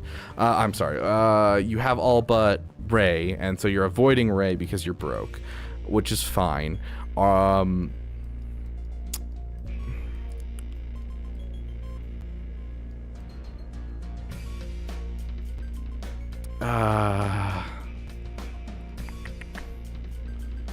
have an interesting roster, to say the least. Okay, this is gonna be a weird one. I'm gonna be honest. These bigger rosters are always funky, and I know where I'm gonna check next in just a moment. You're gonna have to give me a sec just to check through here. Okay, so you don't have a quad main in your roster quite yet. So it looks like you don't push Conquest hard, which is fine. Conquest's not there for everyone. For my scout, this is someone else's roster. We're doing roster reviews right now, Ishimu.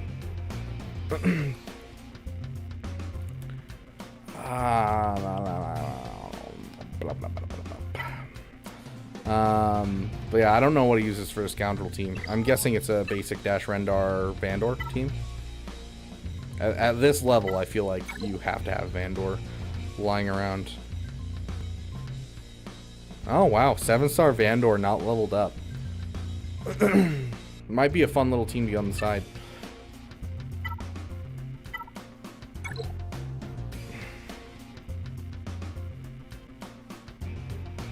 Okay.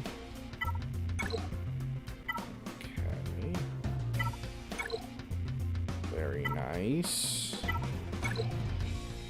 Very nice. I love the Relic 7 IG-2000. What was the other one I wanted to look at? Rebel. Very nice. Okay. Like, you're not sleeping on ships. You're not sleeping on a lot of things. You've done a really good job with this account. I think the real work that you have to put in at this point is just figuring out what you want to do on the side. My go-to two things that I would work on that are going to help your account the most are going to be Bo-Katan Mandalore, getting yourself into a really good spot. Look at your favorite gals. Favorite gals.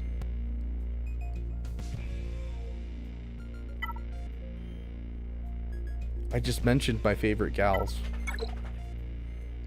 And they aren't in your roster. You don't have IG-12 and Paz Vizsla. Where's Mommy Mandalore? Yeah, so I think the next two things are going to be Bo-Katan Mandalore if you're going for efficiency.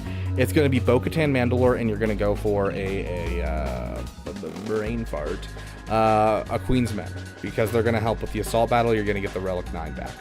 And so because you're making a Keller and Beck squad out of the Bo-Katan Mandalore, it'll work out and you'll have a place for your Queen's Men. Nice. The whole Night Sister Mombi joke that I always run on Asteroid Mech's channel just to piss him off. Very nice. Okay, so you're getting your Night Sisters up, which this is not a bad faction to get up whatsoever. And with how much investment you put in, I think finishing it is your best bet.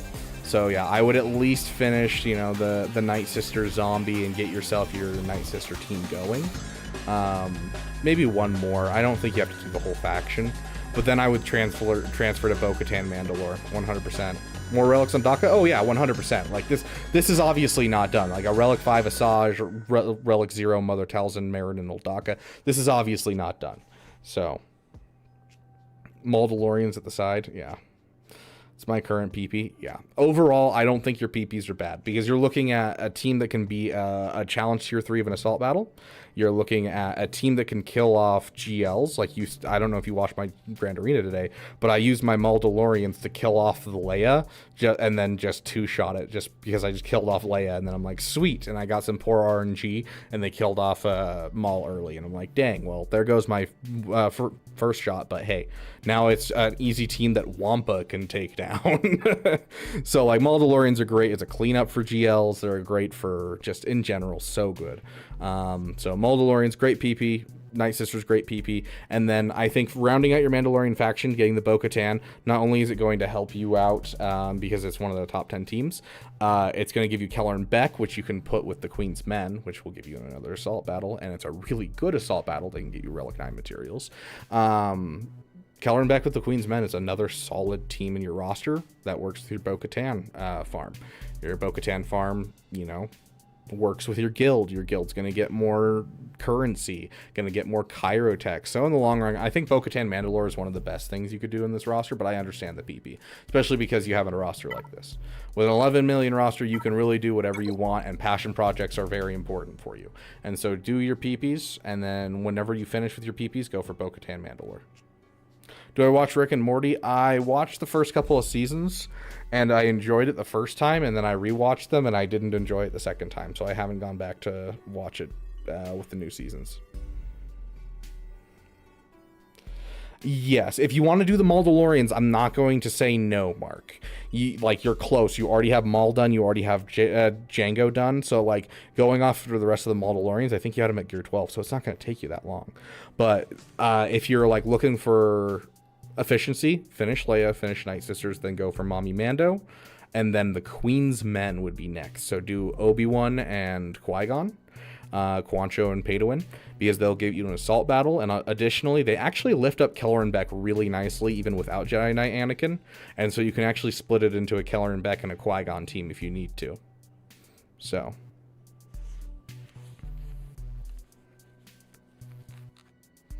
But yeah, and then I would do Mandalorians after that. But if you ever get to a point where you're like, I need something to revitalize my spirit, Mandalorians is that rainy day thing. Yeah. Like, you might not have a Quadme, but you definitely can throw it into a Keller and Beck team and have a good time. So, might as well. Duck, welcome to the damn community, my friend. How are you?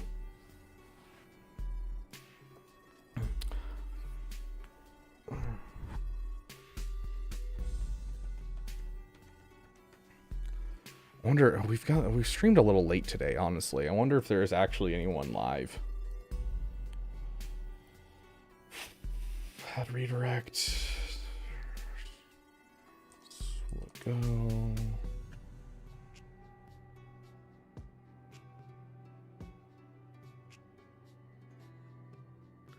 It looks like the only person that is live right now is, I think that's Spanish.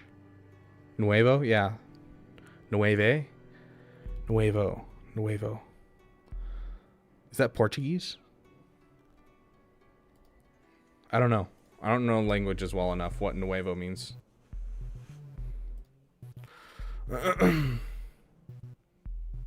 Yeah, no problem, Mark. Congratulations, Alex. That's awesome. Hacking on your GC while watching your stream? Heck yeah, Duck. That's what I like to hear. Huevos means eggs or balls, yes. But nuevo, like nueve, I don't know. It sounds like the masculine form of nueve. I don't know. Yo no hablo español. Mi bono es muy grande. Me gusta quesadillas. Yoder, that is an M. No mas pantalones.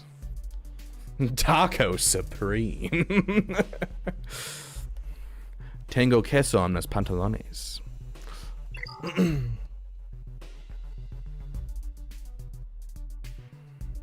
Anyways, what are we talking about? What are we doing? Who are we doing? You do you, I'll do me, and we won't do each other, probably. Oh, yes. Okay. Okay, so here's the thing, Yotter. I know you want me to read this on stream, but Grax went to bed. Shouldn't we wait until Grax is here?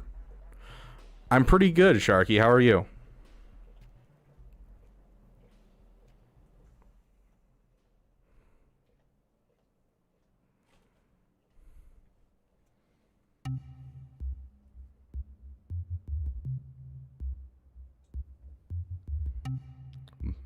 Well, then wake him up.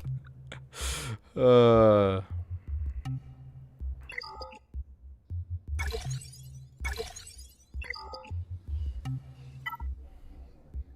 you attacked yet? Yeah, Sharky, it's been going well. We full cleared. It was a messy full clear, but we got it done. Faced one of the weirdest Leviathan lineups I've ever seen.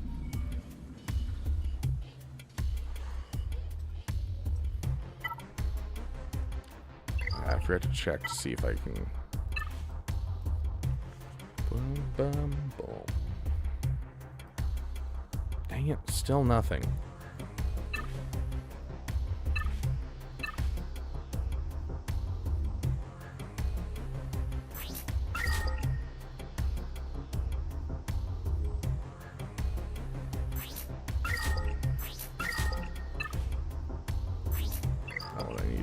Those are what I need. Holy shiz.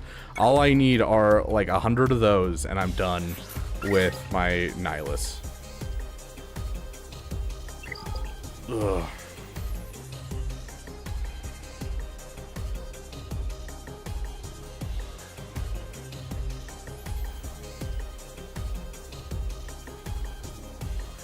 I'll just clip it and send it to him.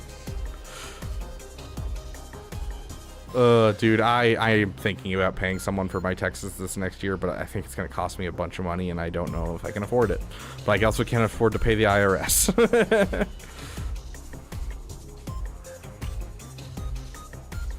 Okay, let's take a look at this. If you're insistent that you'll just clip it and go to Grax, then I will read Grax's kit reveal on stream.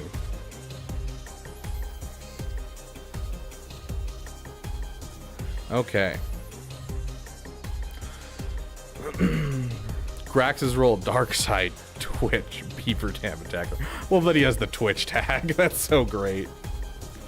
Pay $96? That's not bad at all. Oh, $950. Okay, I was going to say $96 is not bad. Now, most people that have quoted me have been about $600 to $900, so... Is paying to have your taxes done tax deductible? I don't know, Instinct. That is an excellent question. The problem is, because I do YouTube, YouTube counts as 1099 work as its own business, and so I actually am going to be paying penalties this year because I'm not paying quarterly, because I didn't know about that until like 2 months ago. So...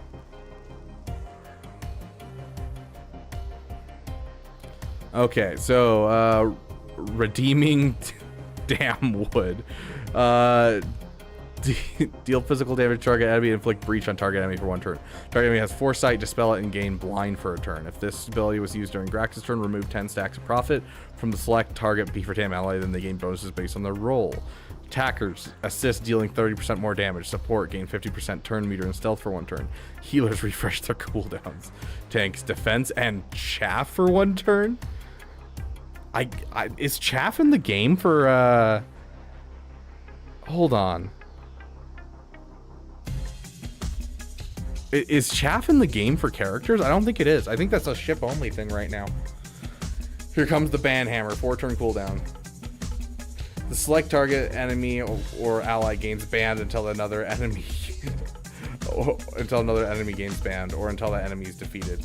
If the enemy, then Grax dispels all debuffs from himself, and I'm gonna stop trying to highlight. So it inflicts those debuffs onto a banned enemy. Okay, these debuffs cannot be evaded, resisted, or dispelled. Then remove 5% turn meter stacking for the debuff applied. Blah, blah, blah. Shaft. I said chaff, not shaft. Banned. Remove all tags from this character, and they're immune to status effects given from allies which cannot be prevented. The character cannot attack Out of turn assist to critically hit. Gosh. If the target ally selected is Yotter, he is instead instantly defeated, which cannot be prevented when this occurs. Grax gains plus 50 speed until the end of his next turn. While in territory wars, for each debuff applied to target enemy or ally, reduce their mastery by 5% stack. If that enemy or ally reaches 0% mastery while using this ability, that enemy or ally is stunned for one turn, which cannot be dispelled or resisted. Begone, bots. 5-turn cooldown. Deal physical damage to all enemies. Inflict all enemies with daze and defense down for 2 turns. For each debuff resisted, all Beaver Dam allies gain 2 stacks of profit. Stacking. All Beaver Dam allies with Damn Awesome, Damn Amazing, or Damn Best are called to assist. A pain in the grass. I love that.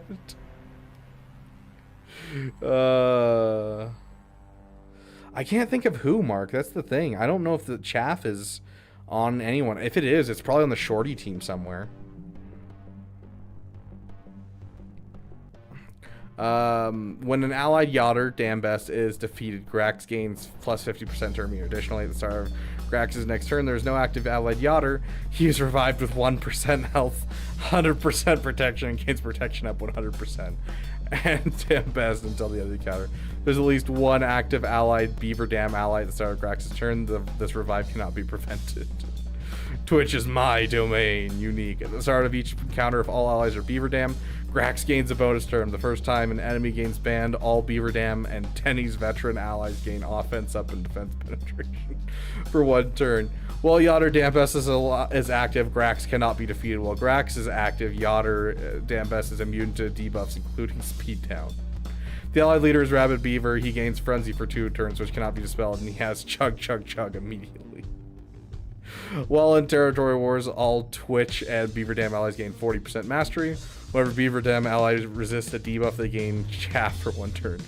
While Beaver Dam allies have Chaff, they gain 25% speed and defense. Okay. Whenever a Beaver Dam ally with Profit is defeated, they lose all stacks of Profit, and all other Beaver Dam allies gain 1% mastery, stacking to 200% until the end of the encounter for each stack of Profit. Honestly, I think he would be on the starting lineup for this team. I think so. With the bonus turn, the Frenzy, the essentially Isolate, but even worse, I think Grax has to be in the starting lineup.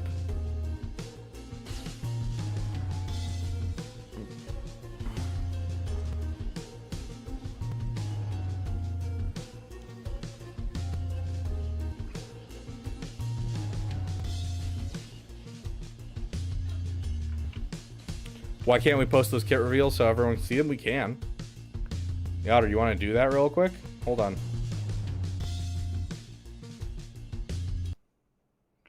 Okay. That happened. Let me throw this on just for fun. We're actually going to make a section just for fun.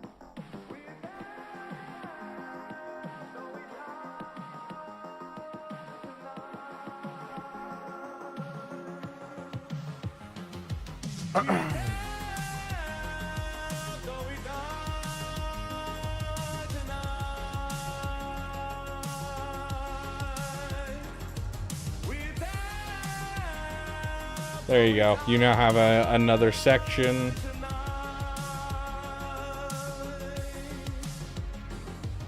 I need you to give it your all. One last time. Yeah, you gotta face it, give it everything you got.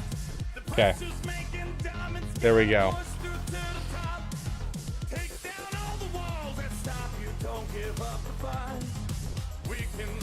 With the TIE Pilot Omicron? No. Tamoy, keep in mind that Crew himself, his let's see. Spell all buffs on target enemy and stun them for 2 turns. This attack can't be evaded or resisted. You're going to spend 2 turns under stun, and by that time, they'll circle back around and stun you again. You'll be perma-stunned.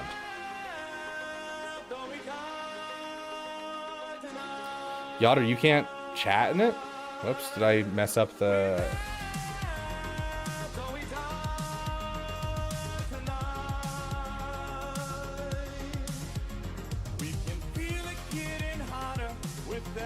second pass, but we keep on fighting so we don't finish last. No matter any obstacle that comes down the road, we'll endure the load, we'll push out of this hole. Yeah, you gotta face it, give it everything you got. The pressure's making diamonds, gotta push through to the top. Okay, now try it, Yotter. Try messaging in it now.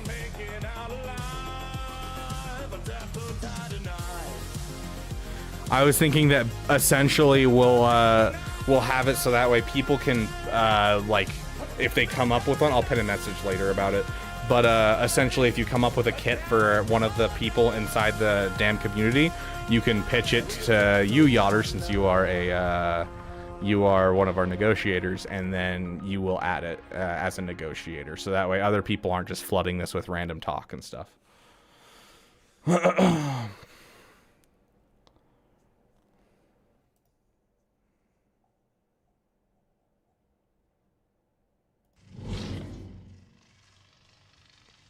Okay. Did I get your other review? No, I only got as far as that. We do got to get going. I was supposed to leave 10 minutes ago. I'm supposed to be somewhere in 15 minutes, and it's a 30-minute drive. Let's see. Where is it?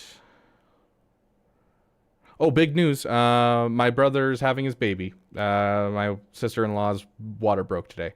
So, big news. I'll put baby pics in the Discord when I get them.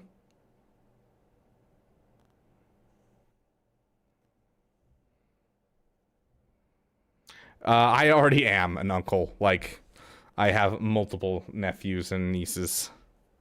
I think I have four nephews and one niece, and my other niece is about to be born. So, okay, let's see. We are going to see if this end screen actually works. Oh my gosh, this end screen actually works. It doesn't work very well, but it works. I can't believe it actually works. Can I just do this and voila. It doesn't look very good, but hey, we'll keep it. Okay, big thanks to our damn contributors. Big thanks to our damn sugar daddy and the damn best members. You guys are awesome. You guys keep this thing going. Damn elite, you guys are awesome. Thank you for coming to our member game night recently. It's a lot of fun playing Among Us with you guys and having a damn good time. Streamlabs is still tweaking. Yes, that's why we had to switch to OBS today. I'm surprised we even have this end screen right now. I apparently set it up at some point and I don't remember setting it up. So hey, we'll look at the bright side, right? But yeah, thank you guys so much for being here. I'm gonna see if I can find someone for us to raid on Twitch for sure. On YouTube, I don't think there's anyone we can actually raid, but on Twitch there's always someone streaming because Twitch is the land of everyone is a streamer kind of thing. Fun fact, we're actually in like the top 1% of streamers. So woohoo! It's pretty freaking cool actually.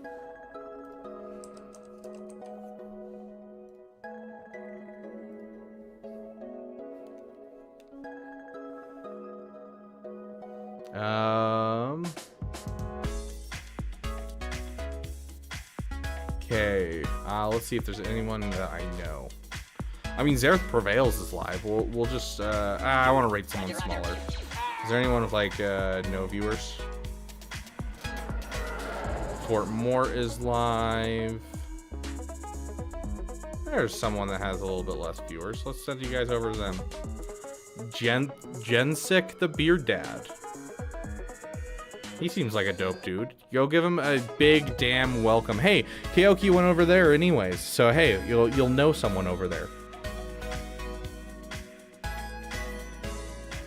And then on YouTube, let's see if we have anyone we can raid. Last I checked, there's no one streaming this time of night, which is unfortunate. I wish, like, I don't know, Captain Amazing was streaming a little earlier in the evening. Yeah, no one is currently live, so we're just gonna have to end it over on YouTube, sadly. But regardless, for those of you on Twitch, thank you for being here, and I will see you in the next video.